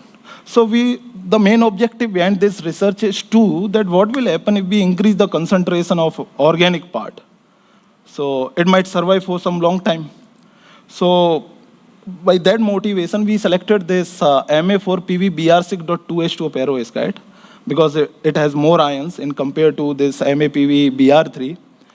And it is a zero-dimensional perovskite. So we are zero-dimensional because at molecular level, if we look at the crystal structure, the individual PV Br6 octahedras are isolated in this system. So there is no way for the charge transfer. While in 3 dimensions, these octahedras are connected in all 3 dimensions. So charge can easily transfer in any of the direction. So we selected this material and we did XRD. So at 40% RH, it was showing the zero-dimensional crystal structure. And surprisingly, at 60% RH, all the peaks which were belongs to the 0D phase get disappeared. And new peak appeared. And these new peaks can be assigned to 3-dimensional perovskite. So that means this material was changing its crystal structure from 0D to 3D. And even after increasing the humidity, this material was very stable in 3-dimensional phase. We didn't see any kind of lead bromide peak or some secondary phase peak. So we can say that it is stable. And this transformation can also be visible through eyes, that normally these materials are transparent, zero-dimensional.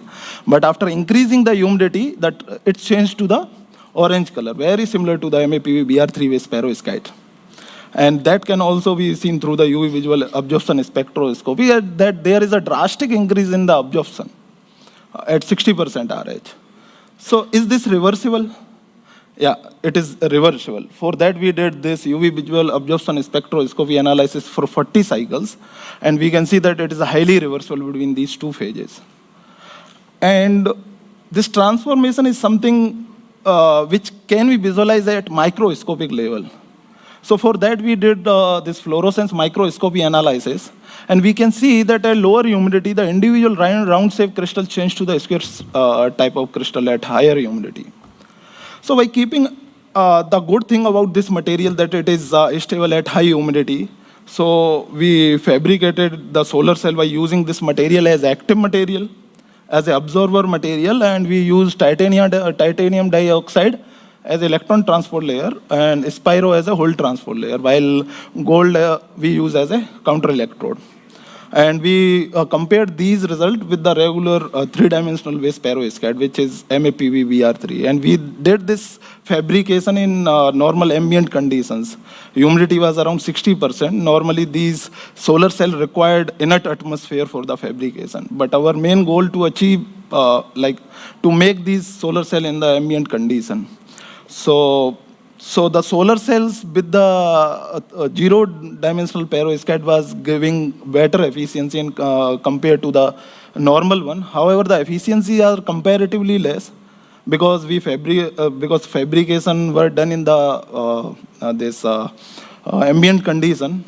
So it is very hard to achieve actually because it can form intermediate phase. But in our case, with zero-dimensional material, there is no intermediate phase. So, and the main key differentiator, innovation. So the innovation is the stability. So this is the stability of even after 10 days, there is no change has been observed in the initial efficiency. And while the device with the three-dimensional phase, the initial efficiency dropped down to the 30% of initial efficiency. So we can say that these materials are highly stable under high humidity. So as I explained, that this material is changing its crystal structure from 0D to 3D in presence of water by releasing some ions. So it is releasing some ions, so we thought that can we use this ionic energy in some positive way? Can we generate some power out of it? So for that, we fabricated a device by coating this material between two FTO electrodes, and the distance between these two electrodes were 80 micrometer, and we did IV. So we can see that at 65% it was giving some power output, some potential it was generating. So it was surprising for us that because we did this characterization in dark, so that means it was converting humidity to power. So to see that how long it can sustain itself, we did BOC and JSC measurement, and we can see that BOC can sustain itself for 100 hours, and current can also sustain for 3 hours. This characterization we did for 3 hours. And so to further gain insight of it, that how the output is really related to the surrounding humidity, we did the JSC and VSC measurement at different humidities, and we created these humidities by using saturated salt solution. And we can see that output is highly dependent on the surrounding humidity. If you look at the voltage got saturated at 65%. And while there is a drastic increase has been observed in the current at 65%, because this transformation is taking place at 65%.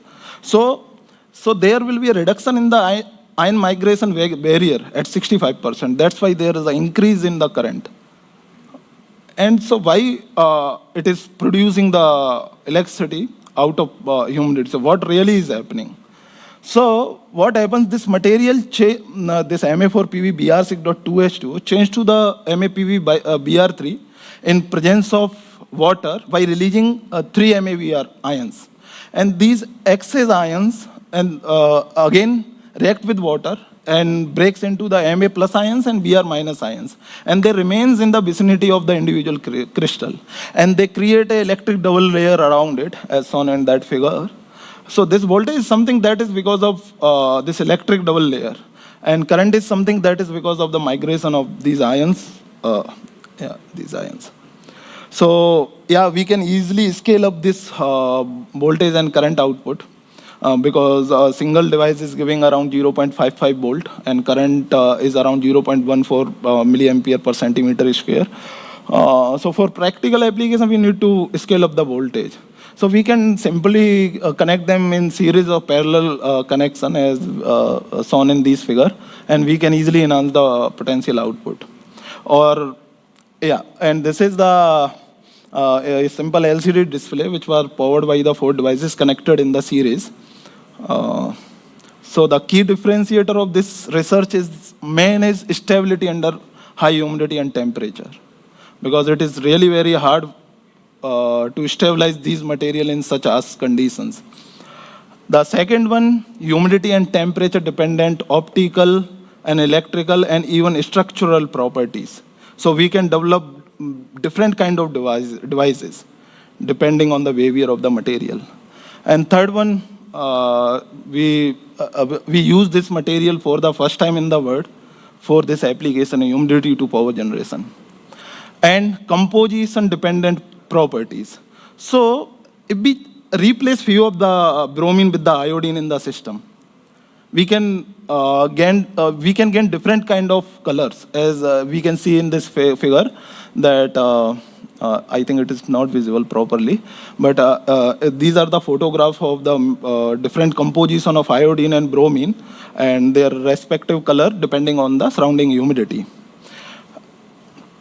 So this is for the proof of concept and prototype. This is the solar cell we made. So this left this orange color at 65% RH and transparent color at 40% RS. So these material can be very useful for building integrated photovoltaics where we need color change and so this is the same LCD display which is powered by the 4 devices. We use sodium chloride saturated salt solution to create 75% RH. And so as it is producing the electricity out of humidity, so we can use them as a self-powered humidity sensor also as well. A sensor that does not require any external power for the functioning. Human skin has the moisture in it. So this is the current response, and their response and recovery time is also very fast. And we can also make humidochromic self-powered humidity sensor or humidochromic solar cells also as well. We can see that in application to the humidity, it can change its color. And it can again come back to its original position. And this process is too fast.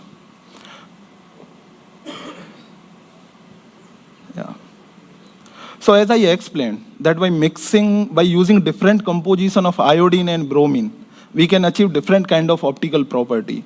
So we replace 3 part of bromine with 3 iodine. So this material is Ma4PbI3Vr3.2H2O.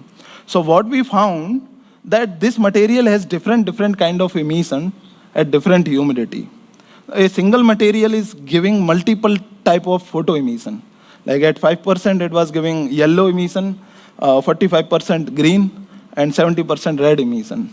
So these material can be very useful for anti-counterfeiting application where multi-mode emission is required to develop the more complex structures to protect the particular information. And they can also be very useful in this smart lasing application. We are working on it, that a single LED can tune their emission depending on the surrounding environment. And for the future, right now we are working on the development of a device which can work on a photovoltaic phenomena at daytime and this humidity to power generation phenomena ionovoltaic at the night time. So we can get the power, non-stop power. And if we replace this halide with pseudo-halide, which is thiocyanate, we can get some different kind of optical properties. So that is also a point of investigation. And same goes with A-side cation, which is Fa ion, cesium. And we are also working on tunable LEDs also. These are the publications. and we also got the patent on this moisture to electricity generation. So thank you all.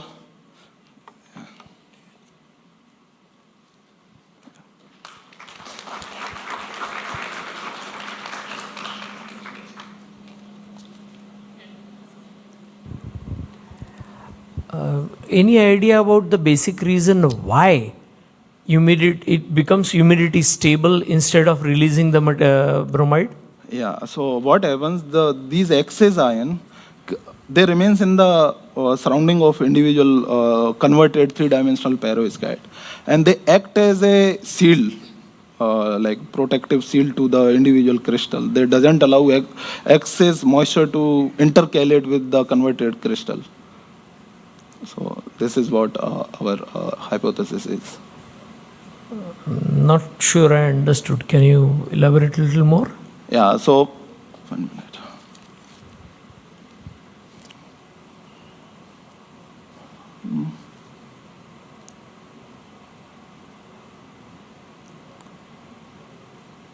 Yeah, this. So what is happening that by observing the water, it is changing to the three-dimensional crystals, which are MAPBr3, and these by releasing some excess MABr.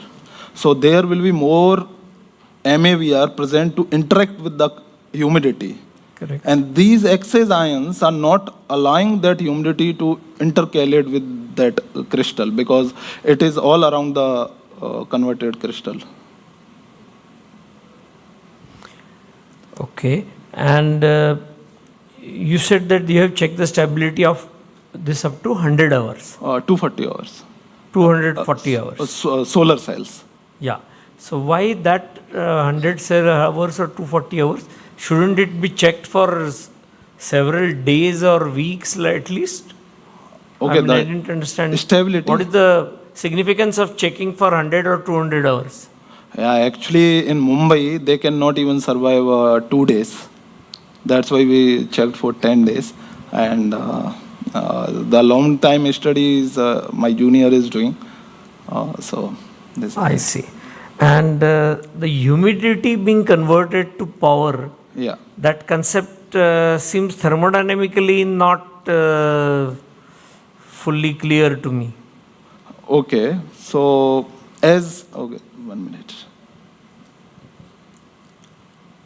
So this is the XRD of this material. So we can say that the conversion is taking place at 60% RH. So there is a thermodynamic equilibrium between these two states at 60% RH. So if you cross 60%, it will release ions and it will generate the power. And okay, the current will be for some time because after certain time, the system will be in equilibrium and it will stop giving current. So it will be more like a sensor rather than generation of power, what you are talking about. But any small fluctuation can restart the generation. Any small fluctuation, because this electric double layer, yeah, these ions, if you look at the third one, these ions, okay, we are saying that there is a formation of electric double layer, but we cannot control the movement of ions. Any small fluctuation can disturb that electric double layer, and then there will be a rearrangement of ions, then that can also give the power. Otherwise, it is giving for 3 hours. Otherwise, ionic current cannot sustain for 3 hours in that condition. Okay. And that too also we tested. After giving small fluctuations, then it again restarted. Okay, I don't have any more. So here, I have some basic doubt. Yes, like if you are replacing MA by MA4, yes, ma'am, then why it should be more stable? This is my first thing about stability, because it was observed that if you replace MA by FA or CZM for that matter, then it is more stable. So why this molecular weight increase will lead to more stability? Okay, so first I will just talk about the cesium and FA. So definitely cesium will provide you the stability against the moisture, but it has some different phase. One is the desired phase, which is the alpha phase, and other is the delta phase. So to get that phase, you need around 300 degrees Celsius in case of iodine, or maybe less in case of bromine. So you need to give that much of temperature. And it is not stable in that phase also. Like in practical environment, it will run at 30 degrees Celsius or 40 degrees Celsius. So it can again break into the non-desired phase. So this is the problem with cesium. Fa is also having the same problem. Like you need to heat it at 160 degree to get that black phase. But Fa is also organic compound. So it also has this humidity dependent degradation. So our main goal was to study this Ma base, because we need only 80 degrees Celsius to heat for the formation of the perovskite. And the excess ion, as I explained, that first we wanted to do the stability studies. Then we found that it is changing its structure. Then after changing these excess ions which are out of the system, they are providing the like sealed is the humidity to these samples. So that's why I didn't go to this cesium and okay, but suppose I replace Ma by some very high molecular weight material, which is possible. Possible. Right. Yes, ma'am. So then the stability, then you are claiming that it will be more stable and the stability. More stable. People have tried that. I'm also doing on that. But the stability is because of the high molecular weight? Because of long chain. Because molecular, I'm just talking about long chain cation, their molecular weight will also be higher, maybe. Yes. So, like, but with those kind of system, it is very hard to get three-dimensional structure. No, people have reported. That is mixing, ma'am, actually. They are mixing those large organic cation with this Ma or Fa. So, No, even pure long chain instead of Ma, pure long chain has been used, and people have synthesized perovskites based on that. Yeah, definitely. But according to my knowledge, it is like 2D or 1D structure, because it is very long chain. So that long chain will drive the crystal structure formation, not this octahedras. So it creates a barrier between two in certain direction between the octahedras. Then there is again one problem comes, that is the charge transport. For that, people are mixing, to overcome that, people are mixing those 2D materials with this 3D material to create some pathways to extraction of the charge. Yeah, okay. So actually, can you go to your solar cell data? There is one table that you have shown. Yes, ma'am. Yeah, this one. If you look at it carefully, yes, at 40 degree RH, the efficiency is 0.2. Yes. Whereas at 65 it is 4.7, and you are claiming that the material itself is changing after 60 degree RH. Yes. Sorry, 60% RH. Yes. So what is happening? I mean, yes, ma'am. So as a material point of view, what is actually happening in between that 40% and 60%? Yeah, why the efficiency is less as 40? Huh? This is the question. Okay, ma'am.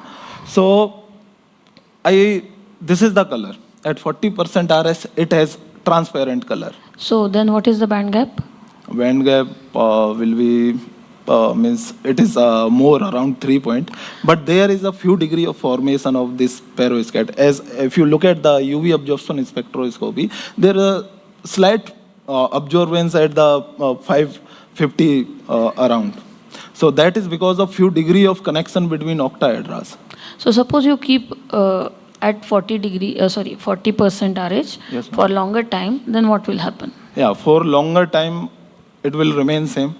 But there is one more thing which I didn't mention in this slide. These crystals have water in it. Okay, this .2H2. Normally, this structure has water in it to stabilize themselves into this.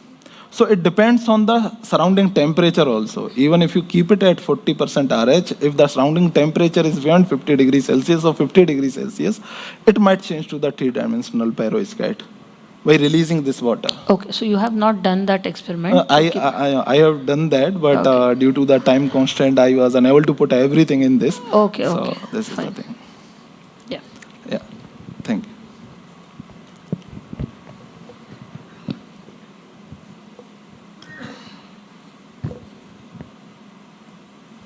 So if you tried putting multiple cells and generating bigger means current capacity. This humidity to power. Yeah. It is also very easy. We don't need so many cells. Just we need one FTO seat, and we need multiple edge line, and we need to coat it by spin coating or doctor blading. It can give you a more current. So presently that work is also going on, but that was not the part of the PhD. So that is also, we can easily increase the current output. And there is no challenges in the fabrication process also. It is too easy, very simple structure. So you mentioned that humidity to generation of power. Then you are saying like the change in humidity only generates power. That humidity, because we need some kind of directional push for the movement of ions. Yeah. So in environment, there will always be fluctuations in the humidity. Okay. So we can take advantage of that. Okay, understand. Okay, thank you. Yeah, thank you so much. Thank you all.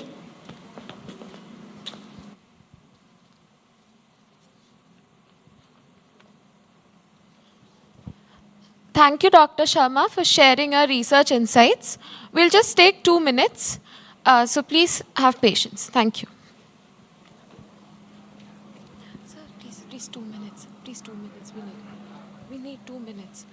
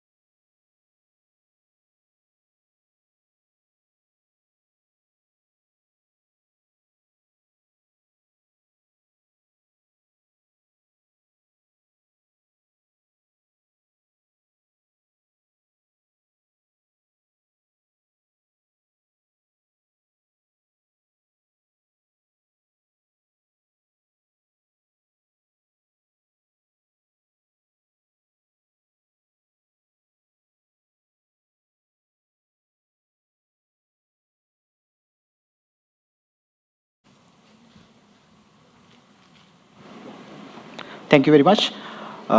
Good afternoon, everyone. I'm Vijay Kanchetla. I'm currently postdoc fellow at IIT Bombay, Electrical Engineering. Recently graduated from the same. And my PhD advisor, Professor Rajesh he joined Electrical Engineering Department in 2016. Before that, he has been with several IC design companies, about 2 decades. Last position was, he was technical director at Max Linear. So today we'll talk about part of my thesis work. It's Dhruva chip. It's a global navigation receiver chip that works for multiple satellite constellation systems. So all of us know that there are several navigation satellite systems in the world, and of course the GPS is a very popular one.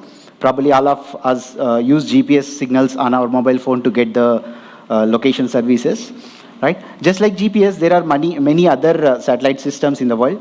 Like one is from Europe, Galileo, and one from Russia, GLONASS, and one from China, Beidou, and one from Japan, QZSS. And with the lesson from Kargil War, India has decided to be self-reliant in this navigation system technology. So India started working towards it, and in 2014 timeframe, we had our satellite system up in the sky. So there are 8 satellites in the sky, which are geostationary, covering around Indian region. Though we have this satellite system available in the sky, we do not have any chip that works for these navigation satellite systems. So still kind of GPS is the majorly used satellite system. So that was the major kind of drive for the project to take up this project. So before getting into the technicals of this work, so this is the spectrum of various frequency bands of these navigation satellite systems. If you see, it spans in the range of 1.1 to 2.5 gigahertz. So GPS L1, which is at 1.575, that's the very popular band that all of us use in our mobile phones. And if you look at the Navic bands, they are at the extreme ends. One is at 1.1 and one is at 2.5 gigahertz.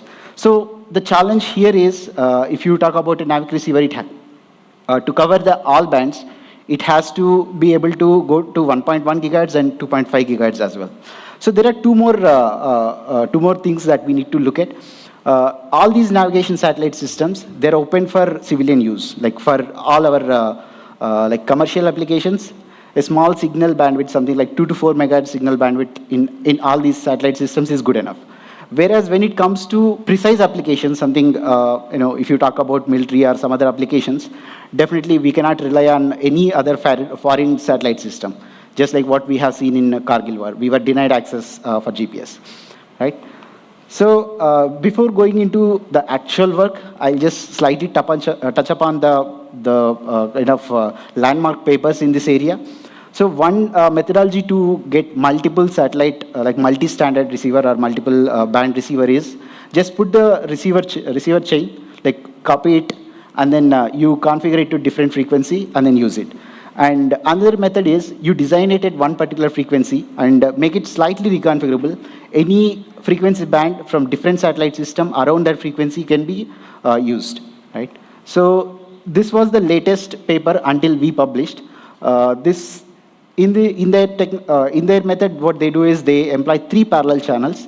Each one is dedicated different frequencies, and they use multiple frequency synthesizers, PLLs, which generate the high frequency signal inside chip to get your incoming signal to a low frequency where your digital can process. But the problem here is all these receivers, they use external components, something called matching network at the input, which are frequency selective. Like when you change a frequency, you need to use a different matching network, right? So the shortcomings that we wanted to address with this project is, very first thing is we did not have any Navic receiver when we started. And the second thing is we wanted to have a receiver which can work for Navic and GPS, meaning that it should be able to go all the way from 1.1 to 2.5 gigahertz, covering all the necessary popular bands. And of course, we wanted to have circuit innovation in this, with which we can eliminate all these complexities in the system design. For example, we can remove the matching networks and multiple frequency synthesizers or phase lock loops, which will complicate the design. So in our design, we have only one PLL which works for any of these frequency bands. And of course, we have been cautious about the power numbers. Like we'll see where we stand. And of course, one more like high-level motivation is we don't want to do some research which cannot find a application. So our target was always you come up with some work which has innovation. At the same time, it should be able to find commercial application. So with that motto, we have started designing Dhruva chips. And as we all know, since Dhruva chip is a navigation receiver front end, it can find applications in any application where you need location services. Right? So the proposed solution, we have come up with a single fully reconfigurable chip that works for multiple satellite systems. Initially, our target was for Navic and GPS, whereas with our multiple innovative techniques that we have incorporated in each of these block designs, circuit designs, we are able to work with other satellite navigation systems as well. So in total, it works for Navic, GPS, Galileo, as well as Beidou, 4 of them. So in general, right, when you look at your mobile phone, when you use it, so the way it works is your antenna receives signals from satellite, and that goes through a bandpass filter. Then it goes to an RF chip, which converts the incoming signals into binary data, right? That binary data will be processed by your mobile processor, right? And then this mobile processor will give coordinates to your software, which you'll see your location, right? So Dhruva is an RF front end which takes the signals from antenna and then gives the binary data. So the challenge here is the signals which come from satellite, which is about 36,000 kilometers away, it's like extremely weak. I mean, in terms of few nanovolts level of signal is what we are talking about. We need to bring this signal all the way to certain level, like something like 400, 500 millivolts, so that we can digitize this signal. Right? There are certain challenges also. You have received very weak signal, and what if there is another unwanted signal which is very strong? Right? So we have to deal with all such scenarios using circuit techniques, like new innovations in the circuit, so that you will be able to operate being immune in such interfering environment. Right? So the right side done, right side one, right corner, the red color one, that's the chip we have designed, and it's kind of multi-phase. It happens in multiple levels, like we initially come up with specifications, and then we do circuit design, simulations, then we lay it out, and then we send that like kind of Gerber file, in Gerber file, we call it GDS. So that file we send it to Foundry, and that Foundry fabricates it, then we get the chip back, then the real story begins. Because simulation environment is kind of more or less ideal. When we put this chip on the PCB to measure, that's where the real fun begins. Right? So we packaged our chip in QFN32 package, and this is how we mounted it on PCBs for all our evaluation purposes. So these are the frequency bands that Dhruva can be programmed to. It can go all the way from 1.1 to 2.5 gigahertz, covering GPS, Navic, Galileo, and Beidou. And key innovations of this solution, as our motivation, as I mentioned in our motivation, we wanted to have a chip which does the job of functionality at the same time which would have features which are expected in a commercial receiver. So we have incorporated all the important features such as ESD protection, and then we have enough programmability on chip. Whenever there is change in external factors, something like your temperature changed, your supply voltage changed, those all we can counter using a software programmable application. So on our chip, we have SPI slave using SPI interface. We can communicate with our chip so that you can program the chip depending on the need. And along with that, we have like enough programmability on this. Like you can go all the way from 2 megahertz of signal capture to all the way to 24 megahertz signal, so that you can the receiver can be used in SPS as well as precise positioning applications. So once we have proved the RF functionality, we interfaced with digital baseband. Digital baseband in the sense it mimics your mobile processor's activity. So that we have done on FPGA. This is done in Samir. It's a government organization. So there they have interfaced our Dhruva chip, and there are 2 other commercial chips with their digital baseband, which as shown in the FPGA contains the digital baseband. So the activity that we did here is we transmit certain GPS signal, which is already captured, and we extract the coordinates back. Like we transmit coordinates and then we extract the coordinates, we compare them. So we were able to successfully prove the end-to-end navigation functionality with Dhruva. We also have discussed with several private companies as well. They also took our sample, and then they tried out, and they had given some feedback to us, including ISROSAC. So based on their feedback, we kind of came into the second version of the chip, which is meant for commercialization, Dhruva Pro, which we'll talk about. Just before getting into the Dhruva Pro, the key innovations in this circuit, like as I mentioned, in order to achieve the betterment from the literature as well as achieve the functionality of multi-standard navigation systems, we had to put so many innovative circuits. For example, multi-band noise cancelling circuit. Noise cancelling, you can relate to your noise cancellation in earphones. It takes noise and it replicates the noise and then cancels it. Just like that, we do in circuits, right? Not just that, there are in high gain systems, something like you are taking few microvolts and then going all the way to millivolts, like 400 millivolts. There are chances that any strong interferer, like any signal which is strong at the input, that can rail out your receiver, in the sense that it just saturates it. So to avoid it, we need to have some mechanism internally, some control feedback loops to avoid any such problem. So one such thing is offset cancellation. We have new offset cancellation mechanisms. And of course, we have one PLL which can work for all these frequency bands. And most of these circuits are published already. And some of them we are working on patents for this. So this is a brief comparison with existing state-of-the-art. Clearly, we are the only ones so far who can do the all bands of NAVIC. So coming to the next version of chip, so based on all the feedback that we have received from industry as well as the other companies, so we have come up with second architecture, which has much more advanced features than Dhruva, and it's about 30% smaller die size than Dhruva. It's Dhruva Pro, and this is how it looks. So we received that chip recently, last year, 2023. This chip is kind of fully verified for RF functionality now, and currently we are in a phase, we are interfacing this with digital basebands. We are in talks with one of the private companies in Hyderabad to do that, so that we can verify it in real environment from end to end. And the right side one is the evaluation board. It's for our convenience, we made it so big, but in reality it can be just half of this board when it goes to actual demo board. And here is a small video, like how we kind of test this, just to give a feel. As I mentioned, it's reconfigurable for different frequency bands, and you can change the gain, you can change many other parameters. So we had to come up with an easy mechanism. So we developed our own GUI, which is Dhruva GUI you are seeing here. So this takes parameters and it converts into SPI. Like SPI is a protocol which communicates between ICs, right? For us, for easy access, we used Arduino Nano as controller that writes the data into our chip, right? Once that is written, like our chip is configured to certain frequency with certain gain numbers and other things. So here we have a simulator where we are kind of repeatedly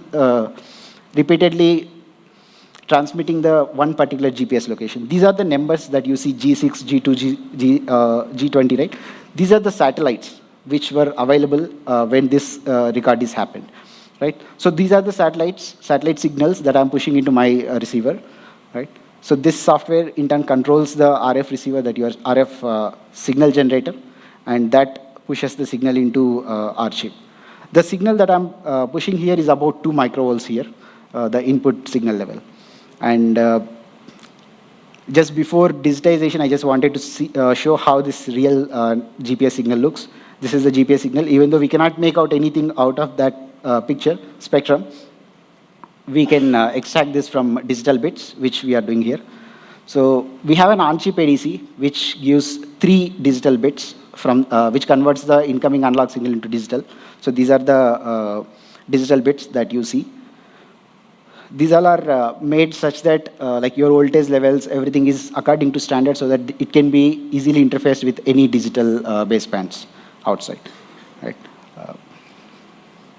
So once we store this data, we kind of take it into software, MATLAB in our case. So MATLAB, it's kind of mimics the functionality of your digital processor, digital baseband. What it does is it runs a lot of algorithms to extract the data and then give the exact position as well as the available satellites.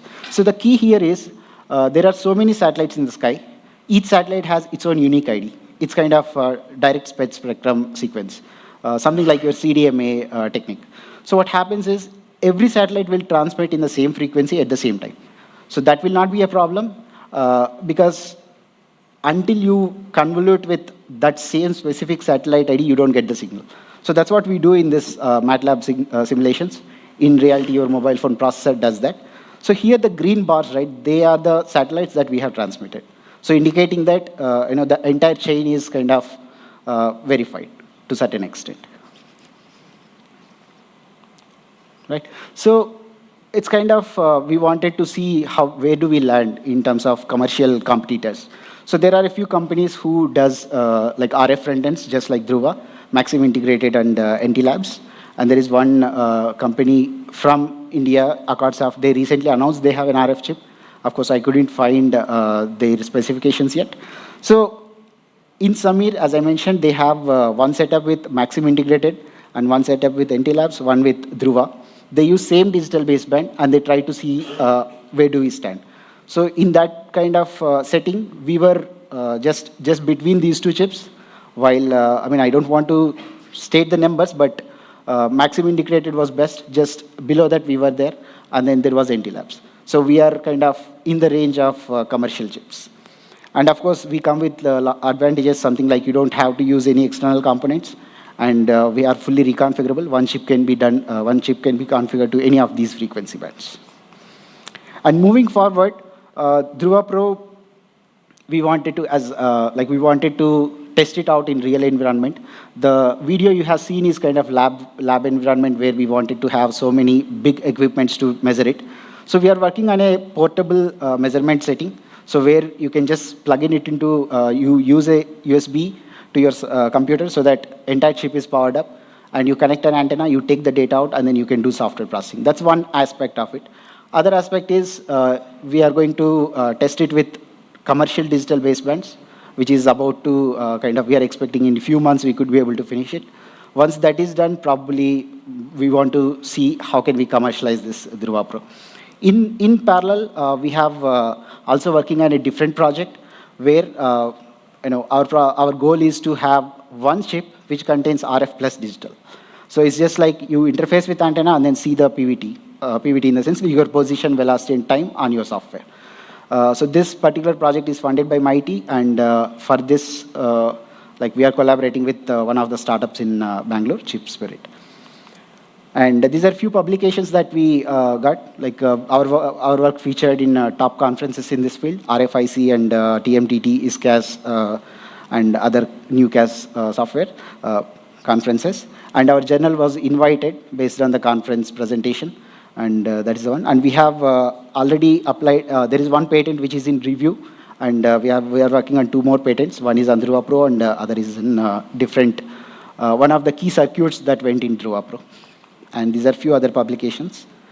And here is all our key members of development of this team with our professor at the last, Professor Rajesh Presentation. And thank you very much.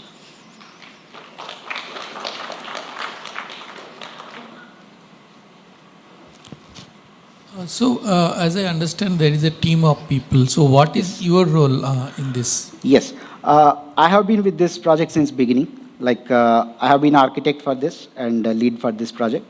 So from the specifications point of view, bringing it to circuit level and then designing my own circuits, I was I designed the low noise amplifier in this.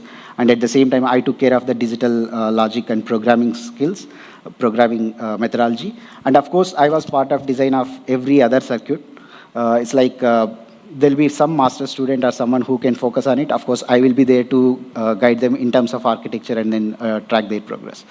And at the same time, overall integration of the chip and measurements, all that is, I was the one who handled it.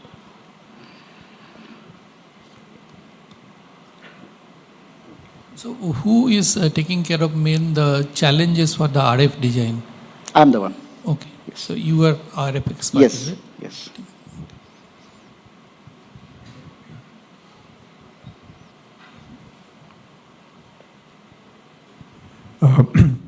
How do you compare or contrast this with software-defined radios? Okay, software-defined radios are slightly different because, there is some, if you look at a software-defined radio, you'll connect an antenna, and internally there'll be multiple receivers, right? Depending on your input frequency, one of these receivers will be chosen. And that will have separate ADC chip, which will digitize it and then give you data. This is very specific to navigation, right? So, in a way, it works only for navigation frequencies. But SDR can be used for any general purpose. But problem with SDR is you need to have multiple receivers on same SoC. So that's one thing. Since we brought up this SDR topic, one of our next goal is to come up with Dhruva chip, followed by a data capture module, which works as SDR for navigation. Only for navigation. Like you can get the GPS data, or you can get the Navic data, or you can get the BeiDou data or Galileo data, something like that. So here, if I understood, Dhruva is the RF front end. Correct. Which is a programmable RF front end. Correct. So that you can cover the range of that. Exactly. And then you have the digital processor to do the rest of the processing, right? Yes. So is it correct to say that basically you are for the navigation part, you're compressing those elements of software-defined radio in a single chip. That is one question I want to understand. Second, what is the, again, contrasting with software-defined radio, because that's what I'm familiar with. What is a unique trick you are doing to kind of consolidate it into a single RF front end? Correct. So again, going back to software-defined radio, so if you say that, okay, I want to capture a frequency range of 1.1 to 2.5, there'll be one receiver which works for 1 to 1.5, and there'll be one for 1.5 to 2, and there'll be one for 2 to 2.5. And all of these need some external matching components as well. So they'll be frequency selective. Like you, in your SoC, like in your PCB of the entire system, there'll be 3 chips, and all of them has some external additional components, right? So whereas if you see Dhruva, of course we are comparing only in terms of navigation input frequencies. If you look at Dhruva, we can avoid all this external and everything is combined into one chip. So, but of course, right now the challenge is it works one at a time. Probably in your software-defined radio, it can be multiple at a time. But advantage here is, you can switch to any frequency band. So that way, it's kind of different from the SDR. And yes. No, I'm saying how you are matching, so specific to the frequency, so Yes. you need to match your hardware. Correct. So how you are doing Yes. that configuration? Yeah. So the low noise amplifier I was talking about. So the low noise amplifier, I don't want to go into too much of circuit details. So what it does is, like uniqueness of this particular low noise amplifier. Low noise amplifier is usually the first element of your, so there you can see BAL and LNA right after a SAW filter, like RF in, right? So that, what that does is, it has to have a 50 ohm matching. Like your input signal is at high frequency, and there should not be any reflections, in the sense that you can think of you're pumping water into a pipe which has very small area, so you should not reflect back, right? In order to do that, we do employ certain techniques. One is you can use inductors on chip. Just to appreciate, right, inductor, if you see the right side image, there is a circle at the top, right? That's an inductor. So it's huge compared to any element on the chip. So it's kind of, if you say entire LNA design is of this much, out of that probably 60% will be an inductor.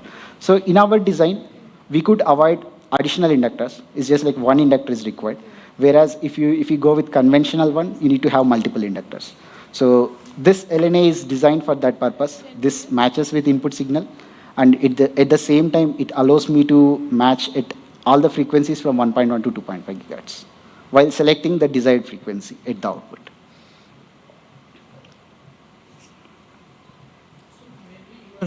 Changing the inductance of the inductor. No, inductor is a passive component that we do. The architecture is itself is new, so that we can have a broadband input matching. Like you can receive signals from the various input frequencies, but we'll provide only the desired frequency. For example, if I'm looking at NAVIC L5, which is 1.1 gigahertz, at the input, my LNA will still have matching for 1.1 to 2.5, but at the output of LNA, I'll have only 1.1 gigahertz coming out. Okay.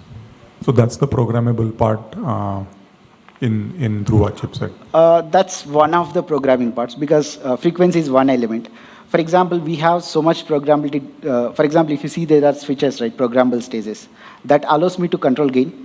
And also, in case of any process or voltage temperature changes, we need to adjust certain parameters. For example, your bias voltage, like the voltages that we put for each transistor, right? If they change, we need to have some mechanism to bring it back to the desired level. So that programming is also we have. And what's the programming time? It's few milliseconds. So where I'm going with this, because you mentioned while it is capable of supporting multiple frequencies, at a time it is currently for one, to be operation in one. Yes. And if the programming time is in millisecond, could I create an application to scan multiple? Yes, definitely. In a window of time for whatever application I want to build. So in lines with your comment, Like it can be used in an application where, for example, today here we have Navic system. Because its satellites are available. If you travel outside India, there might be other satellite systems. So this can easily scan and then lock to that system. But of course, you need some control mechanism there. And what is the time required to get a fix, satellite fix? Okay, so in general, if you look at any navigation receiver, right, usually it will be somewhere close to 2 seconds or so. So within that, we'll be able to easily, because this 2 seconds come from digital baseband. There needs to be intense algorithms needs to be run to get the final coordinate solution. Simple parameters like gain control and all based on the signal strength and all, that can be done much faster?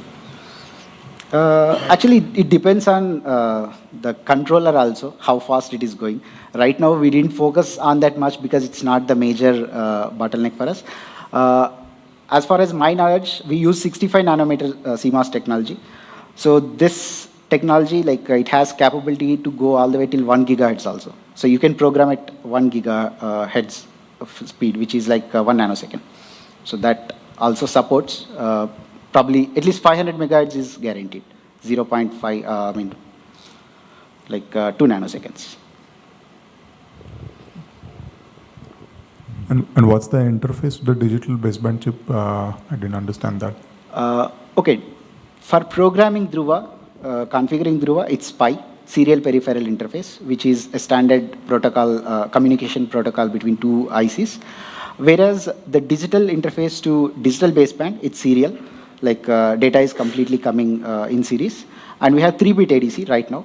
For any commercial use, 2-bit ADC is good enough. We have 3-bit ADC. In our next chip, which is meant for precise positioning 2, there we are going to increase the resolution of ADC. It will go all the way to 6 bits. And just to kind of give a feel for the people who did not understand here, so this is designed in 65 nanometer, meaning that you can think of your unit device as 65 nanometer of dimension. And this entire chip is of 1.85 cross 1.85 millimeters, while our second chip is 1.5 millimeters cross 1.5 millimeters. Our second chip includes close to 90,000 transistors in just one chip. So that is the density that we pack inside this chip. Actually, you have mentioned that usually these chips are not manufactured in India. Yes. So then, when you're going for commercialization, Correct. obviously you have to go for manufacturing. Yes. So how to achieve that? Yes. So we have a foundry in India. It's SCL in Chandigarh. But problem with that foundry is still the technology is kind of, it is apt for low frequency applications. For example, if we look at some digital controller or something we want to fabricate, we can do that. Till 200, 300 megahertz, it's good. But in Dhruva chip, we have frequencies which runs at 6 gigahertz as well in one of the frequency band. So for that applications, we cannot use.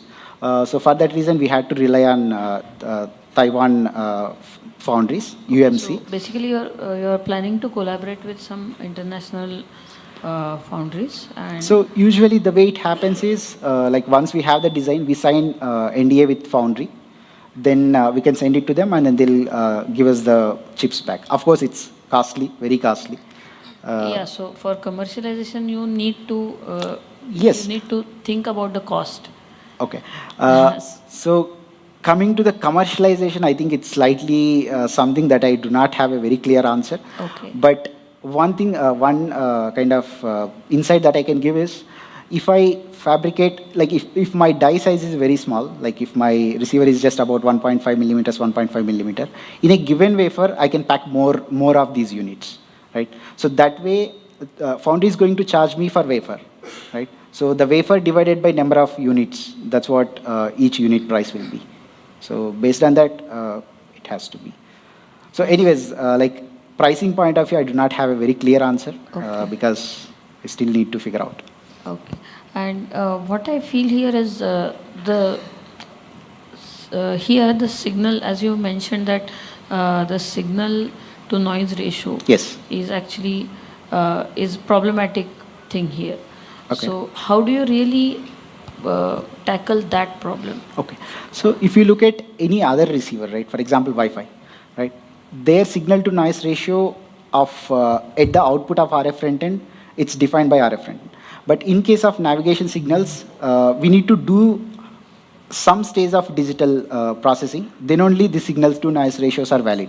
The reason is, like every satellite uses its own code, it spreads the signal. It's called direct spread spectrum sequence. So once we decorrelate them, the signals, which are digital signals, in decorrelate, then we see the actual gain of the entire system. So post correlations are positive, meaning that we get to know whether we have enough SNR or not. If you look at the SNR right after RF front end, for any navigation receiver, it will be negative, because signals are already buried inside the thermal noise that we see. So it's kind of few microvolts or few nanovolts of signal. So. Okay.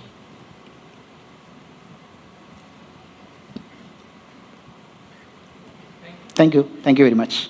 And of course, thanks to KPIT for giving this opportunity, and thanks to all volunteers. Thank you. Thank you, Dr. Kanchitla, for sharing with us your research findings. We would now take a tea break for 10 minutes and we'll resume thereafter with our short presentations. Thank you.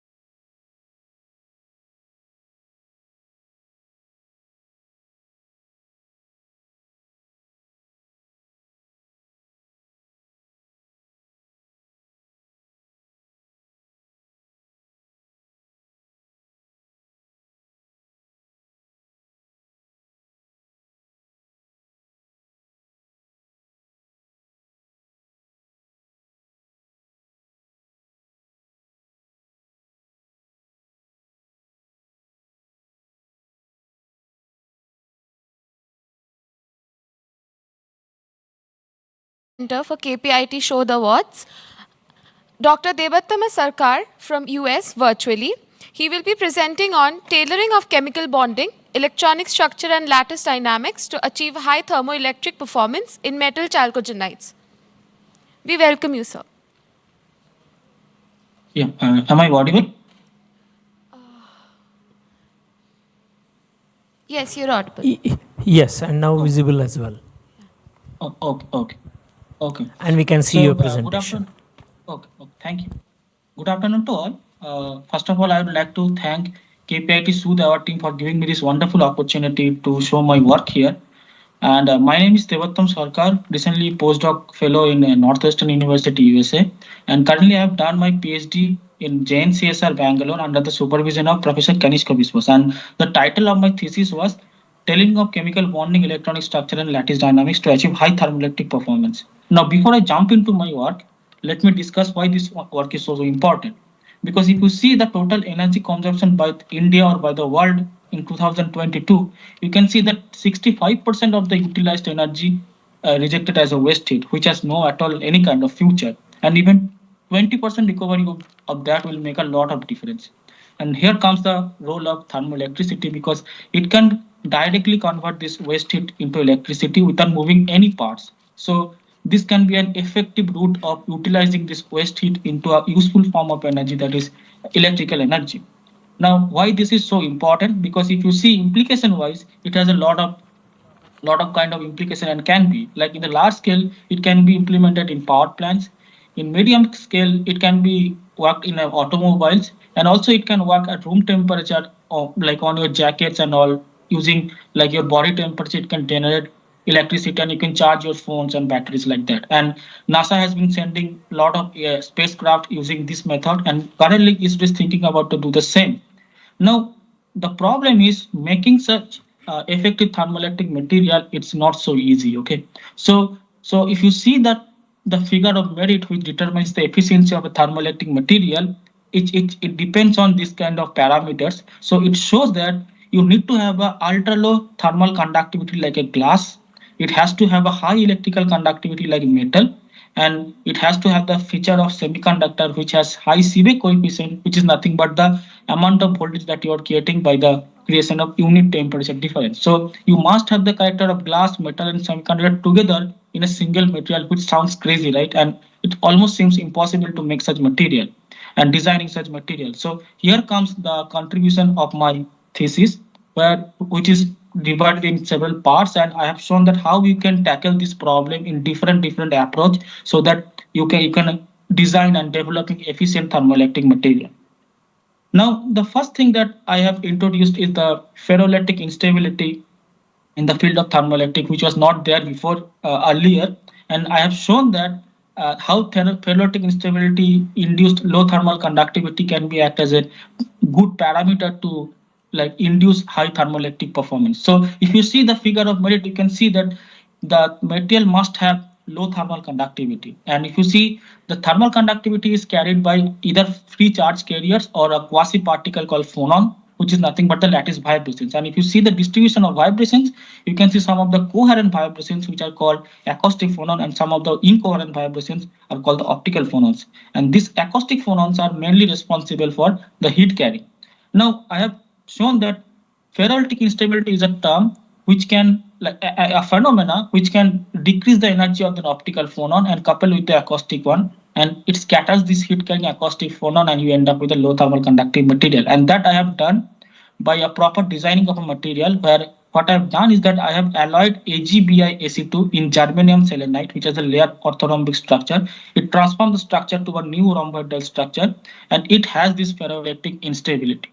Now, because of that, the thermal conductivity all drops hugely from the undoped sample, and you can see this thermal conductivity reaches almost to the theoretically minimum achievable value in this material, which is called the glass limit. And as a result of this ferroelectric instability in this low thermal conductivity, the figure of merit, or the thermoelectric figure of merit, reaches to this much value of 1.2 at this temperature range, which is a pretty good start if I talk about a germanium selenium based material.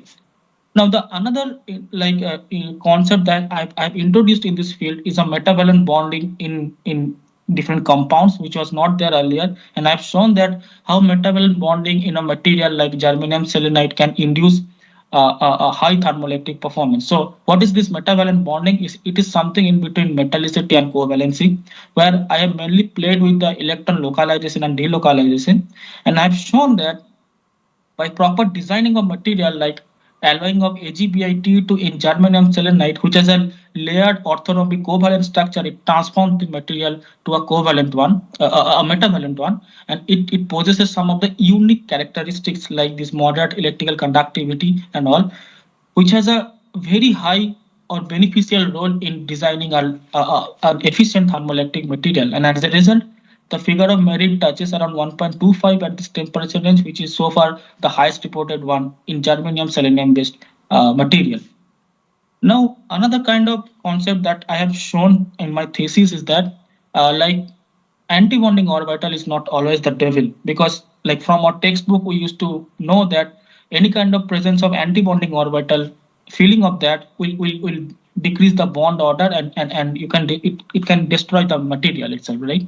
So here I have shown that how you can use this anti-bonding orbital to work as a beneficial way, because I have designed a material, a cubic disordered material, which is AgSN SbTA3, and I have made a single crystal out of that, and I have shown that it has anti-bonding field anti-bonding orbital near the Fermi level, which is the reason it weakens the chemical bond in it and kind of soften the chemical bonds. And as a result of that, the heat propagation or the heat carrying phonon gets scattered and kind of weakens the smooth passage of phonon. And as a result, the thermal conductivity reaches a very low value, almost touches the theoretical minimum achievable value. And as a result, the figure of merit shoots to a very high value at this temperature in this single crystalline AgSN SbTA3. Now, so far the phenomena that I have talked about is the intrinsic one, how we can intrinsically manipulate the chemical bonding and design the material. But you can scatter these heat carrying phonons by extrinsic approach as well, by creating point defects, nanoprecipitates, grain boundary, etc.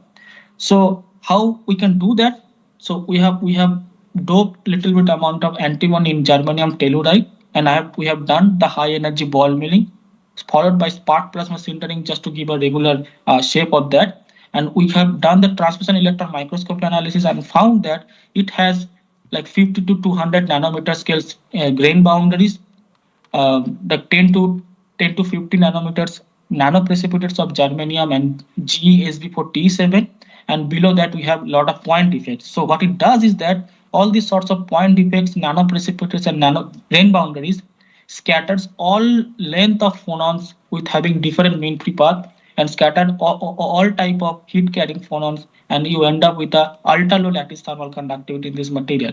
And not only does it change or modify the phonon dynamics, but also it affects the electronic band structure. I'm not going into the details of it, but believe me, it has a highly influential role in dictating the Seebeck coefficient. Now, as a result, the figure of merit touches to an ultra high value, which is 2.5 at this temperature range, which is so far one of the best reported value in the field of thermoelectrics and the best reported value in germanium telluride based systems. We thought of like, initially we designed the material different approach, and later we thought, can we make a device out of it? And then started the project by using P-type and N-type material using this 2-leg device. After that, we carried our work. We made 4-leg devices and checked our output power density and efficiency, and we found it is working pretty well. And after that, we approached to Tata Steel, and we made a thermoelectric device of 128 legs of that, and we have implemented this device in their coke plants, which generates a lot of heat, and it is perfectly working well, and we are still collaborating with that to even increase the performance there. So in future, what we're doing right now is that we are working on wearable thermoelectrics, where you can wear this kind of material on your shirts or on your hands, so that using your in the room temperature, using your body temperature, it can work well. And also you can tune or you can play with the chemical bonding, so that it gives you a wide range of compounds that you can play on, and you can check their thermoelectric performance. Topological quantum material, which I have also worked, but it gives you an immense like room to work on because it shares the kind of common feature that efficient thermoelectric material should have. And these are the future plans that we are currently doing now. And these are the list of publications that is included in my thesis as well as in this project. These are the couple of other ones. And this is the most important slides. First of all, I would like to thank my supervisor, Professor Kanishka Vijay, for guiding me throughout my PhD career. All my present and past lab mates, several experiments is done in Germany, Electra, and Italy, Japan, and JNCSR and CSR for funding. And again, KPIT Sud our team for giving me this wonderful opportunity. Thank you, and I'll be happy to take your questions.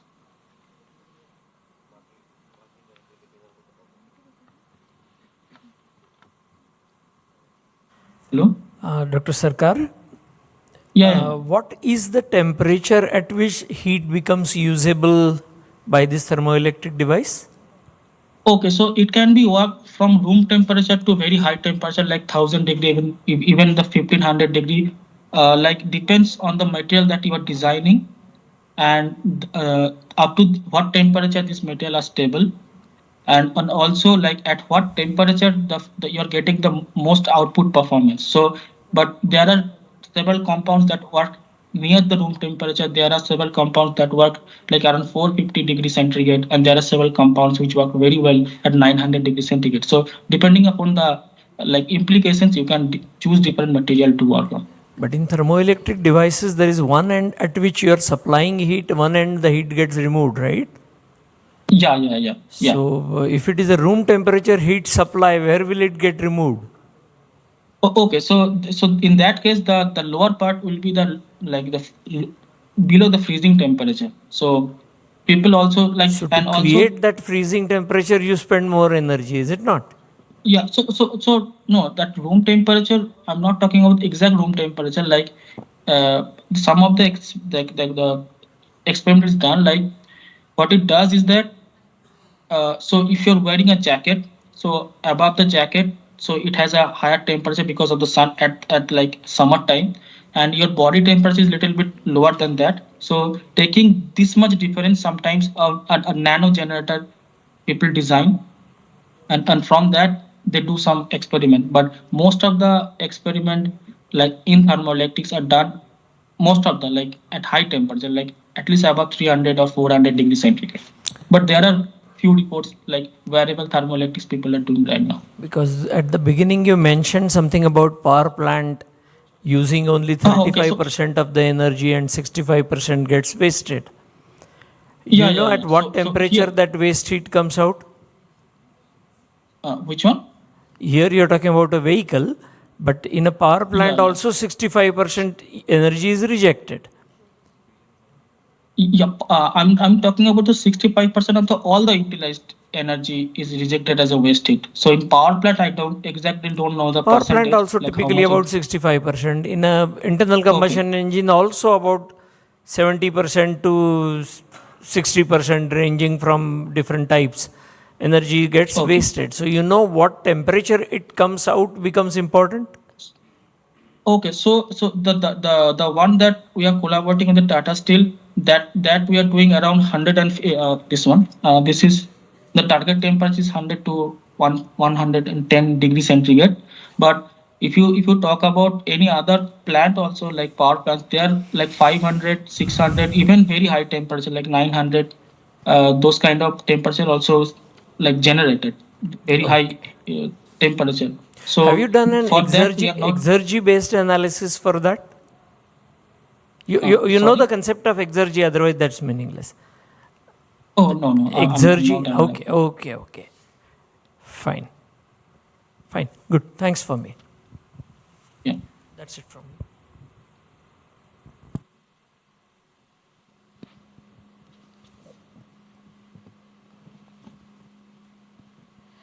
Yeah, so actually, you have chosen metal chalcogenides. Yeah. So, what is so special about them Okay, for so, thermoelectric application point of view? Okay. So if I showed you the figure of merit that depends on the several parameters, so one of such parameter is that low thermal conductivity. You must have very low thermal conductivity. And if you see these metal chalcogenides, and also it should have a higher electrical conductivity, which is a two contradictory parameters, because if you want to have a high electrical conductivity, your material will also have a high thermal conductivity. But what you need is that you need a glass-like thermal conductivity, which is close to an insulator thing, and you need to have like higher electrical conductivity like a metal. So all these heavy metal chalcogenides, these are the narrow bandgap semiconductor. So this is something in between metal and insulator, and it takes care. And if you have heavy metal chalcogenides, these are having all low thermal conductivity. Not all, but some of them. Are they stable at the temperatures that you are talking about now? No. So all the experiment that we have done in the vacuum condition.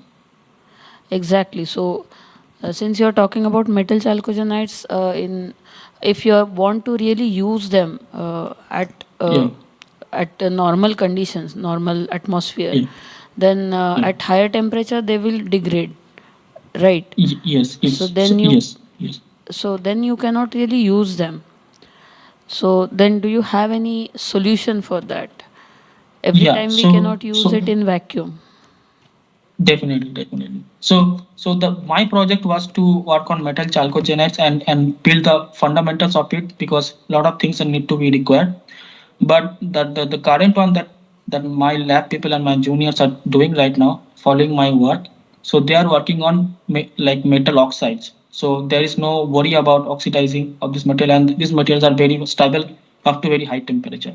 So keeping all these informations that I have like generated from my metal chalcogenides and the fundamental aspects of it, they are right now designing materials of metal oxides. From there, they are trying to improve this performance. So those materials are very stable, and there is no worry about oxidizing or degrading of these samples. Okay, so when you are showing this prototype, like even in collaboration with Tata Steel, obviously, if the product will come in the market, then people are going to use that at room conditions, or where they are going to use it, because your material itself will not be stable at normal condition, normal atmosphere at high temperatures. So then how do you feel where this can be applicable? Okay, so these materials are stable up to like even up to 150 degrees centigrade. So these materials can be worked in this range, like the Tata Steel is using. So they are not using in the vacuum conditions. They are using in the open air. And these materials are stable up to like in the air, it's stable up to 150 degrees centigrade at least. So for that, we don't have any worry about that.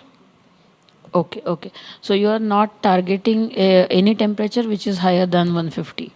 So then you can. No. So that we are not targeting with these chalcogenides, but we are targeting that temperature with the metal oxides. Okay, fine.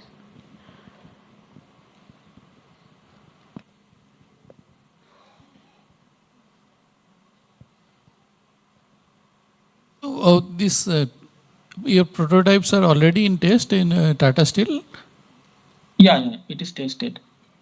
And it's still going on, like the collaboration. Okay, so you mentioned like 65% of wastage. So how much of wastage you can arrest? Okay, so this is the efficiency. Okay, so this is not the final efficiency. If you final efficiency that we got around 15%. So that 15% recovery of that, we are maximum so far we have able to do that. The heat was at 100 degrees Celsius, and you need a delta of at least 100 K. So this at this temperature range, if you talk about, the efficiency is around around five. That is a delta of the temperature, if you can see that.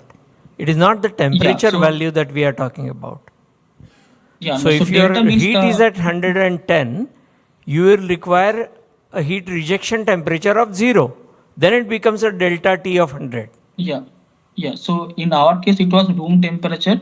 So the And the high delta T from temperature, 110 to room temperature of let's say 40 is how Yeah. much? About 70 degrees.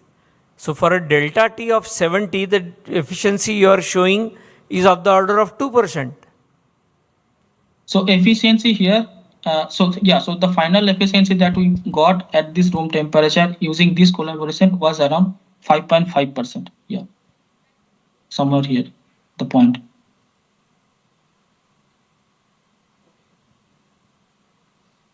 Am I audible? Yeah, you are audible. Yeah. So at this temperature, the maximum that we got was 5.5% for this project. And this But efficiency was measured in vacuum conditions, right? so this is measured in the vacuum condition. The data that we got from Tata Steel at air condition, like in normal condition, at this temperature range was 5.5%. And at high temperature, like in the vacuum condition, it goes like up to 15%. Okay, which particular material have you used for this one? Because so that is the because you have that is the germanium. You have shown three That is- materials. Out of This that, one, this material, germanium telluride based material.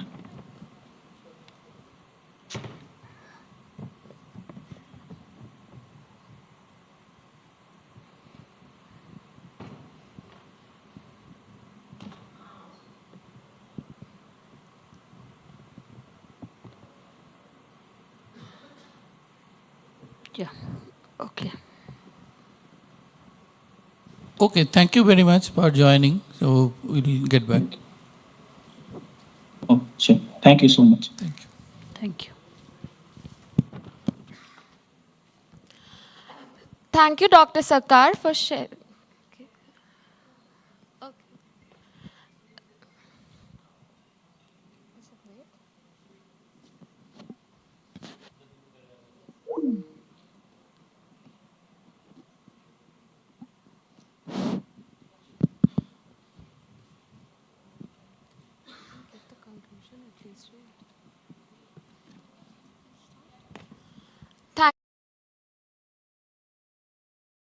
Presentations.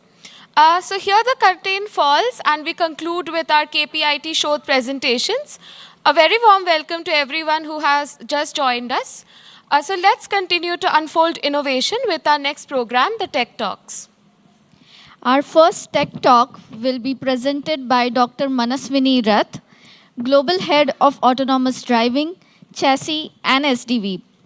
Dr. Rath has more than 28 years of experience in the field of aerospace, automotive and safety industries. She will be giving us a talk on autonomous driving. Dr. Rath, we welcome you on stage.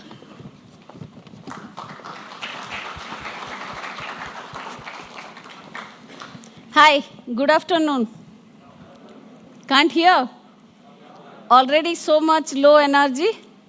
I think too much tired of looking at presentations.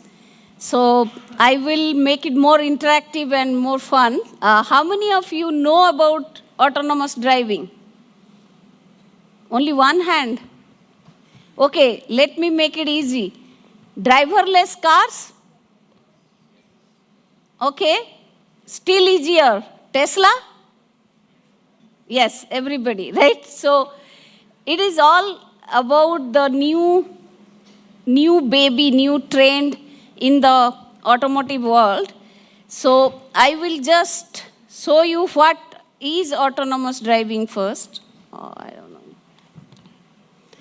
So as you see the videos, the autonomous driving concept is about assuring highest safety for the passengers and everybody, any human being or anyone who is on board inside the vehicle.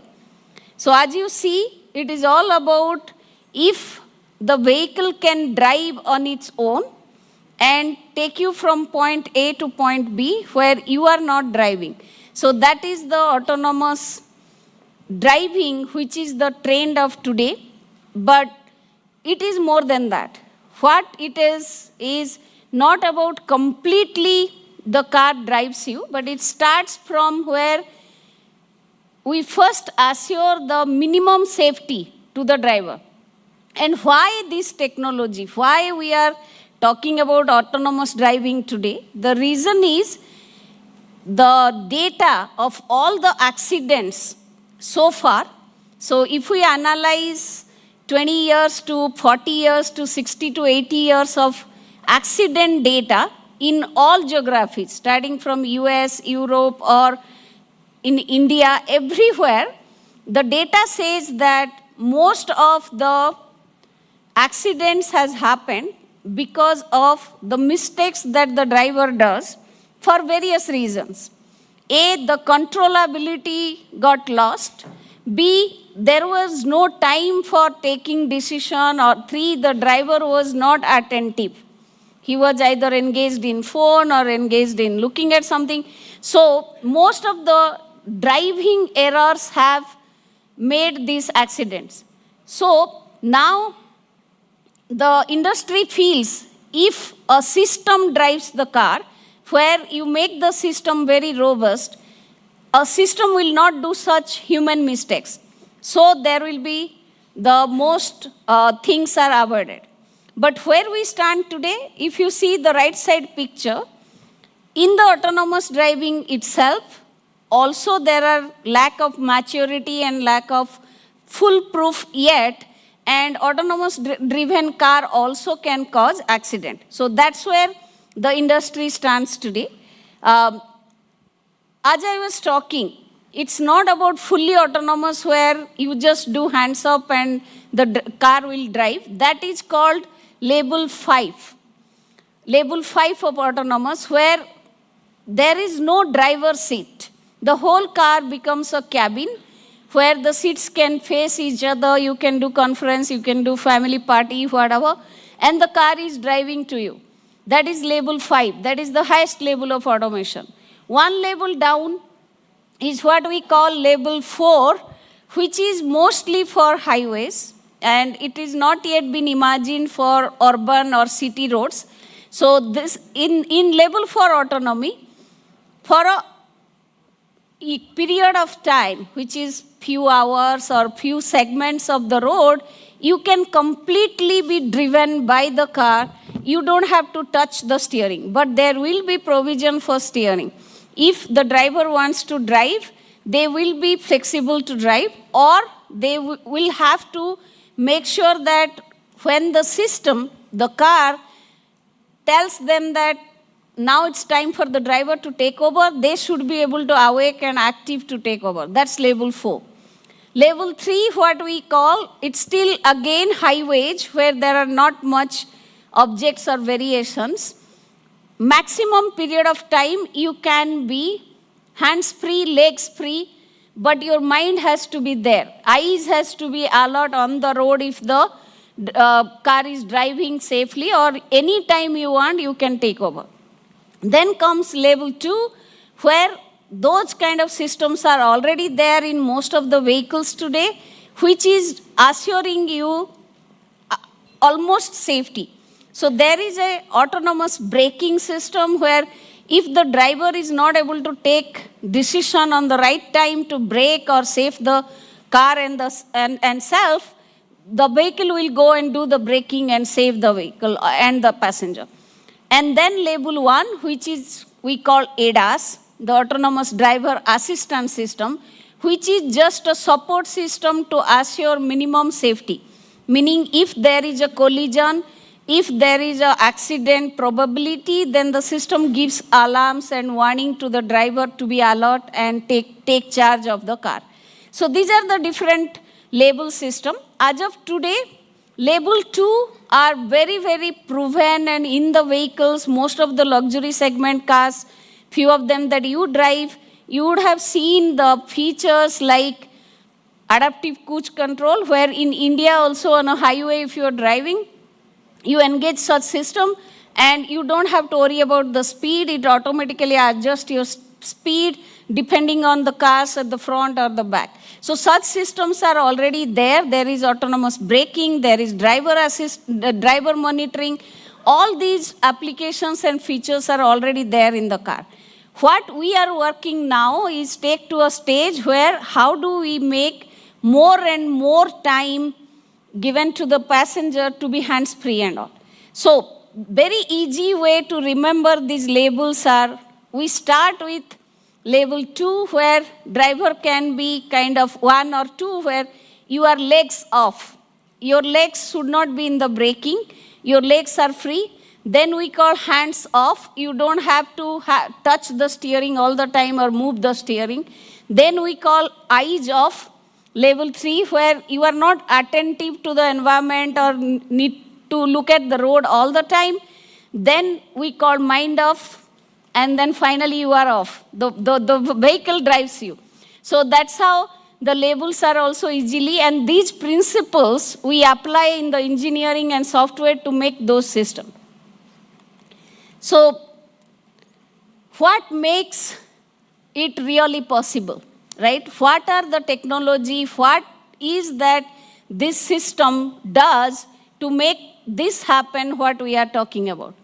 So if you see engineering-wise, these are the systems. So basically what we should do, we are replacing a human driver with a software and system. So what they should do, how the human driver drives. The first thing is our sensors, eyes, ears and all the sensors see the environment and then perceive the situation to drive. Then the human mind predicts what path to go. Then it makes a strategy in the mind and do the maneuvering and planning as a driver. So in the system, we exactly replicate the same through software and through systems. So there are set of sensors which replace the human sensors. There are cameras, there are radar, lidar, all of these are replacing one of the sensing capability of the human sensing. After that, first software system is perception. It kind of takes input from all the sensor and like our brain works, it kind of perceive where I am and where I need to go. Then starts the localization where map comes into picture.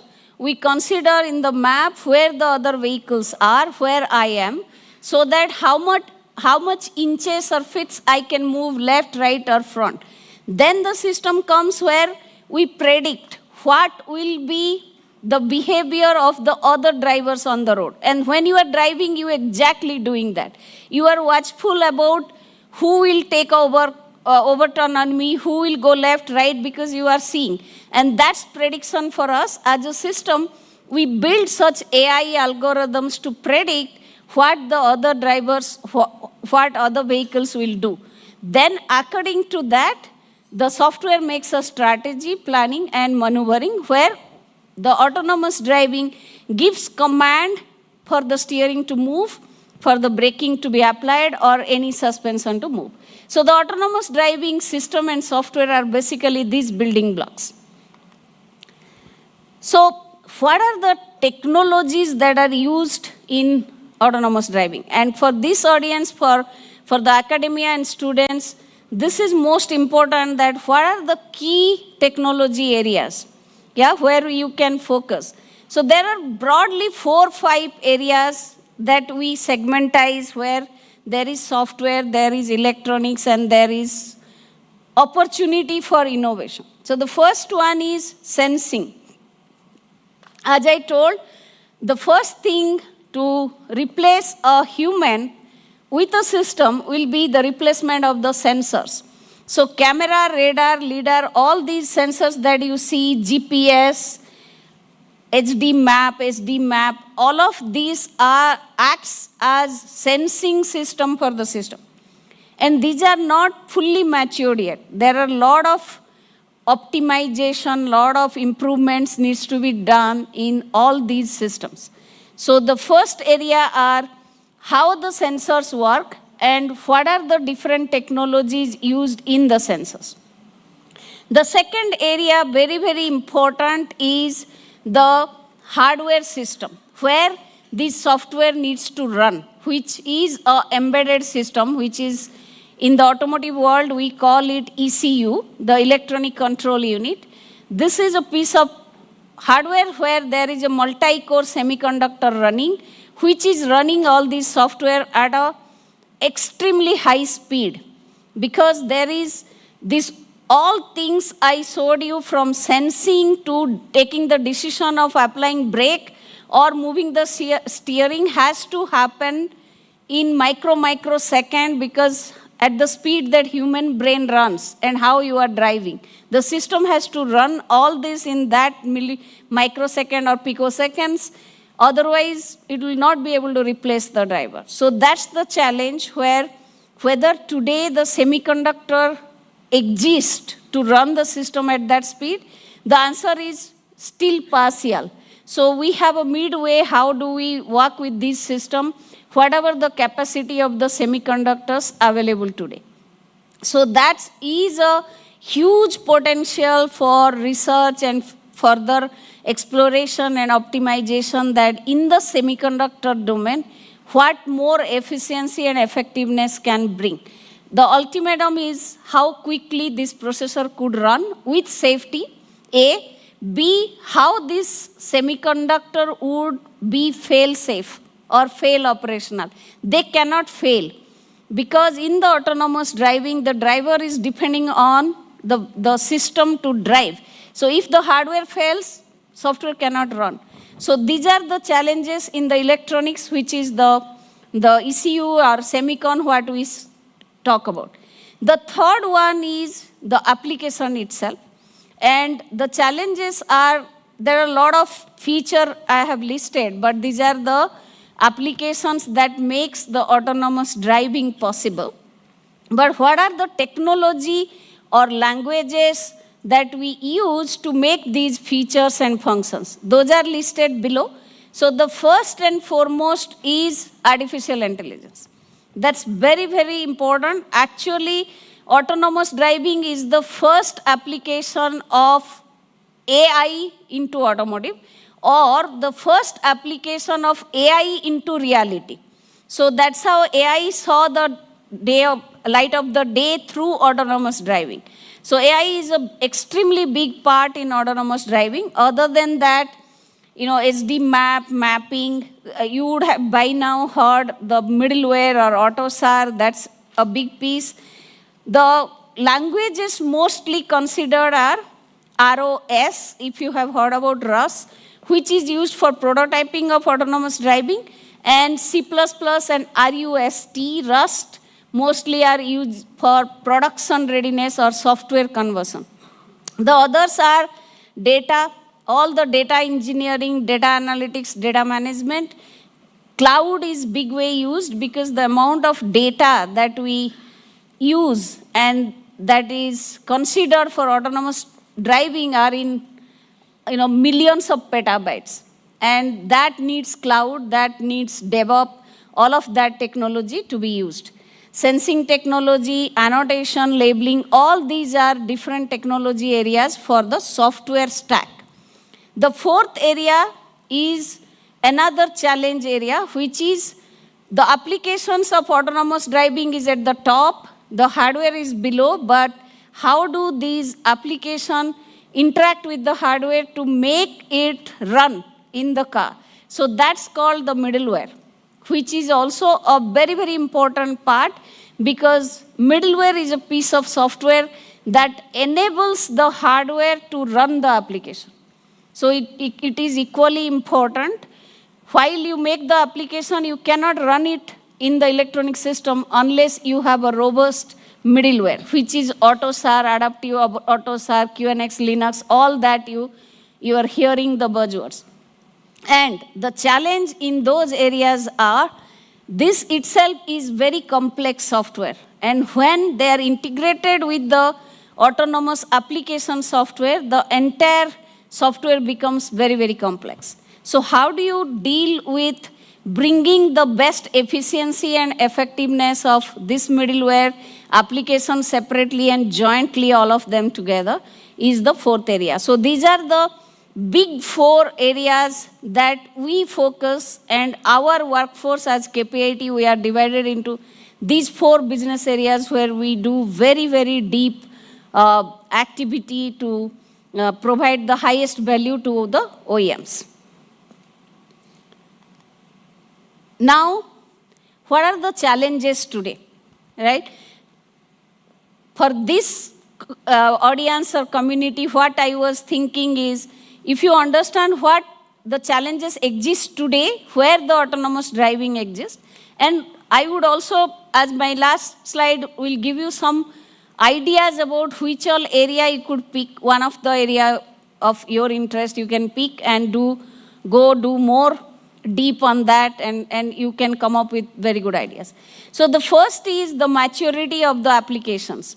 And what does that mean is, today, if the road is free, there is not much traffic, there is no new object, there is no construction objects, or there is very clearly lanes are visible, all that best condition is there on a highway, the autonomous, you can just sleep in the car.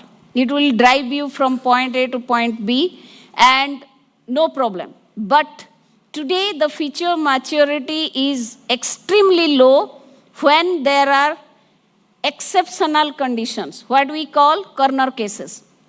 If a construction zone has left some tire somewhere, or something has busted and put, or some animal has, debris of the animal is on the road, something which is not normal, then autonomous driving doesn't know how to behave. And that's where maximum crash is happening.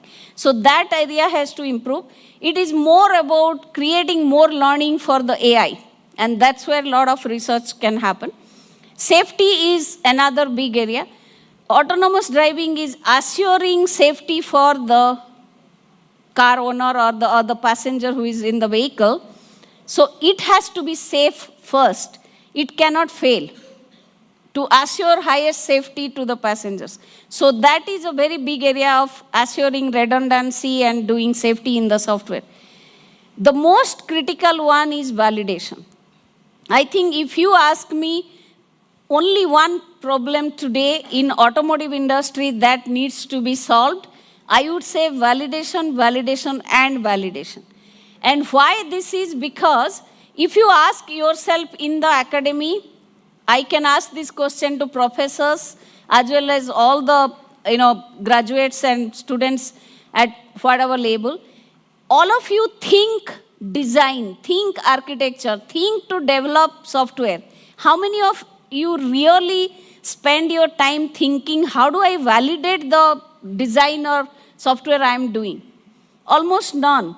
Because of that mindset, the validation has not gone through a lot of innovation and a lot of ideas. But validation is the most critical thing, where you are validating that the system works before you put it in the live car and the accident happens. So all the accident that happening, how do you learn? Validate that such situation you create through simulation and test that it will not fail before you put it in the vehicle. So that's very, very important area. User acceptance. A lot of people are scared about being driven. They don't know how to behave when car is driving and I'm not touching the steering. Also for mature drivers, it's very, very less motivation that I don't feel my car is being driven. So all those challenges we have to face and see how to motivate. And last is regulations and standards. There is no regulation, no standard, because it is such a complex topic. Nobody wants to say, oh, I have a guideline, I am saying do this way. Because everybody has that comprehension that how to do it. But now there are little bit regulation coming up. So these are key challenges. So I will just stop here, and maybe one or two questions I'll take is, these are, I already talked about, this is the area that you can make a note. If you want to work on autonomous driving, go deep and think about new ways of doing, innovative ways of doing, and bring up the ideas to the industry, because industry needs more research and more ideas in these areas. So with that, I think I am done. If there is anyone to question, if time permits, I can just take it up.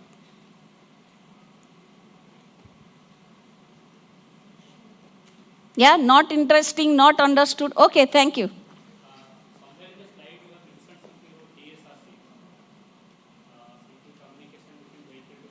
Yes. Can you elaborate that vehicle to infrastructure? Yeah, I would say that was a technology explode 3-4 years back very strongly. I got the question. So that was explored a lot few years back, but it was realized that the investment that needs for the infrastructure and how much the communication helps, there is a mismatch. Yeah, in terms of business case, the investment of infrastructure, but more the non-feasibility part or non-efficient part is the autonomous driving has to take every decision and run in picoseconds, microseconds, whatever the -9 to the power -9 to -12 to whatever of seconds, right? That's how at the speed it has to run. The time that we get a data from infrastructure by sending some data and get a response, it will not help the online quick decisions. So now it is more towards everything should be on board in the car. Now another scenario we are validating where the features which are low speed, which are not like on the highway with high speed driving, but low speed like say auto parking, yeah, or driver monitoring, such things can operate on low speed. What we are working on is we will run the whole software in the cloud. So cloud will take live data from the car, and the technology is all FOTA, if you have heard, the OTA, over the air technology using 5G. You get it to cloud, the cloud runs the application, and the commands to move the vehicle will come through cloud, again, through the whatever the protocols is, 5G or anything. So, and it is only possible for low speed applications. So that is explored. That's where maybe the infrastructures will help. Yeah, does that answer? Thank you. Any other last question?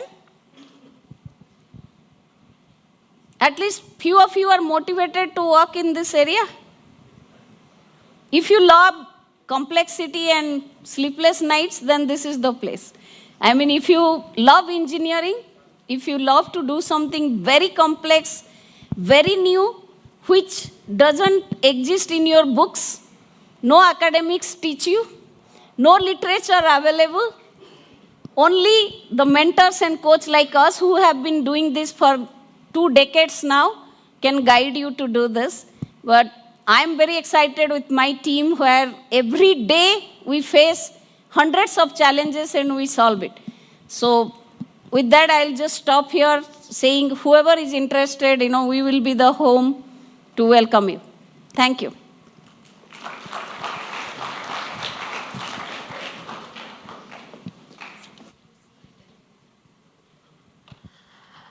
Thank you, Dr. Manaswini Rath, for the insightful presentation. We now have Mr. Sriram Ji, Chief Architect, Connected Vehicles, Infotainment Platform Development Group.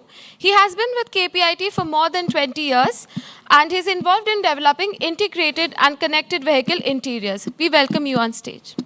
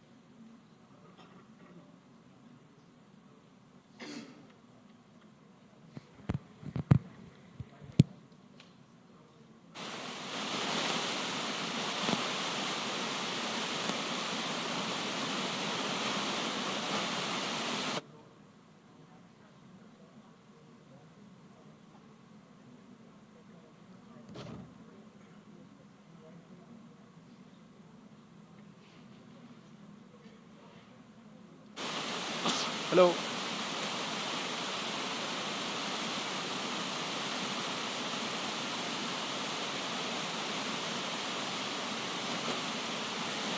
One, two, three. Hello. Nope.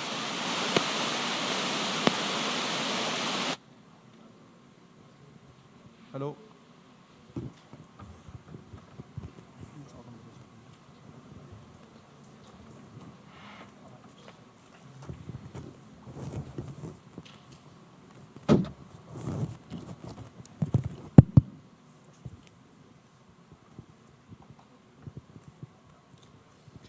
Okay.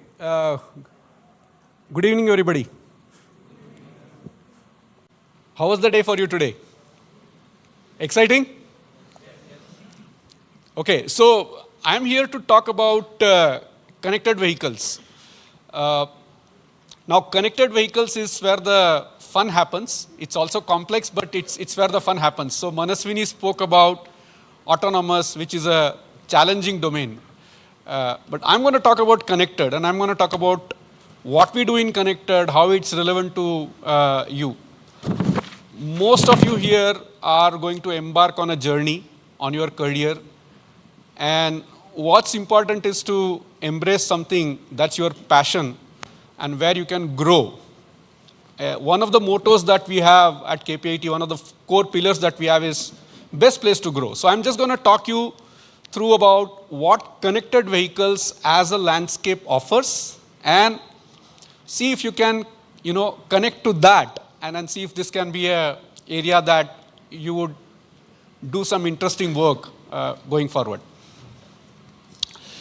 So what exactly connected vehicle means? So when we say connected vehicles, it's immediately what comes to us is internet.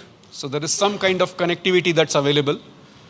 The concept of connected actually starts much, much earlier. So you actually connect devices, you connect to other devices, you connect one car to another car, so there are so many possibilities. So what you see is a landscape of how the connected ecosystem evolves. So it's not just a single system, it's actually a collection of systems. And what you see on the screen at the bottom side gives you the life cycle of engineering as it happens in vehicles. So there is the development phase. In fact, there's a conceptualization phase. And then afterwards, you do the engineering, and then the vehicle goes into production. So there is mass production. At the beginning, right, at the development stage, you are using connected cloud to actually do what is called as virtual engineering. So that's the virtualization part of it. Once you start doing your simulations, etc., at that time you're already creating data. You must have heard about terms like digital twin. So you could actually simulate a car fully in the software, experience the car running on a various terrain, collect data, and that data can be used even after the vehicle has been sold to the customer. So the connected journey starts right at the virtualization space. It continues into the engineering space where you are actually creating test vehicles, you are bringing in infotainment, you are bringing in all your various domains such as ADAS or a body or a chassis. So all of them get blended into it. So you collect all the data. And then when you sell the vehicle, of course, the consumer uses it. While the consumer is using it, he goes through certain use cases, various behaviors are generated along the way. So, of course, with some end feature in mind. And while that's happening, ultimately it's a piece of machine, it's a piece of metal, so it needs to be maintained, it needs to be serviced. So there is also an after-service piece that comes in. And what actually connects throughout the journey, right from the virtualization to the engineering to the improvement of the vehicle to the after service and managing a consolidated set of vehicles is data. So what binds all of them together is data. And when we talk about data, immediately what strikes us, the terms that come to our mind are machine learning or AI and then those kind of stuff. So while AI is used predominantly in the ADAS space, but there is a lot of AI that happens even in the connected space. So connected space is not just about one car talking to some service in the cloud. It's the very basic feature that you see, but it actually spans much more than that, right? So it spans from what we call as the edge to the cloud to the virtual environment. Next one. And alongside, one more thing that we need to be cognizant of. So now we have 3 pivots, right, to look at. One pivot is virtualization, what is happening before the development. One pivot is the embedded pivot, or what we call as the edge. Edge is, in the context of vehicles, edge refers to the vehicle. So the computers that go inside the vehicle are what we refer to as edge devices. Conventionally, in the mobile industry, the phones are considered as edge devices. In the industrial automation, you have some computers that you have installed at a location that's considered as edge device. For us, vehicle is the edge device. Now, within the edge device, one of the biggest controllers that are housed is the what we call as a cockpit domain controller. So cockpit domain, or the in-cabin, is one of the largest compute units available in the vehicle. Okay? If you look at a modern day cockpit, the modern day cockpit is already connected. It has variety of displays. I encourage all of you guys to go and check out a Mercedes or a BMW latest system where you will see 5 or 6 displays, and each display has a certain function. And it has evolved.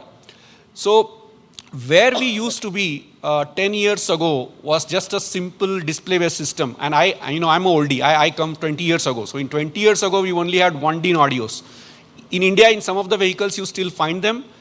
But most of the modern day vehicles today, even in India, if you buy a Kia or a Hyundai or even a Suzuki, for example, you would get big displays. And embedded in those displays are like tons and tons of functions that already connect to cloud.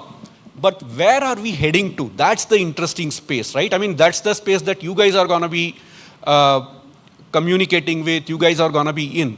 Where we are heading to is experience. And experience as in gaming, right? So we would actually have games being played in the car. It's already being played in the car. What kind of games? That we will have to see.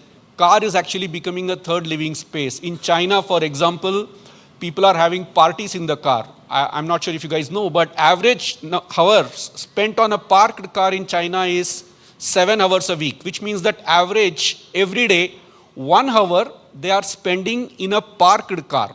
Now, what would you do when you are in a parked car? So classic use cases, you are playing. You are playing a game, you don't want to stop the game, you don't want to kill the experience. So experience is where the roadmap is, experience is where things are going. We have come a long way from where we used to have a simple functional 1DIN systems or tuners to a system where we have, tons and tons of features, CarPlay, Android Auto, Bluetooth, all sorts of connectivity, Wi-Fi, vehicle to infrastructure, and the future is all about how you actually bring experience into it. Now, while experience is key, what's important is to provide personalized experience. Now, that's the pivot we all need to focus on. I mean, this is the area where you really want to look at.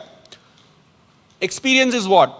Everybody has an iPhone, so you know how it feels like using an iPhone. Most of you would have used the modern day Android phone also. Even in the modern day Android phones, the experience has improved a lot from what it used to be like 15 years ago. Now take that several notches further above. If you open a headset, like you look any consumer product, right from unboxing, there are tons and tons of unboxing videos. Why people post unboxing videos? Because they know that experience is important, and experience is what is going to drive people to buy or get attracted towards a product. So similarly, experience is important for us also in the vehicle, and the OEMs are doing a lot of good work in ensuring that there is ample comfort and convenience available inside the vehicle. However, the future is not just about a generic comfort and convenience. The future is about personalized experience. Now, let me take a use case to explain what a personalized user experience would look like. Suppose you always listen to Spotify. Okay? Let's say you don't listen to any other music stream. You are always listening to Spotify. In India, maybe there is also YouTube listeners. A good chunk of users would be YouTube listeners, YouTube music listeners. Right? So if you listen to Spotify, you are listening to a track on your phone, you walk in the car, the track should automatically continue playing from exactly where you left. And there should be zero glitch in the sense that the audio should smoothly transition. Now the acoustics inside the car is very complicated. There are like 8 speakers, it's a closed environment, the texture inside the car is different. So acoustics engineering inside the car is a huge challenge. And to do a glitch-free transition from your mobile phone to the car is the personalized experience that you will have. And when you go to your infotainment system, when you say music, you will see all the tracks that you have recently listened to. Not just on Spotify, but maybe it's some other tracks that you have listened to. You would see all of them consolidated. Now then you immediately emotionally are attached to the car. That, hey, you know, this car knows me. This car knows what I like. And it starts making recommendations to you based on that. That's where the world is going, right? So it's all about a personalized user experience. Similarly, another functional use case. Supposing you live in a hill station and you drive down to the valley for work every day, right? So if you drive down to the valley, if you are in a BEV, then you would really want to do a lot of regeneration while you are going down slope. And then in the evening when you go up, you are going to basically load the motor a lot. You are going to generate a lot of power. You need a lot of power to go up the hill. How can I actually fine tune my charging and also the various components in the system that's consuming power such that I'm able to support this use case? Now, there may be only 50 people out of the 1 million consumers who have bought your car who are actually in this scenario. But how can I provide something for those 50 people so that their efficiency is increased? That's what we are calling about as personalized user experience. And that's where it will go. If you like black, you will see black. If you like white, you will see white. So imagine the next generation Netflixes where it's not just a content recommendation, but it's the complete user experience, right? What you use for navigation, everything. It knows you, it starts learning about you, and then it starts customizing things for you. No, this is not happening today, this will happen in the future. So that's one of the pivots that you really want to consider. Last but not the least, the next one, you know, we talked about this, we talked about the edge, we talked about experience in the space of connected. What's tying all of that together is the data platform. Now, once there is data platform, what you really need is an integration and analytics backbone. And that happens on the cloud. Cloud is the best place to do this. So we churn out a lot of data from the vehicle. So even the camera streams, etc., are captured and they are actually tunneled through what is called as telemetry to the cloud. And it's the cloud where the magic happens. That's where the real integration happens in terms of talking to other providers. Because you don't really have your vehicle data alone to analyze. You also have the weather data. Like when the vehicle is being driven from location A to location B, the drive would have been 2 hours. But if you are going from a hilly place to, you know, there are places in India also where if you cross the mountain, like even take, you know, Mumbai to Pune, for example. You could start from Pune when there is no rain, but the time you get to the hills, you would immediately see rains. There would be heavy rains. And then once you cross the hills, right, once you get down to the other side of Mumbai, there is no rain. So weather can change for these 3 hours. Now, if I just say that, okay, on so-and-so date, I traveled from Mumbai to Pune or Pune to Mumbai, that's not good enough. I also need to know the environment in which I traveled and throughout the journey, not just a snapshot. So we just cannot say that it was a rainy day. We have to actually know when was it raining, what course of the journey was it raining, how the wear and tear actually happened, right? Try to imagine those kind of challenges. When you think about it, there is an environmental data that needs to be fed in, there is vehicle data, and then of course there is a user behavior. How do you drive? Are you scared? We can monitor your vitals when you are in the car, right? The road conditions may steer you to drive in a certain way. Collecting all of that. So user data, vehicle data, and the environmental data, all of that get mashed up, and then we do a bunch of integration and analytics on the cloud. Now, there are elements that we don't have. There are elements that others specialize in. So you also need to provision for providing integration with all those third-party suppliers also. Exposing your data to third-party analysts and also you consuming third-party analysts. So we do that as well. We do that as well in connected space. So when we say connected, right, essentially it's a concoction of technologies. So while in a autonomous or an ADAS, you could pivot on like one or two core technologies and be done with it. A connected space is much, much wider. It touches the core embedded space where you have to work with RTOS or a Linux or an Android kind of an operating system. It touches the experience points such as the HMI, the voice, natural language assistance, recommendation engine, etc. And then it also touches the cloud, where there is a ton load of analytics happening, ton load of improvements happening, which are fed back into the vehicle. So it's like a closed loop that works in that manner. So that's essentially what the ecosystem looks like. Now, when you talk about this, what you would be wondering is, if the system is so complex, how do you test this system?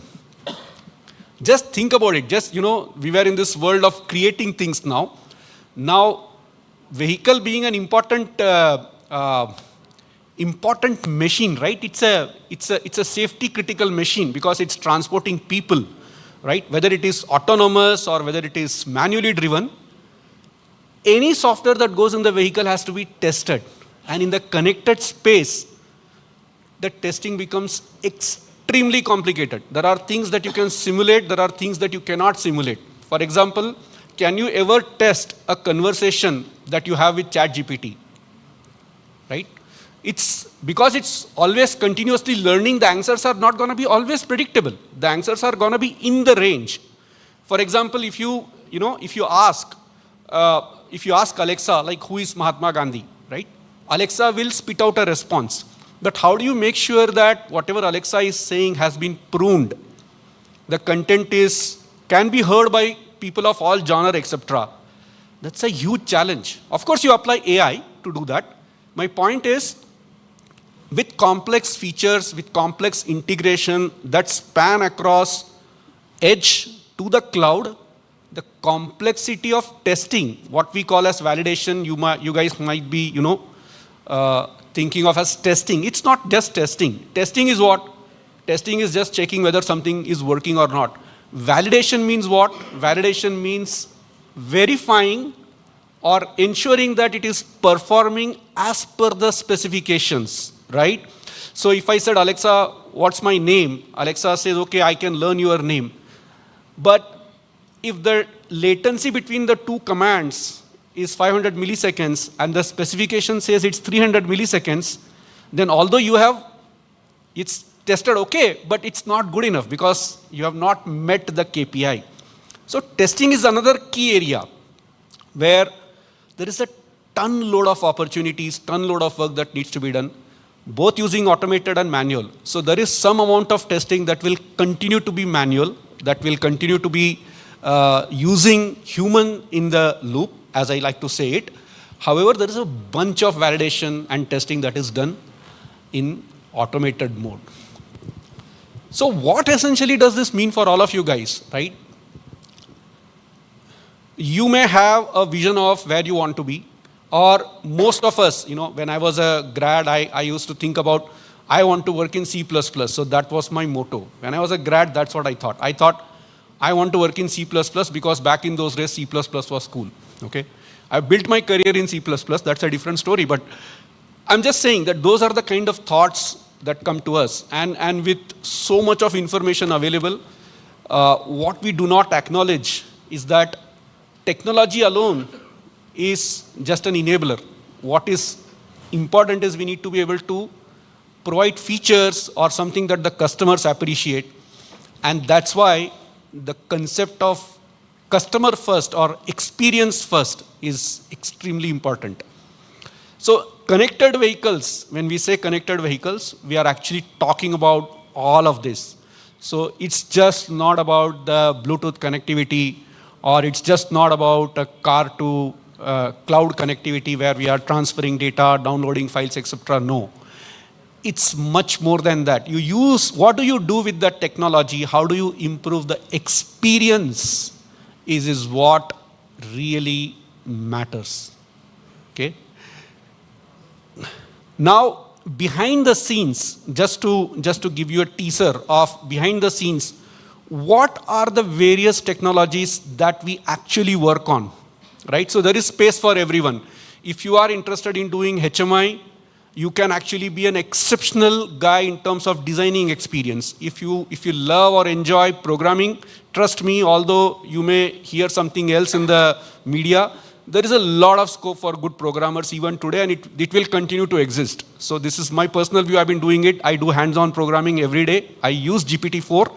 So I can tell you that programmers will continue to exist at least for the next 10, 15 years. I don't see them going away. There is also a need for AI. I mean, you have to coexist with AI. That's what it is. So AI will be there. How you actually leverage AI to, in the end, provide customer experience will always be the key.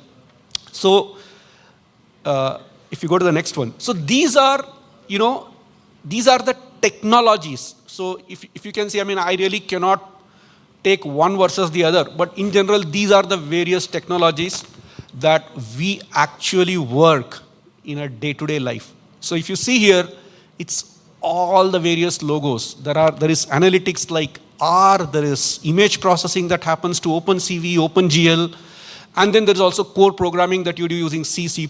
Rust is coming up, so I would actually encourage some of you to actually look at Rust. If you are really into programming languages, look at Rust, right? So these are technologies that we are using today. We are using today to build connected vehicles, software, or that experience that we deliver to our OEMs. We work with so many brands, but I've just given you a view of what that landscape involves and how KPIT as a company can help you grow, because the amount of exposure that you get in terms of technology in connected, you just cannot beat it. I mean, there is no other technology other than automotive, and that too within automotive connected, that gives you such a broad exposure, right? So sometimes you would be like, if you look at the powertrain or power or battery, then you are basically looking at the energy space, energy generation, control systems. If you go to autonomous, then you are looking at, again, control systems and AI, predominantly camera-based systems. You're not really dealing with protocols, you're not dealing with data management, you are not dealing with hardcore programming, but in connected space, everything comes together. So thank you very much. Appreciate all of you listening in, and I'm open for any questions if you have.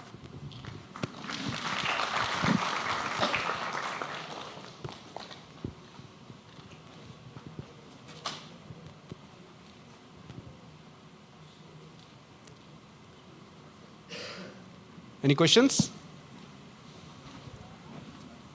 Yeah, okay. Sir, you are saying something about connected vehicles. And recently I have gone through an article where it is saying that it is somehow called as V2X communication, where it is called vehicle to everything. Yes. They're like vehicle to infrastructure, vehicle to network like cloud and edge, and vehicle to pedestrian also, the person walking on the road. Yeah. So when we are saying that the vehicle act as a edge and there is communication with the cloud, it depends particularly on the data format as well as protocol. Yeah. So my question is that whether all the manufacturing companies will have the same data format and protocols? Yes, so there is a standard for that, and that standard is called as CV2X. There's a consortium which is actually creating this standard. Having said that, this is always a tussle. Standards, again, I'm speaking from experience. Standards only take you so far. You still have to go beyond the standards. Standards do not, so it doesn't cover everything. So you will have to evolve, your solutions. But if you want true vehicle-to-vehicle communication where it is OEM agnostic, then that standard can help you establish some of those use cases. So CV2X is the technology that enables that, and it's pioneered by few OEMs, and it will continue to be that way. That's purely in the V2X space, by the way. not necessarily experience differentiating technology, but it's a functional technology. It's a technology that allows you to have an Audi car talking to a BMW car, for example.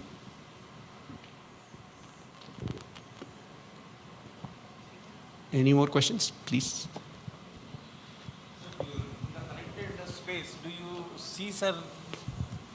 In the connected space, do you see, sir, the cars, each other, guiding themselves on a very, means suppose every car in the city there, they start taking the state of the things and making the transportations better on the ground space by guiding each other, not dashing each other against and creating that part, sir. Certainly, certainly, why not? So there are many such, these are research areas, so good that you brought something like this. There is something called as cooperative trafficking, right? So you could actually have cooperative trafficking. The very simplest of example, even today, let's take, for example, you spotted an accident, right? You can see that on Waze. Waze is an app which shows you, okay, there's an accident here. But if you really practically look at the time it takes for you to know about the accident, it's anywhere from 5 to 10 minutes.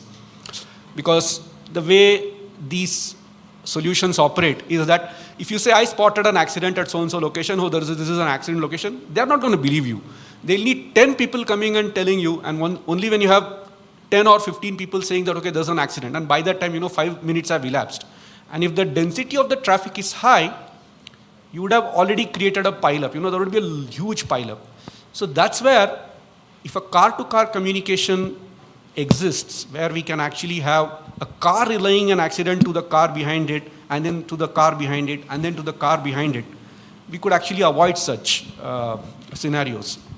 Also in the freeway traffic, like we know that freeways tend to get clogged up at certain hours of the day, like people going into work or coming back to home. Again, a vehicle-to-vehicle communication can help us control the density. So there have been some research that has been done in Germany, specifically where cooperative trafficking has been applied on freeways where they talk to the infrastructure. It's not really car-to-car, but I think for a country like India, car-to-car may be a much better option because the density of the car in Indian roads, at least in the urban setup, is extremely high. So I think that would be something that it's a research, but it's very, very useful feature, something to really look at, but yes, possible. Thank you so much, sir. Sir, I want to understand one point from your point of view. I want to understand your point of view on the emergency vehicle when it is connected. Emergency? Vehicles when it is connected. Like ambulance, fire brigade vehicles. I didn't get the question. So when the emergency vehicles are on the connection, then what will be your point of view in that case? Means how will create a corridor for the emergency vehicle? Again, it's the same thing, right? I mean, you have to have cooperative communication. So these are things that we have done. There is something called as short-range communication that has been superseded by CV2X now. Again, this is all car-to-car, where you can actually know about an emergency vehicle coming at a certain distance. So you will know that there's an emergency vehicle 400 meters away or 300 meters away coming from behind you or coming from your left or right. And of course, you need to react to it.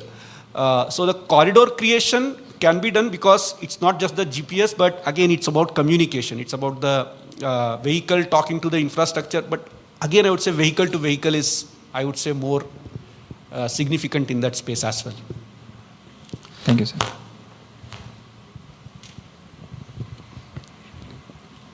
Any more questions?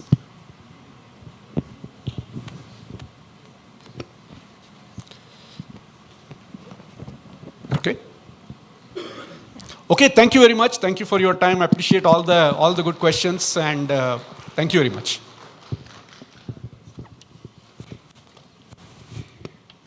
Thank you very much, Mr. Sriram, for that very enlightening talk on connected vehicles.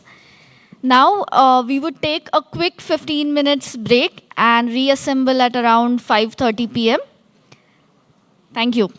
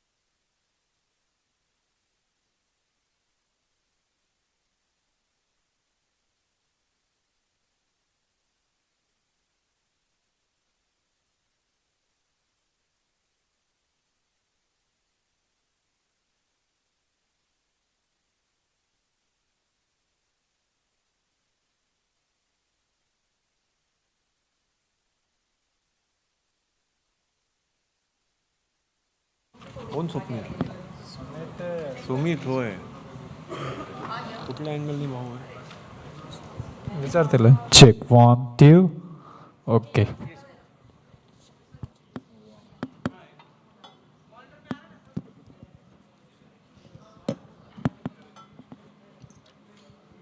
Check check check check 1 2 2 2 2 2 थोड़ा monitor बढ़ा सकते हो 1 2 2 check हे 1 2 okay okay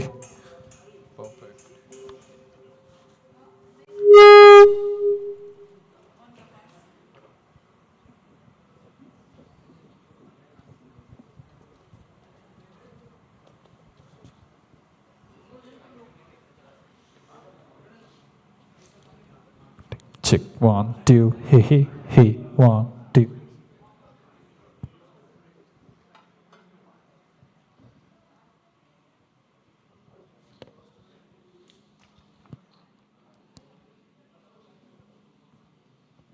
check 1 2 hey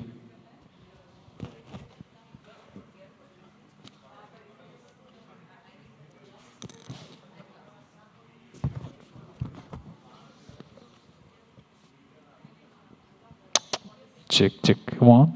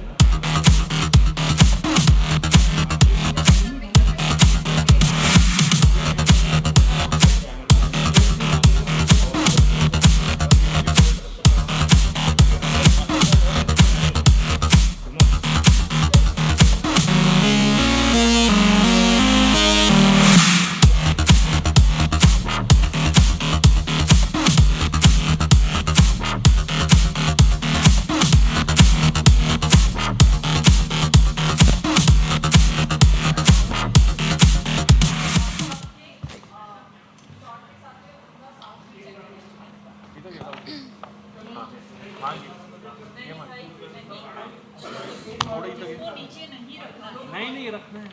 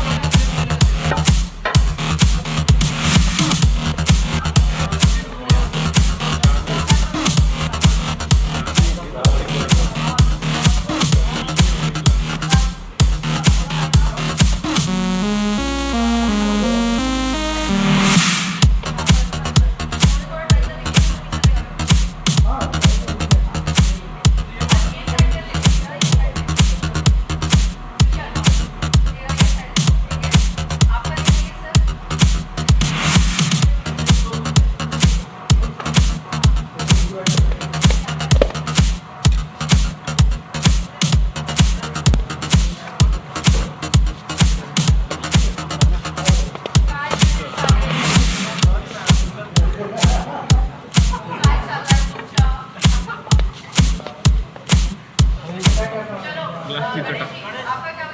एक glass तिथं टाक. हां, बॉटलमध्ये ठेव. ते साईडला बस झालं. इथं गेली. हा ग्लास तिथं त्या कोपऱ्यात टाक. पाणी हां, बस. त्याला हवं इतकं तो कळलं.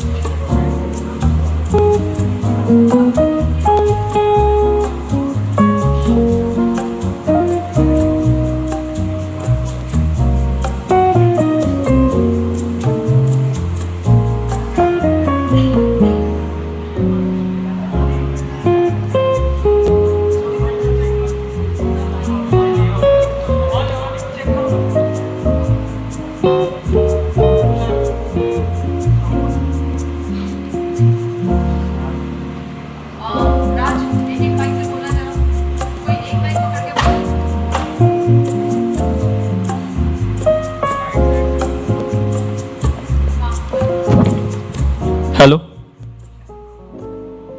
Hello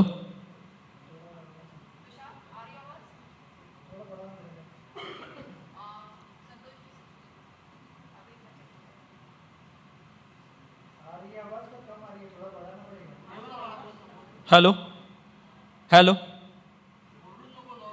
hello hello hello hello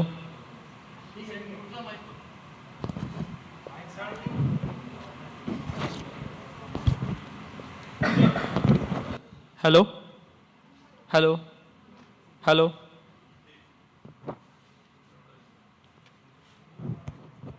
hello hello hello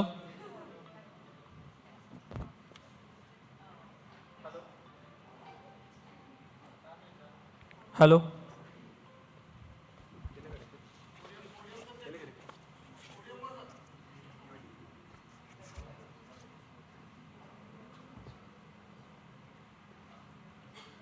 hello hello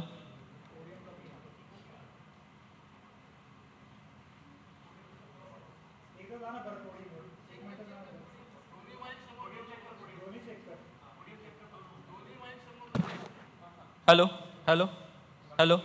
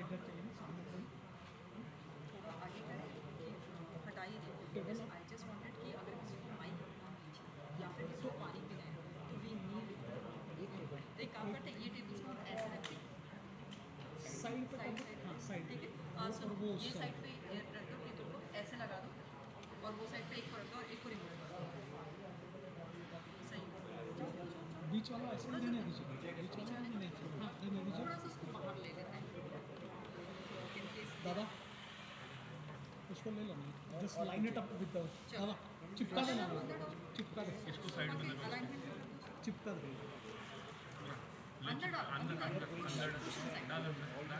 बस चिटलो तर आतमध्ये टाक बस हम ये चला त्याला इथं घे या दोघांच्या मध्ये when the winner comes up you don't have any या अजून घे बस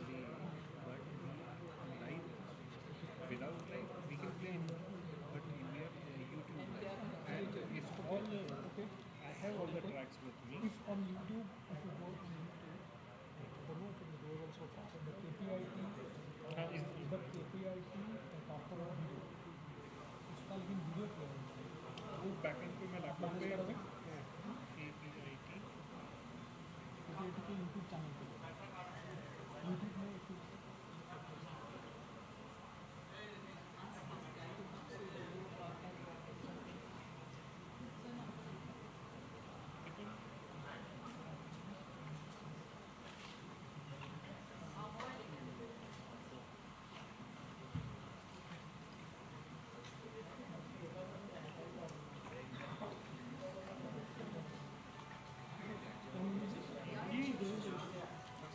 ये इसको ले लीजिए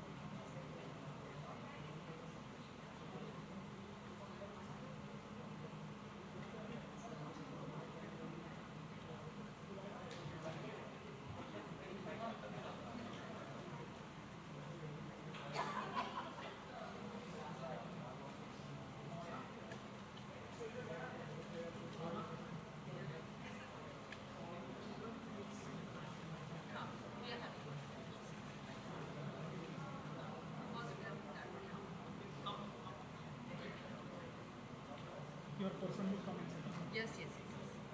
You just give us the clue, then we'll set. As soon as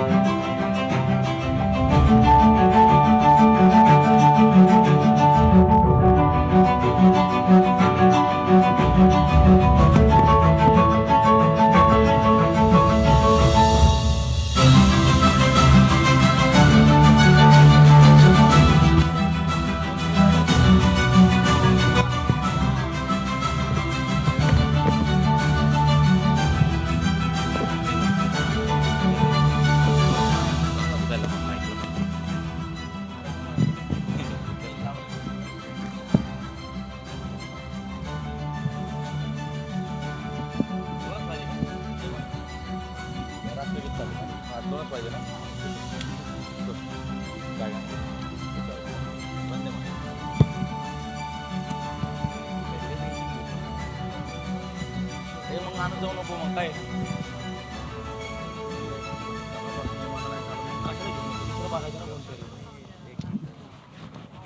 घेऊन झाले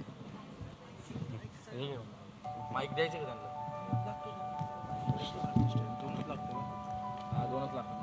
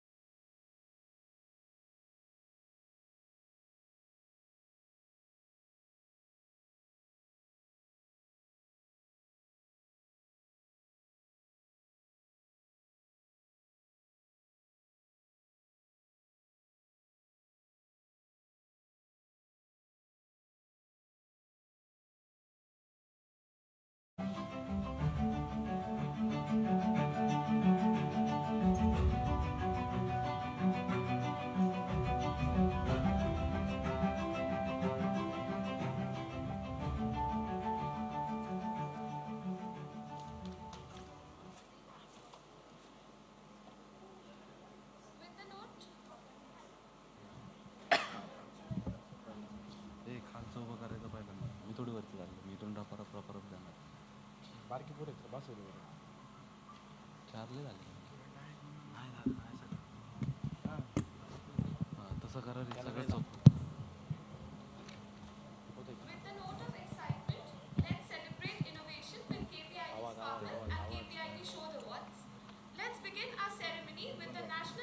collective pride. We are extremely grateful to have the students of Jnana Prabodhini School to perform the national anthem for us. Please come on stage.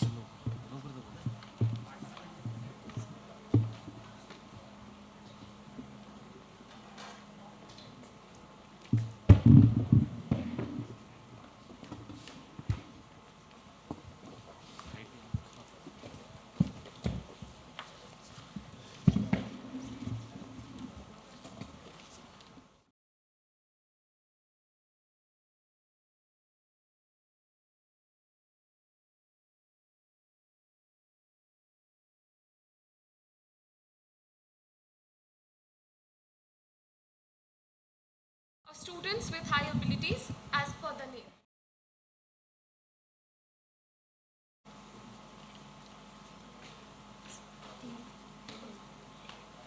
जनगण मन अधिनायक जय हे भारत भाग्य विधाता पंजाब सिंध गुजरात मराठा द्राविड उत्कल बंग विंध्य हिमाचल यमुना गंगा उच्छल जलधि तरंग तव शुभ नामे जागे तव शुभ आशीष मागे गाहे तव जय गाथा जनगण मंगलदायक जय हे भारत भाग्य विधाता जय हे जय हे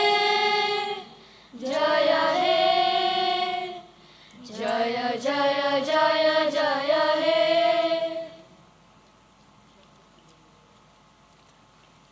Thank you students for performing the national anthem for us.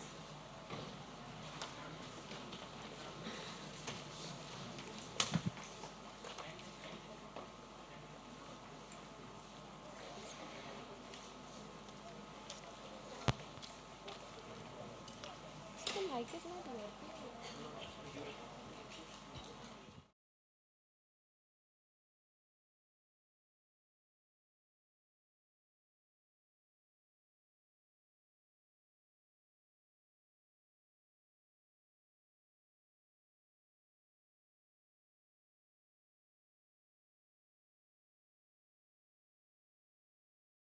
Kindly request Mr. Ravi Pandit, Dr. Raghunath Mashelkar, Dr. Tessie Thomas and Mr. Pushpahas Joshi to join us on stage.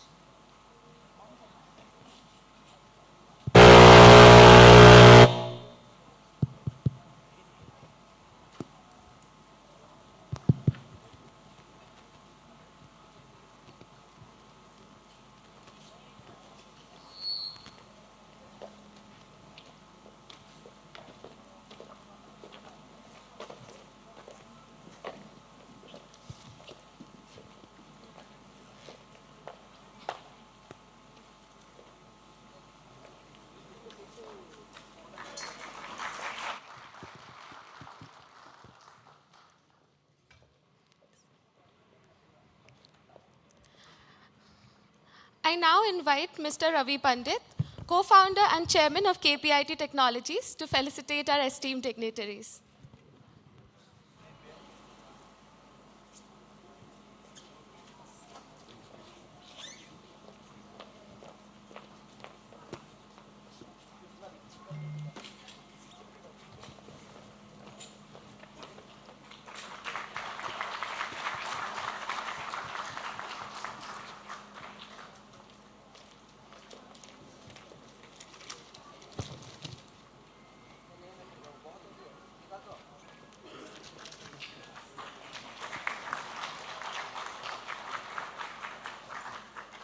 Thank you, Mr. Pandit, for the felicitation.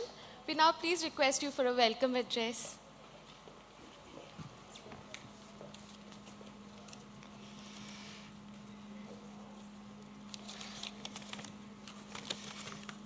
Our guests today,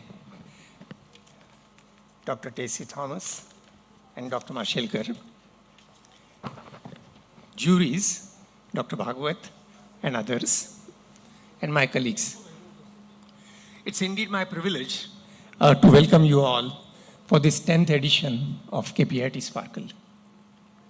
Maybe a word in introduction of this whole initiative would be useful. You know, at KPIT we believe that science and technology is at the core of the development of human race. We believe that creating a scientific attitude, a scientific temperament amongst all of us will help our world become better. And with that in mind, we work at all levels of ages. So we have Chote Scientists, where we cover now almost 100,000 students, teaching them science through toys and games. And we have KPIT Sparkle, we have KPIT Shodh, and we also have KPIT STEM Dialogues. And through these areas, you know, the KPIT Sparkle covers college students, KPIT Shodh covers PhDs, and KPIT STEM covers everyone. And there has been an exceedingly good response in all these initiatives over the years. Through KPIT Sparkle, we are covering almost like 19,000-20,000 students every year. And I think over the last 10 years, we must have covered at least 100,000 students, probably more. Shodh is relatively recent, but I think it is picking up speed. And now this is the first year where we have a large number of students who have presented their thesis in the last 12 months. And you know, we have been trying to make both these awards very attractive. So this time, for example, for KPIT Shodh, the top awards are 10 lakhs and 9 lakhs of rupees, which are very material items, material amounts, especially for students who are doing their PhDs. For KPIT Sparkle, it is 7 lakhs, 6 lakhs. And what we really appreciate is the effort that students put in finding out a problem to be solved and coming out with a good approach of solving the problem and finally showing an actual solution to the problem, a demonstrated prototype. So it's a combination of this. KPIT STEM Dialogues are for everyone. And actually it has, and the whole idea of a KPIT STEM Dialogue is to showcase a well-known scientist, talk to him about what made him a scientist, what gives him the passion to look after, to go into science, and how he can initiate more people into that stream. So actually, Dr. Mashelkar's was the first STEM dialogue that we published. Then the second one was of Dr. Alan Finkel, who is the chief scientist of Australia. Actually, both these got over 50,000 views. And these are long interviews which go into the depth of their passion for science. So it's a stream of these events or initiatives which really take care of which really address our desire to promote the thought of science amongst all. And and this year is new Sparkle, and Pushpas will talk more about what we have done differently in Sparkle this year as compared to the earlier years. And of course, this is different in the sense that this is the first time we are using this beautiful hall for this purpose. We have also tuned our the whole topics that we are covering in this, etc. So a lot of new things happening in this area. It is our endeavor to invite people as guests at this occasion who personify the love for science and technology. And we have these two guests today with us, both of whom are outstanding examples of passion for science and passion for technology. I'm going to talk briefly about Dr. Mashelkar first, and then I'm going to introduce both of them, and Dr. Tessie Thomas. Actually, for some of us, it would mean that Dr. Mashelkar doesn't need an introduction in this gathering, because he has been on our board. He has been the chairperson of our Innovation Council for many, many years. Dr. Mashelkar is probably India's best recognized scientist. He is a Padma Vibhushan, a Padma Bhushan, and a Padma Shri. He has been recognized globally for his contribution to science. He has, of course, been decorated by almost half a century of honorary PhDs. I don't know how many numbers are short still, maybe one or two. And he has contributed to the development of science everywhere. To us, he shows a particularly special relationship because he is the inspirer or the motivator for scientific work in our company. As I said, he was on our board even when we were a small company. And he has continuously pushed all of us to think innovatively and come up with something new in the work that we do. The recent work that we have done on fuel cells as well as on battery is a direct result of the enthusiasm and the passion that he has put into us. Actually, it's also the result of the structure that he created through Enmitly when he was the DG of CSIR.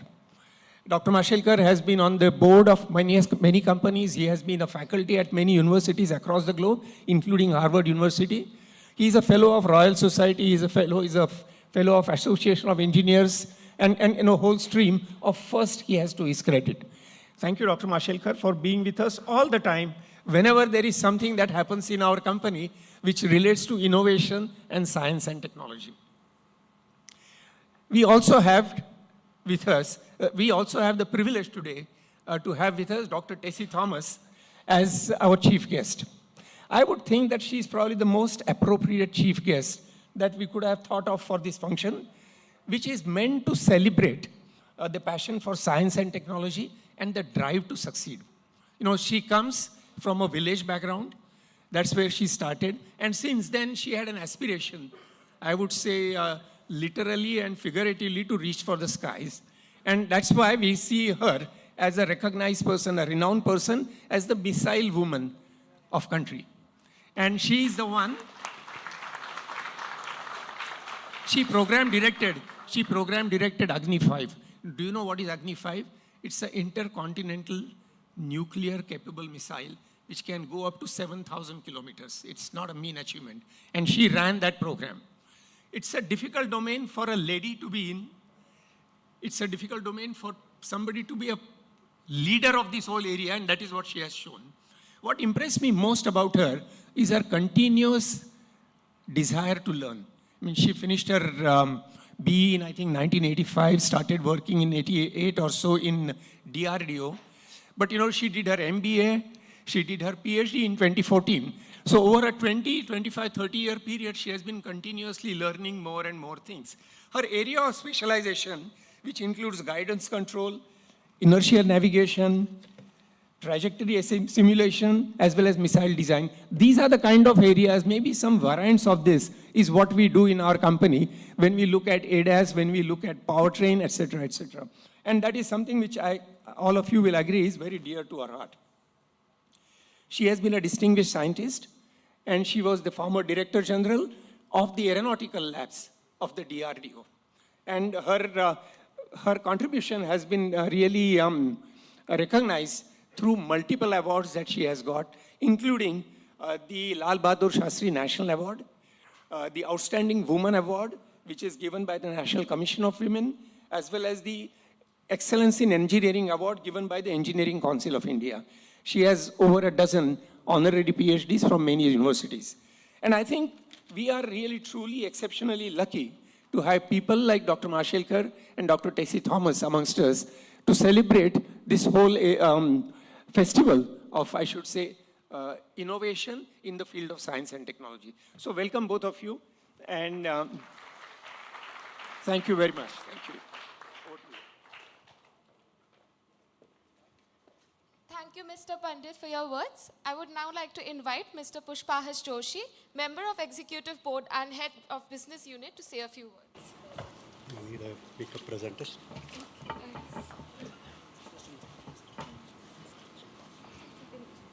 think this is better because you have to stand here. Slide me. This will work.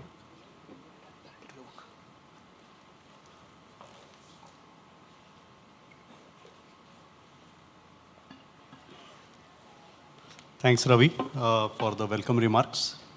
I'm going to take next 10 minutes to just look back and then look forward.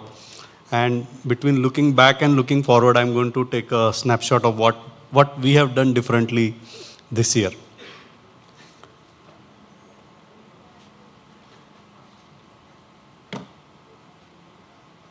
Yeah. So we started 10 years ago. This is our 10th edition. In last 10 years, we have become one of the largest innovation platforms in the country in terms of just the number and the degree of participation from across the country.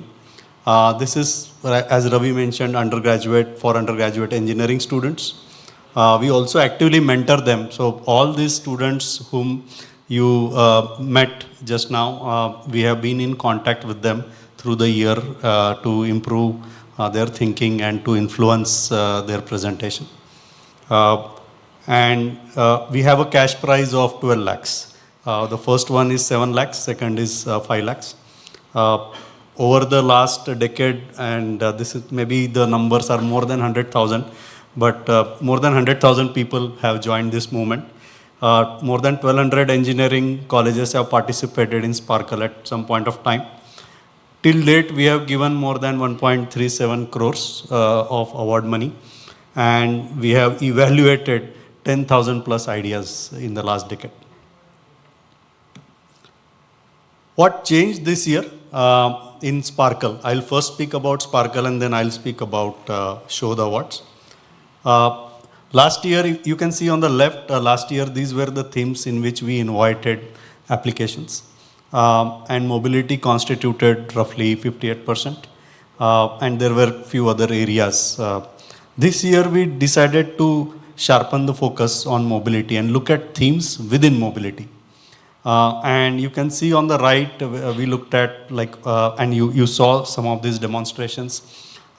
Themes in alternate energy, autonomous systems, embedded systems, cybersecurity, and use of digital public infrastructure using large language models and 5G. So this is one change that we brought in this year.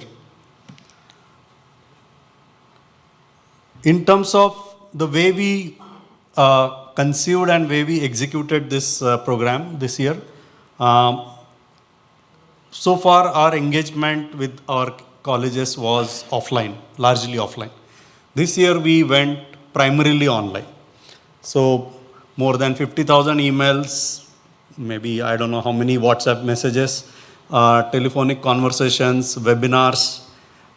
Even for today's program, we had 25,000 registrations. And in the afternoon, we checked the data, about 5,000 people within KPIT and outside from various campuses across India were watching all the proceedings. And we can check the data, but even this program is being relayed now to all these registrants. In terms of participation, last year we had 13,000 participants and 600 ideas, and there was no participation from outside India. This year, we have 19,000 registrations. In fact, the precise number is 19,765. More than 1,500 ideas and 44 registrations from outside India. So we have made a small beginning in terms of ideas from outside India. We looked at ideas from colleges with NIRF ranking. That's one kind of a metric. So top 100, last year we had 70. Against that, this year we have 403. So significant increase in the entries from the top 100 colleges. And for greater than 100, last year we had about 600. This year that number is close to 1115. So far, we had a lot of participation from KPIT colleagues in terms of volunteers as well as our senior technical leaders. Last year, about 25 leaders joined in the evaluations. This year, more than 100 leaders. So entire level 1, level 2 screening with the help of my colleagues Onkar and Tushar. I think big round of applause for them. We were able to screen all these ideas and come to this final level. And the format, last year we had primarily the demo, but this year we also had the presentation to the jury. So this was a change we brought in this year, bring sharper focus on mobility and participation also from outside India. Now I will move to show the awards. This was, like Ravi mentioned, this is a recent, this is not yet completed 10 years. We just started 4-5 years back. This is to encourage research in the area of science and technology, and we evaluate the thesis over a period of 5 months across 3 stages. This year we had 130 thesis submissions, and we have also increased the award money to 19 lakhs. So the thesis with prototype gets 10 lakhs and the thesis without prototype gets 9 lakhs. Last year we had two themes broadly. Again, I mean, there were many sub-themes, but green energy generation, it was 62%, and AI and machine learning was 38%. This year, if you see in sustainable mobility and material lightweighting, we have 56% of the applicants. Quantum computing and AI, about 18%, bioengineering 9%, and the balance in new process methods and tools in computation. So again, we tried to make it a little sharper. Again, the statistics, last year we had 50, this year that number has more than doubled to 130 plus.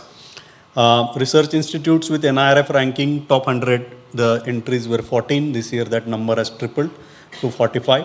And greater than 100, we had 44, that number has doubled to 85. Again, involvement of PhD scholars from within KPIT, last year we had 10 colleagues joining this. This year we had more than 35 colleagues helping us in multi-level screening.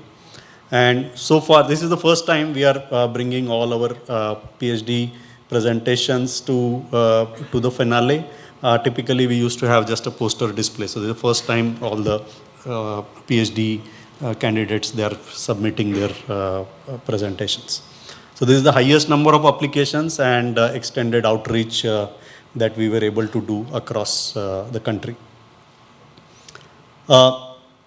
Few more things changed. I mean, like Ravi mentioned, this auditorium, live telecast of our broadcast of our proceedings from throughout the day. So where do we go from here? We are completing a decade, so we have to now look at the next decade. We would like to continue to inspire creative minds to solve problems worth solving. So that's, I think, the key word, because there are many interesting problems, but they can be only interesting if they are worth solving. So we would like to promote that, support that, encourage that, and by use of science and technology. We would also like to take Sparkle beyond our borders.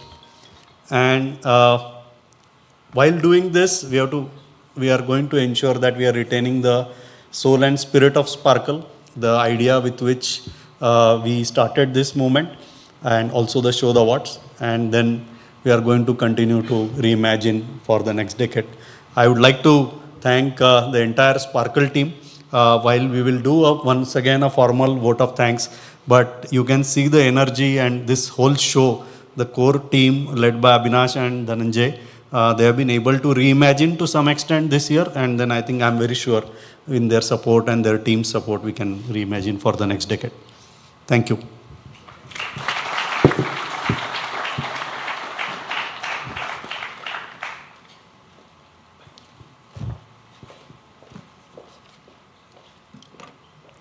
Thank you very much, sir, for taking us through the journey of these awards.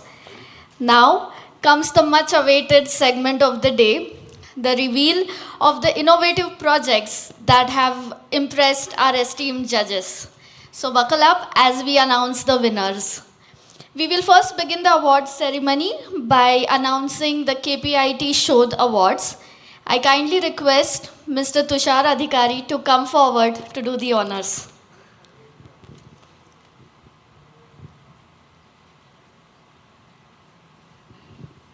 Please, sir.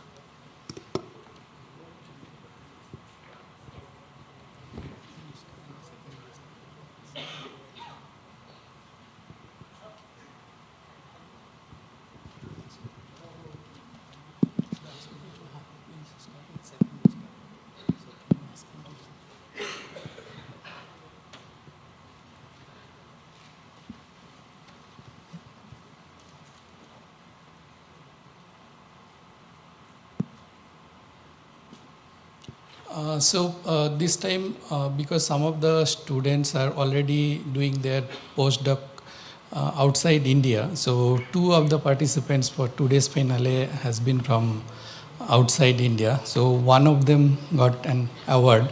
So we are just waiting for him to connect so that at least virtually we can present the award.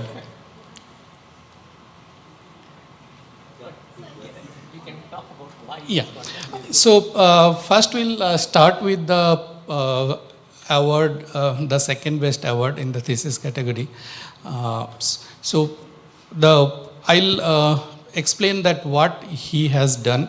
So his work has been mostly in the area of the energy getting wasted. So for all the energy getting generated, and the statistics shows almost 50% of the energy get wasted in the form of heat and something. So his research has been in the area of how we can regenerate energy using those wasted energy. So he worked in the material which is very low conductant of heat. At the same time, it can generate very high electricity. So that's his contribution. And we find like his, in terms of idea, in terms of the innovation he has done, his technical understanding, and the way he has presented it. So it's really being outstanding. I'll call upon Mr. Debrata Sarkar. So he is from JNU, the Jawaharlal Nehru Center for Advanced Scientific Research. I'll call upon Dr. Marshallkar to do the honor.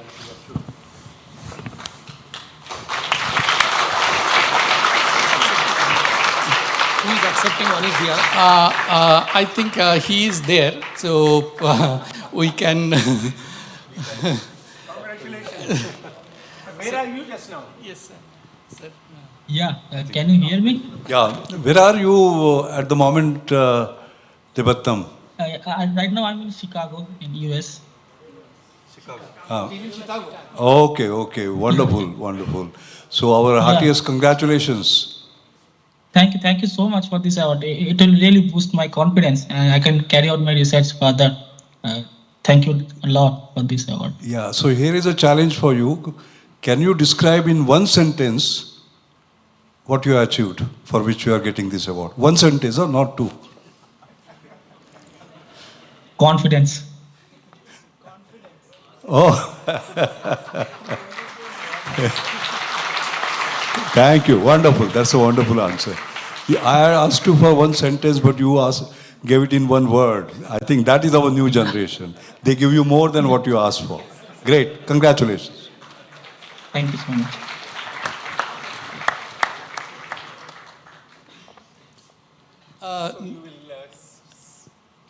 Yeah, I think that's because it's a virtual, so we'll take care of the your prize virtually.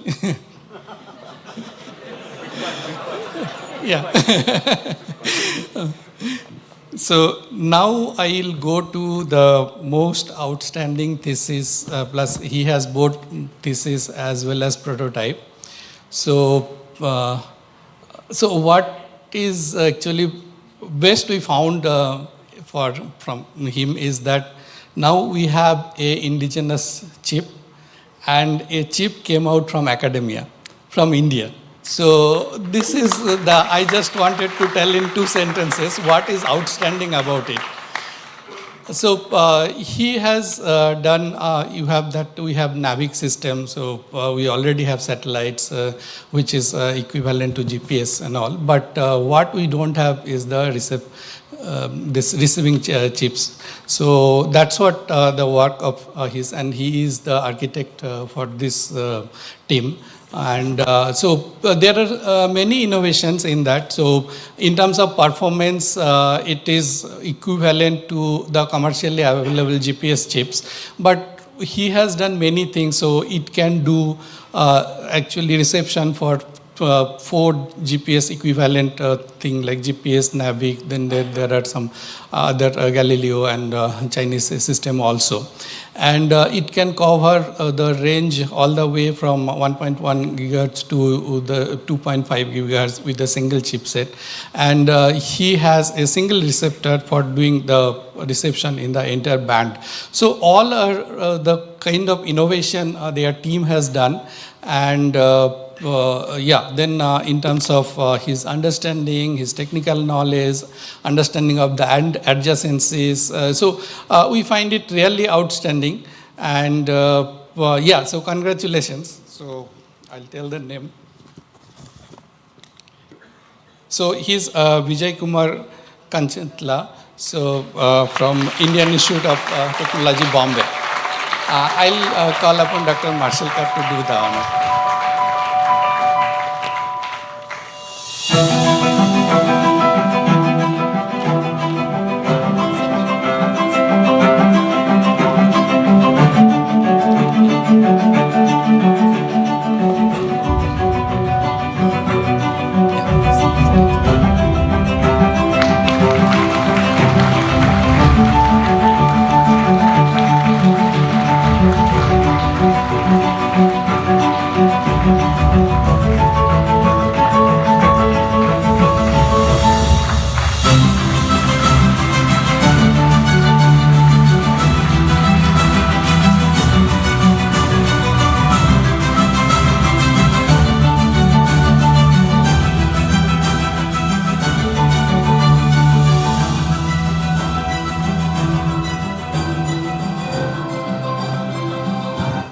I would like to congratulate all the finalists.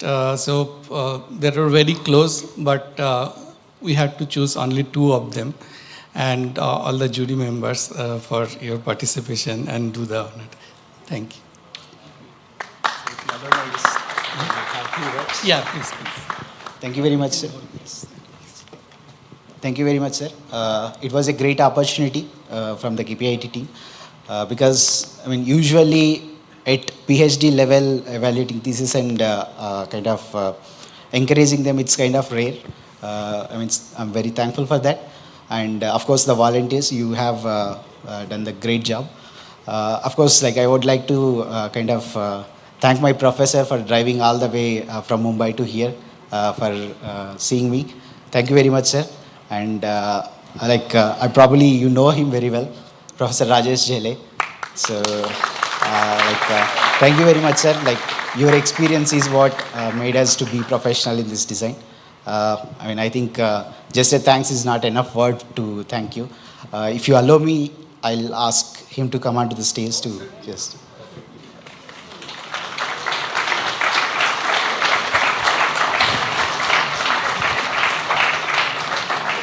We'll meet again. Congratulations. We'll meet again, right? Yeah, that's right. Very honored to see you. Meet again. Very nice to see you. So I'll say couple of words. Sure. So this has been a deja vu for me here. I was here on this side of the stage about 7 or 8 years ago when our minister Prakash Javadekar was here. And now I'm on the other side. My student is competing, and he's my first PhD student, and I'm so proud of him. So I'll narrate a quick story to make it very interesting for you. Professors like to tell stories, right? When I returned back to India from US after working in the industry, I was volunteered to work on this project. And it was it was almost shouted on me that you will work on this project to develop this chip, right? Because I had worked on these things before. So I started with in our class, I told them the story about Kargil, and this is what happened. And the students were really fired up. And Vijay was one of them. And we did small projects in the classroom. And eventually it mushroomed into a real chip that actually went out and worked the first time. So it's Vijay and also the team of students who have worked tirelessly to make that chip work. And the interesting story is we are making it into a production-worthy part, which will hopefully go into a lot of public utility vehicles. So we were supported by Government of India. So congratulations to Vijay and congratulations to Sparkle team for such a wonderful event. I'm so happy to be here. And great to meet all of you. Thank you. Thank you very much.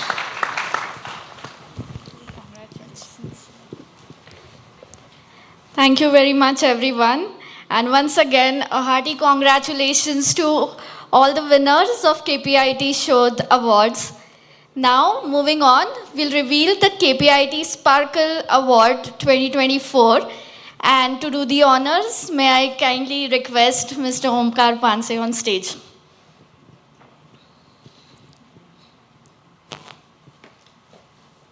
Thank you. Good evening, honored guest. I think Tushar summed it up quite well. We had 8 finalists, and you saw all the numbers from Pushpahas, and it was not an easy walk. It was not an easy choice to make for sure. So we went around speaking to the teams. All the teams presented here. So they brought their videos and made the presentation about their ideas. And then, of course, we deliberated on that. But at the end of the day, there are only 2 slots. And congratulations to all the finalists, first of all, whoever has kind of made to last date. You saw the number of ideas, and the amount of filter kind of it has gone through. So it is incredible to be here, nonetheless, irrespective of what the outcome is. But with that, let me announce the winners. So the second prize goes to Dream, and I'm sorry if I don't pronounce the name correctly. Okay, sure. So maybe that steals a little bit of a suspense, but okay, that's fine. I think this team, what we found unique is, first of all, looking at number of research papers to identify how to harness alternate sources of energy and then put that to use. Second, identify what are the limitations of harnessing that source of energy, but overcome that limitation. Third, of course, make it work. Put it in a working vehicle and prove that, of course, it works, and put together various disciplines of engineering. So not just an idea, but of course a working prototype at the end of the day. So this is obviously the alternate energy source.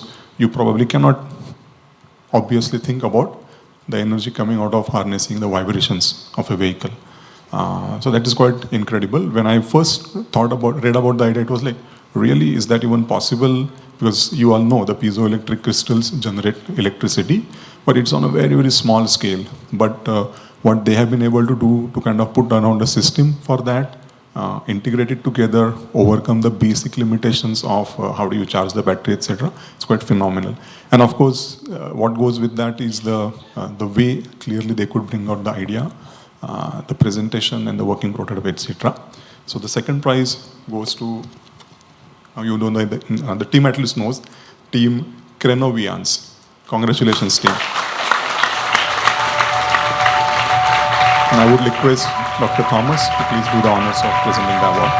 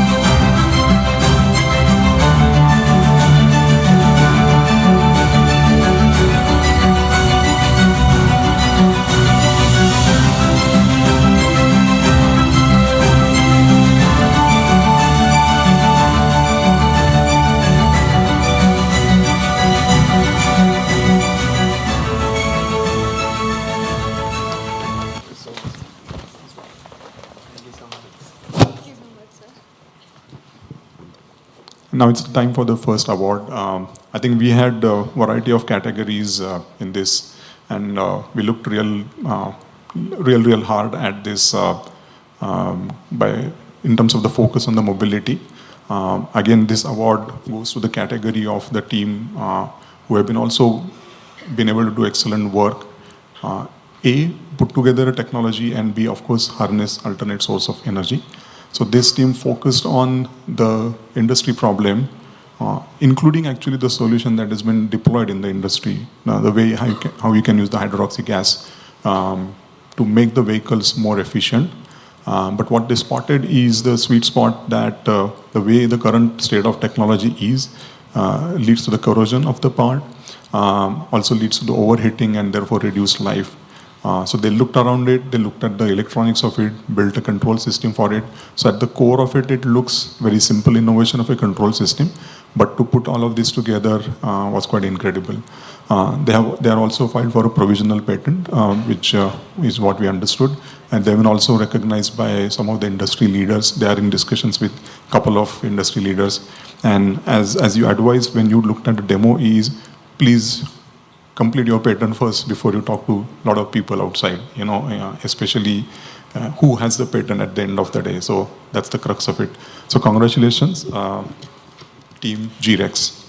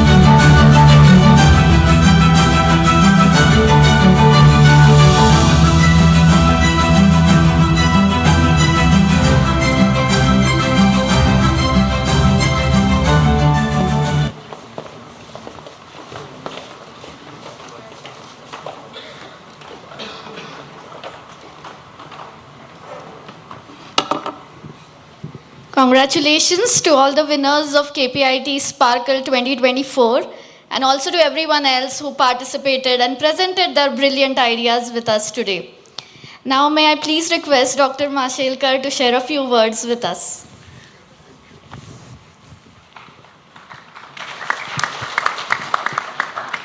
Thank you, sir. My friend Ravi Pandit, Dr. Tesi Thomas, our inspiration, Pushpa Joshi,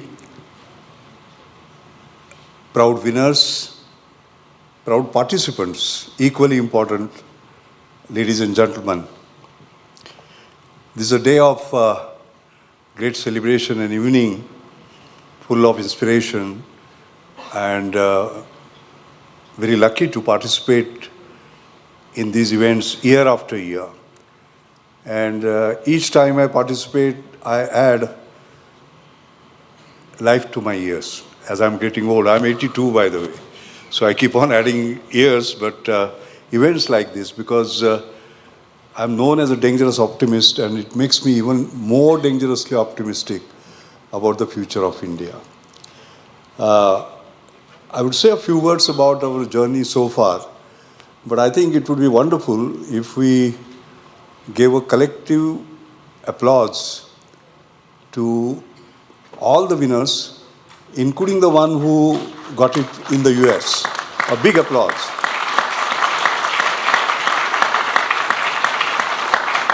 Very, very, very proud of you. First and foremost, Dr. Tesi Thomas.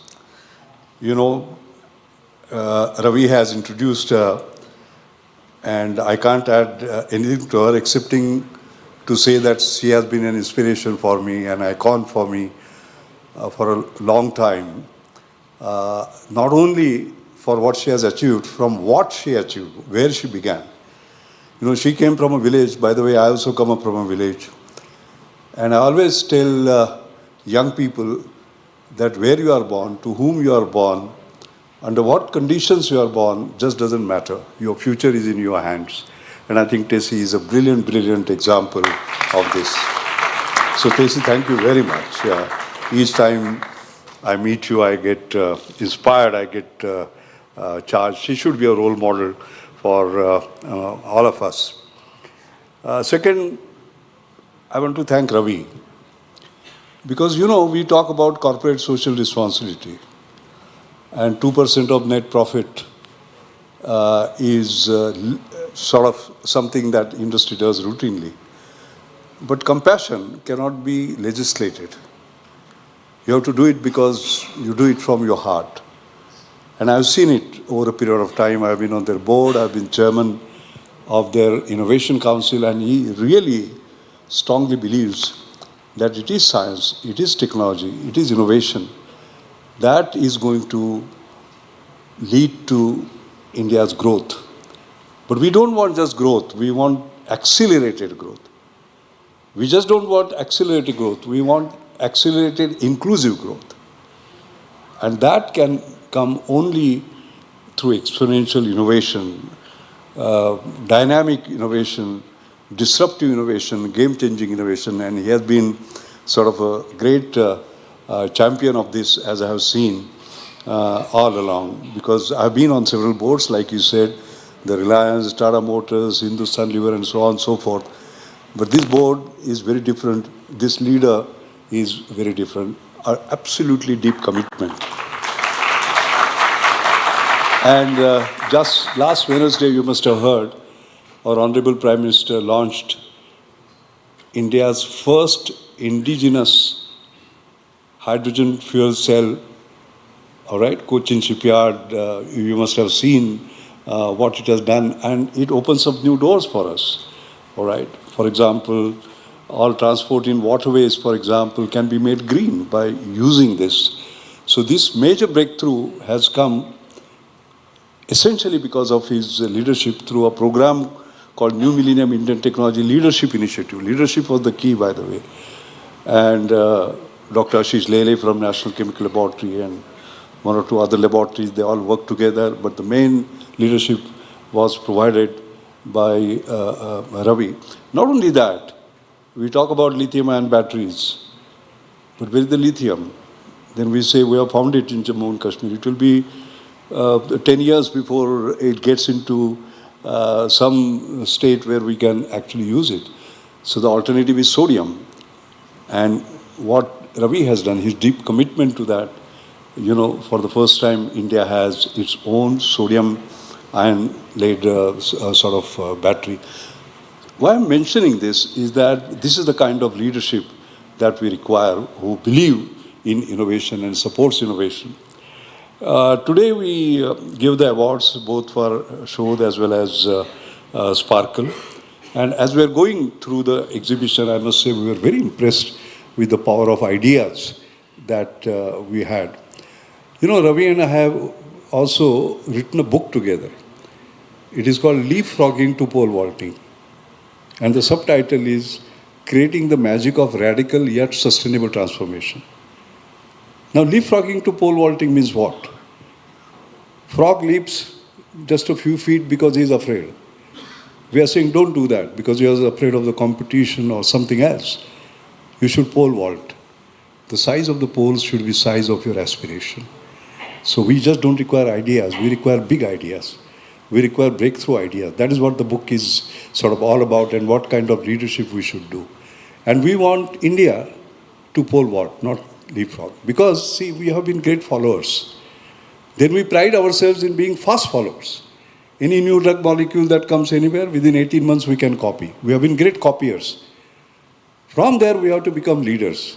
And not just leaders, not just moving to leapfrogging, but pole vaulting. And you can see that India is doing that. It has become an exponential inspirator, so as to say. Actually, the favorite model that I have is that of lilies in the pond. There is this pond where lilies grow.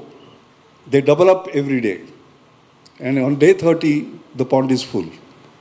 So on day 29, it will be half full, 28 quarter, 27 1/8, and 26 1/16. That means 6%. That means if you visit that pond on the 26th day, you will find it empty, 94% empty. So you will give it up? No. But you go after 4 days and it will be full. India is lilies in the pond on the 26th day. And you can see that. We look at startups, for example, until 2016, We had just 476. Within 5 years, there were 70,000. All right? Similarly, unicorns, for example. Until 2016, we were having 1 unicorn per year. In 2021, we had 1 unicorn per week. You look at all other things, like, for example, light-emitting diodes. Okay? Our share was just 0.2%. We rose within 7 years to 88%. So, if we had visited that pond 5 years ago, 7 years ago, 8 years ago, you would have seen 0.1%, 0.8%, 0.2%. You would have given up. But within 5-7 years, we are. So the technologies that we have to develop basically have to be also such exponential technologies which can give us a lead, and they have to be disruptive. They can't be just incremental.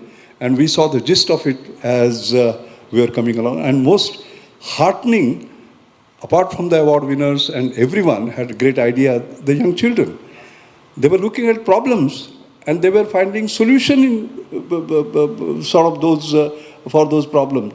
They didn't want to be a part of a problem. They wanted to be a part of a solution. Like vegetables, when the rains come, they rot. So why can't we have a roof? As soon as the first drop comes, the sliding roof comes. I mean, look at this. This is done by our kids, basically. So that's what makes me dangerously sort of optimistic. I would simply say that if I were to list out finally in my final remarks, a few things that India needs, and you have to develop the technological and innovation strength for that. The first one is, of course, digitalization, decarbonization, and decentralization. You can see we are moving rapidly. For example, the digital public infrastructure that we have created and the change it has made, the most unbanked country had 46% of digital transactions, mobile digital transactions last year, almost world's half. We would not have such imagined that. Okay, and decarbonization, a lot of that work that we saw was linked to digital culture. So that's one. Secondly, I believe talent, technology, and trust. We have all the talent. In fact, I always proudly say, US grew because they had roads and railways, they start with. This is something we are now doing. Britain, textiles. Sweden, timber. Denmark, the milk and milk powder, milk products like butter and so on and so forth. Middle East, it was oil. We'll grow because of oil that we have. And our oil is our Indian talent that we have here. Okay? And this was in sort of evidence today. But it's not just talent and technology, we must trust them. And that's what KPIT is doing. By giving you a platform, but most importantly, providing you mentorship, trusting you that you can basically make it. The third is that we have to do with speed, scale, and sustainability. I think that's very, very important. And finally, I would say it is innovation, innovation, innovation. Because innovation is doing things differently to make a difference. Because today's innovation becomes irrelevant tomorrow. And therefore, continuous innovation. I in India must stand for innovation. I in industry must stand for innovation. I in every individual must stand for innovation. And I'd like to end by again thanking Ravi, to me, and Tessie. Two of you stand for again those three words: inspiration, inspiration, and inspiration. Thank you very much.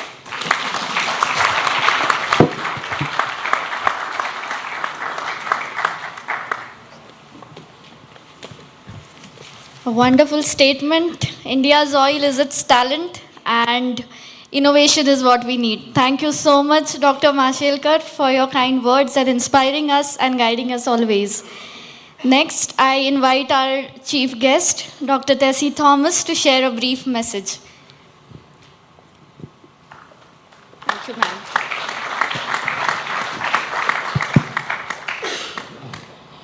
Very respected Dr. Mashelkar, Mr. Ravi Pandit, Mr. Pushpahas Joshi, and all the KPIT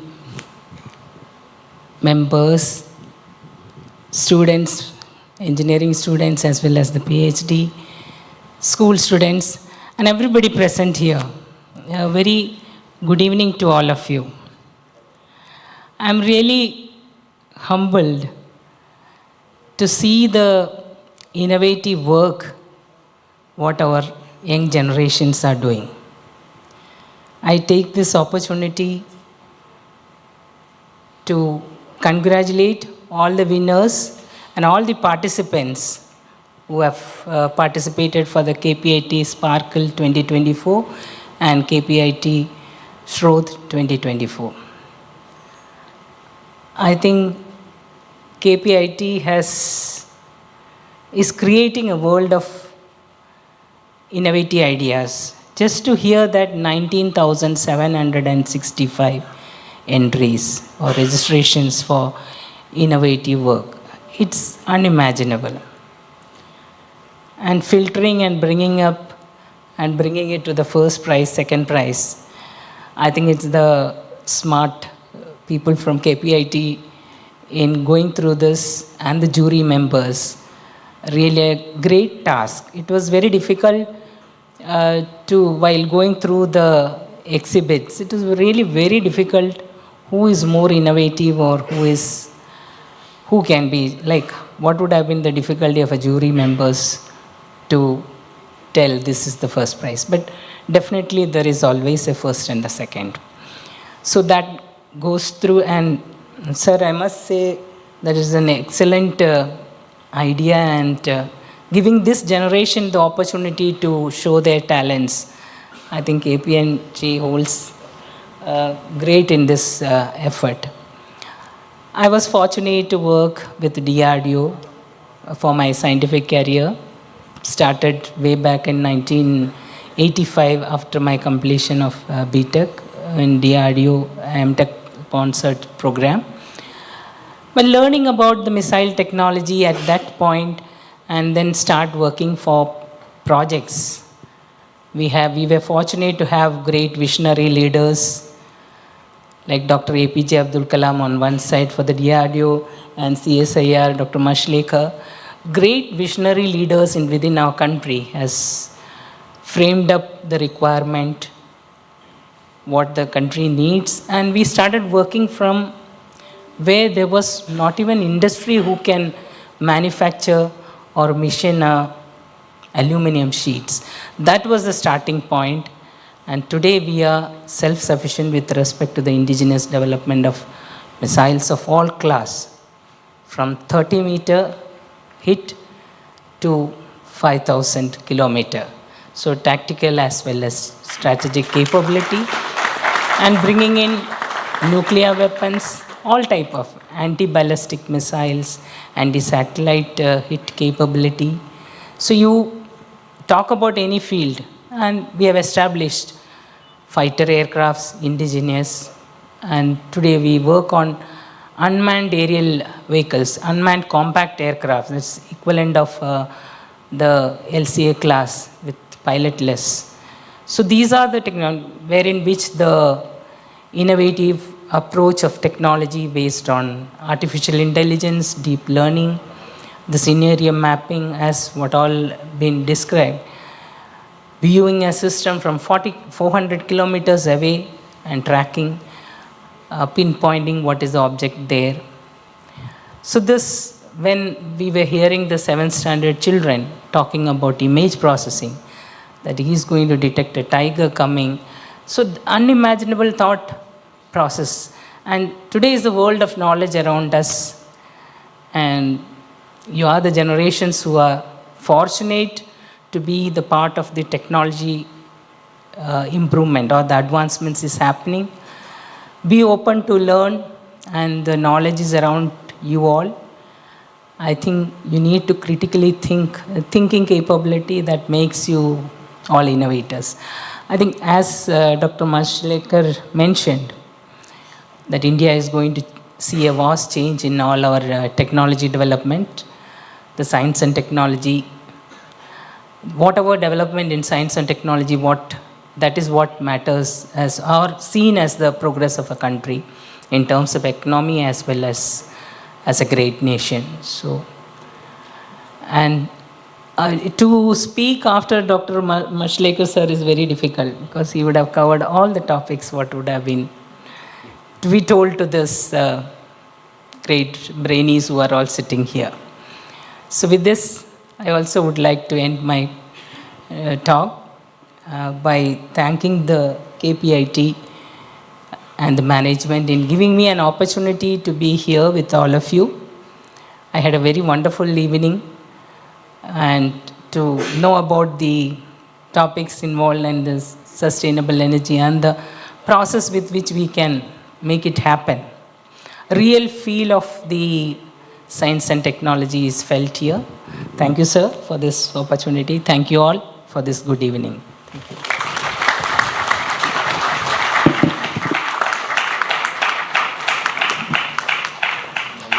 Thank you very much, ma'am. You're an inspiration for all of us, especially for us women in tech. Thank you very much. It's an honor to have you here. Why women? Men also. Men also. Definitely, yeah, for all of us. And tomorrow being a Women's Day, I would want to wish you a happy Women's Day in advance. And so moving on, I would like to invite Mr. Dhananjay Zadhav for a vote of thanks. Please, sir.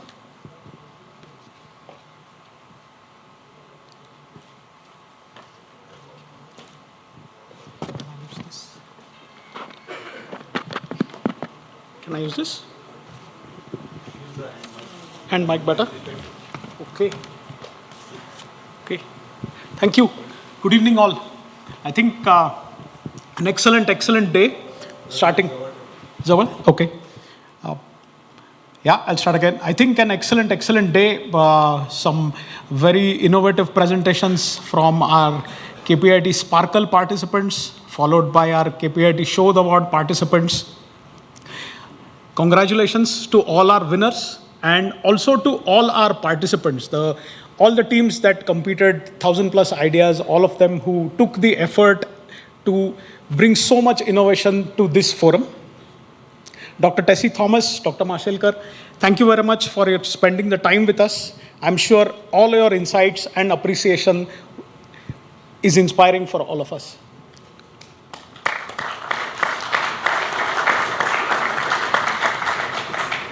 This year-long KPIT Sparkle journey would not have been possible without the contribution of many teams, a lot of my colleagues, a lot of our partners.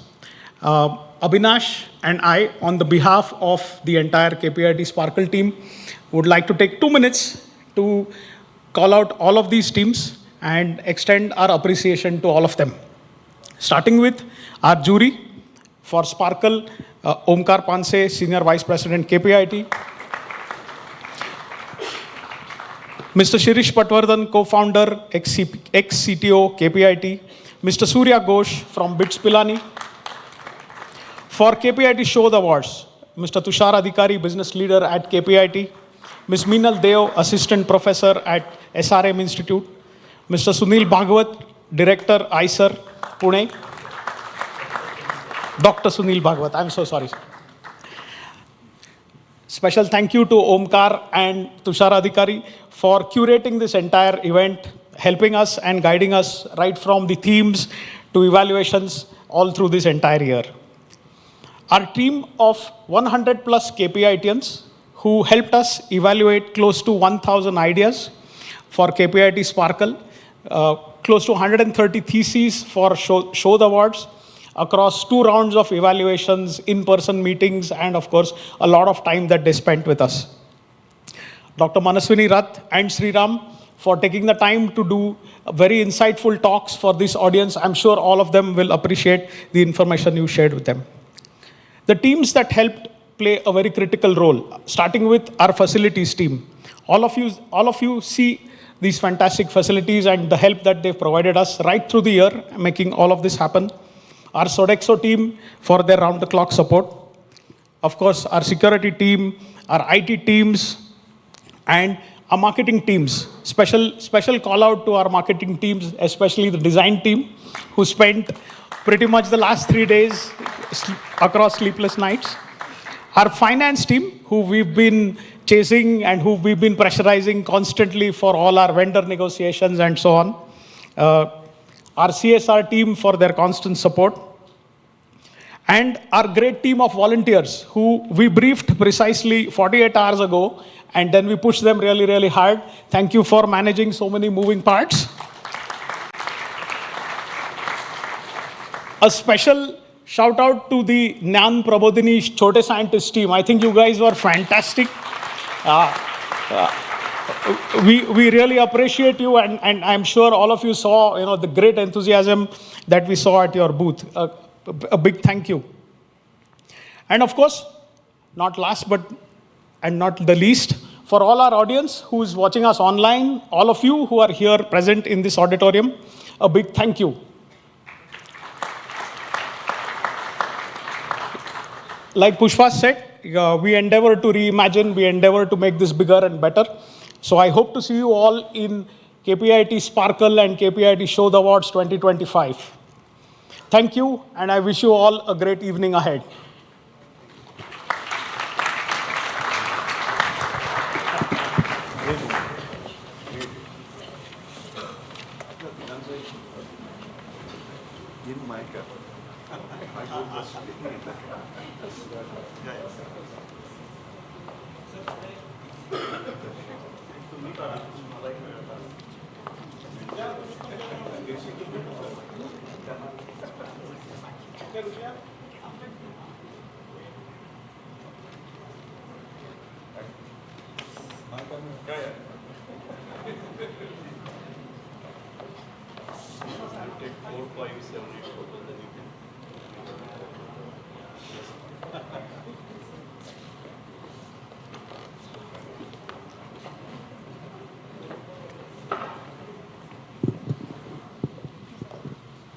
Thank you, everyone. Thank you very much for your time. What a splendid day it has been. And once again, huge congratulations to all our winners and everybody else who participated today. Lastly, we'd like to also take a moment to thank our event partners, event infrastructure and digital broadcasting partner, Calidad Events, branding, thank you, branding and printing partner, Pentagon Digitech, thank you, social media partner, Midas Touch, thank you. That brings us to the end of KPIT Sparkle and KPIT Show the Awards 2024. I believe our audience has thoroughly enjoyed today's event. Also, a huge shout out to the audience who have been with us throughout the day online. That brings us to the end of this session. We'll meet you all next year, and I would like to invite everyone for a dinner near the cafeteria. Please join us for dinner, and post-dinner, all our participating teams of KPIT Sparkle and also KPIT Show the Awards, I would like you all to come back to this auditorium post your dinner. So we'll be waiting for you here again.